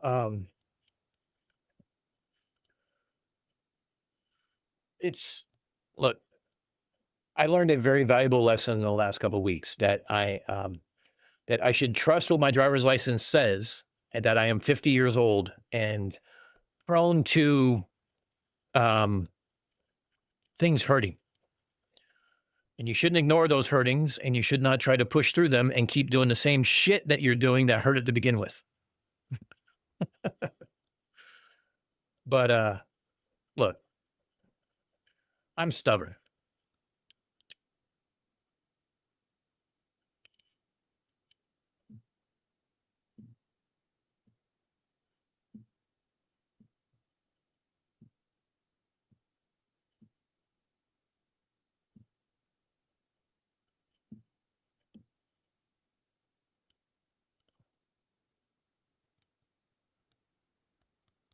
Oh, wow. All your physics students showed up to visit you? That is pretty cool.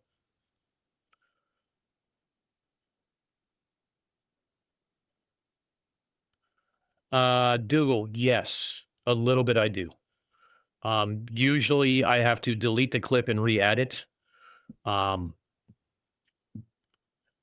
It's usually caused because I will clip. I learned my lesson. I would clip the audio to get rid of a break, and I wouldn't clip the video. So then the audio would shift, and then my video wouldn't, and then everything's all hosed up, and then it would get drifted from there, and it would compound all the way across. I had just inherent drift on the shit. I don't remember what version it was. 2 versions ago. I had drift. I haven't used the most recent one though.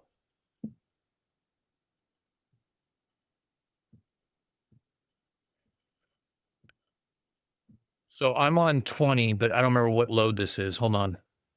Let me find out. Oh, so 3.2 came out. I don't have 3.2. So 3.1, I think, is where I experienced drift.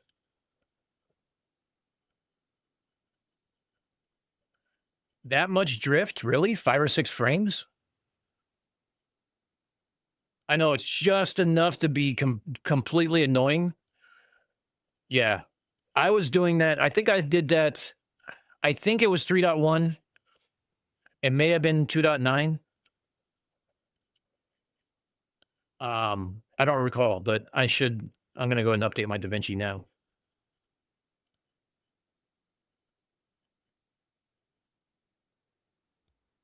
$2.8 gig for an update. My God. Oh, Professor Phil, since you weren't here, let me show you something. Look, we got a bar sign.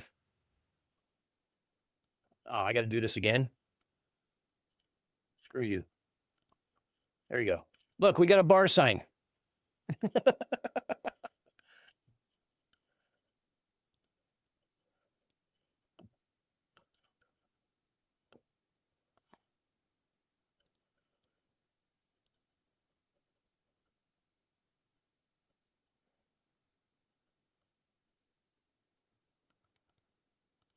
Here's the thing. I could have got that bigger too.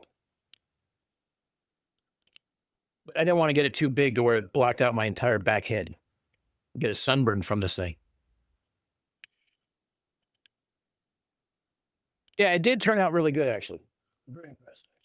Turn it off, actually, because it looks better off. Even comes with a fancy remote. But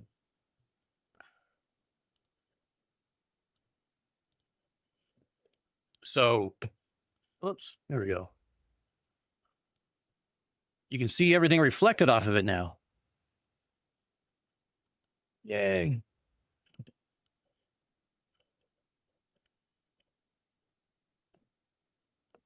And I'll just hang it the next time I can get my left arm above my shoulder time frame or level.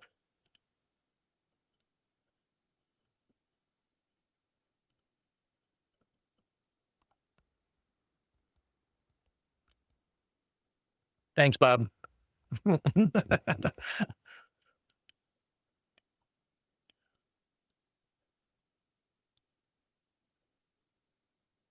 Well, Professor Phil, it sounds like your spirits are still way up, which is great. I'm happy to hear that.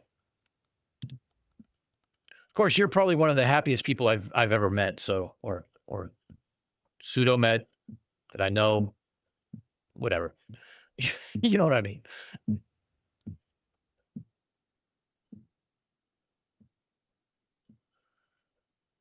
Let's see. Do I have anything else going on? I don't think so. I think we're going to wrap this up a little bit.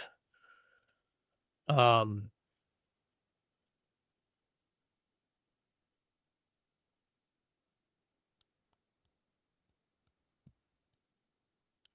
are we at? Okay.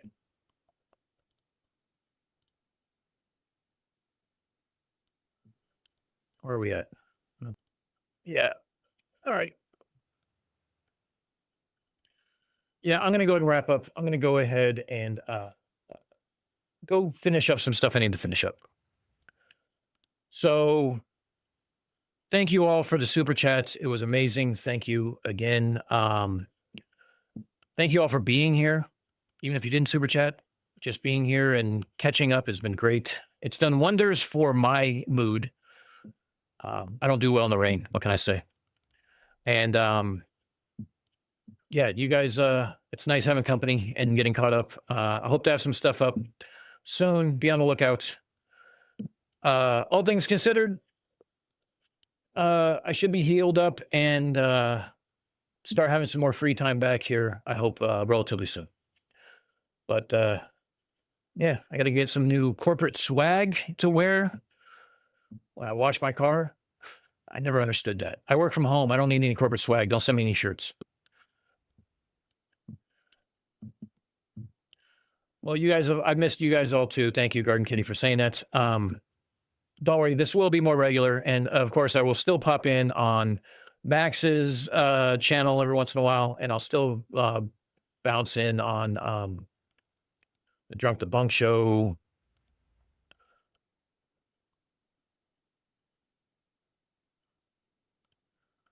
And on that, I need to end the stream because I just dumped rum all over myself and my keyboard. Yeah. This is a great way to end the day. Fuck me.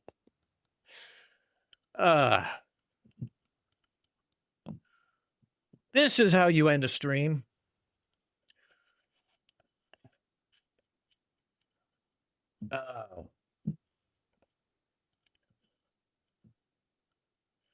My desk is going to smell like rum permanently now. This is great. All right, let me clean up this mess. Let me strip out of these clothes. You all don't need to see that. I will see you guys on the next time. I don't know. Do we play a song out or we just end it? I don't really know. You know, I'll go ahead and play a song so I can sit in the background and try to clean up this stuff and you guys can hear me swear. Sure. Let's do that again. Good night, all. Love you, miss you. See you soon. Control to Major Dumb. Come in from your room. I'm to say, it is all over. We've checked the feeds, we've checked the memes. This launch is a cartoon. Flurf control to Major Dumb. Your rocket's just a balloon. They filmed you in a warehouse. There's no rocket ship. There's no big plume. 10, 9, 8, 7, 6, 5, 4, 3, 2, 1. This is Major Dumb to Flurf control. I'm strapped in, feel the shake. The tower falls away from me. You can't deep fake this quake. Major Dumb to Flurf control. I'm way above your room, rising through the blue so fast it turns to velvet soon. You say it's all projection, but the windows say you're wrong. I'm floating past your story, and it's been wrong all along. Major Dumb, our charts all show. You splashed into the sea. They dropped a capsule from a plane. You're still on Odyssey. Flurf control, I hate to break it. Your script is out of date. The engines burned, the boosters turned. I watch the coastline fade. You talk about a snow globe sky, a ceiling painted cold, but I just watched horizons curve in every shade of gold. Major Dumb to Flurf control. The world's a swirling sphere. Clouds wrap round in lazy bands from pole to stratosphere. a clever CGI veneer, but your world's become an island and it's really, really small from here. You said there is a crystal shell, a cover, hard and bright. I'm flying where your ceiling sits, yet nothing blocks the light. No glass, no grid, no glowing dome, just darkness deep and clear. Your dome was in your browser tabs, not hanging over here. Flurf control to Major Dumb. Our live chat says the pictures are all lies. Agencies just sell us tales, they're demons in disguise. Major Dumb to Flurf control. Your fears are getting loud, but I'm looking at an ocean that wraps behind a cloud. If stories had you cornered, I'm not here to shout you down, just asking you to tilt your head and spin that view around. Major Dumb to Flurf control. I'm circling slow and clear. I see the night chase after day around this shining sphere. You swore there'd be an edge, a wall where colors stop, but every orbit proves you wrong. We're living on a drop. Flurf control to Major Dumb. Your signal's getting thin. If space is real, if globe is true, where do our stories spin? This is Major Dumb to Flurf control. I'll bring you souvenirs around Blue Earth in every shot, and maybe calm your fears. Flurf control to Major Dumb. Flurf control to Major Dumb. Are you there?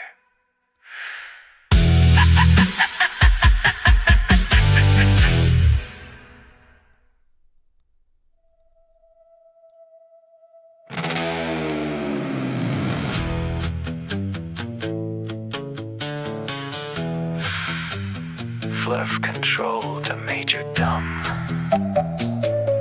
Come in from your room. We've checked the feeds, we've checked the memes. This launch is a cartoon. Flurf control to Major Dumb. Your rocket's just a balloon. They filmed you in a warehouse. There's no rocket ship. There's no big plume. 10, 9, 8, 7, 6, 5, 4, 3, 2, 1. This is Major Dumb to Flurf control. I'm strapped in, feel the shake. The tower falls away from me. Deep fake this quake. Major Dumb to Flurf control. I'm way above your room, rising through the blue so fast. It turns to velvet soon. You say it's all projection, but the windows say you're wrong. I'm floating past your story, and it's been wrong all along. Major Dumb, our charts all show you splashed into the sea. They dropped a capsule from a plane. You're still on Odyssey. Flurf control. I hate to break it, your script is out of date. The engines burn, the boosters turned. I watch the coastline fade. You talk about a snow globe sky, a ceiling painted cold, but I just watched horizons curve in every shade.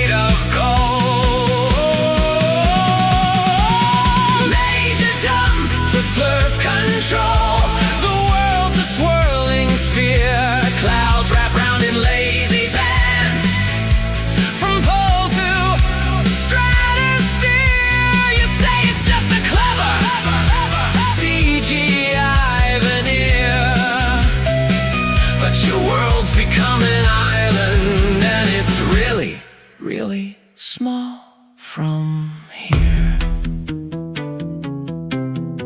He said there is a crystal shell, a cover hard and bright. I'm flying where your ceiling sits, yet nothing blocks the light. No glass, no grid, no glowing dome, just darkness, deep and clear. Your dome was in your browser tabs, not hanging over here. Fluff control to Major Dumb. Our live chat says the pictures are all lies. Agencies just sell us tales, they're demons in disguise. Major Dumb to Fluff control. Your fears are getting loud, but I'm looking at an ocean that wraps behind a cloud. If stories had you cornered, I'm not here to shout you down, just asking you to tilt your head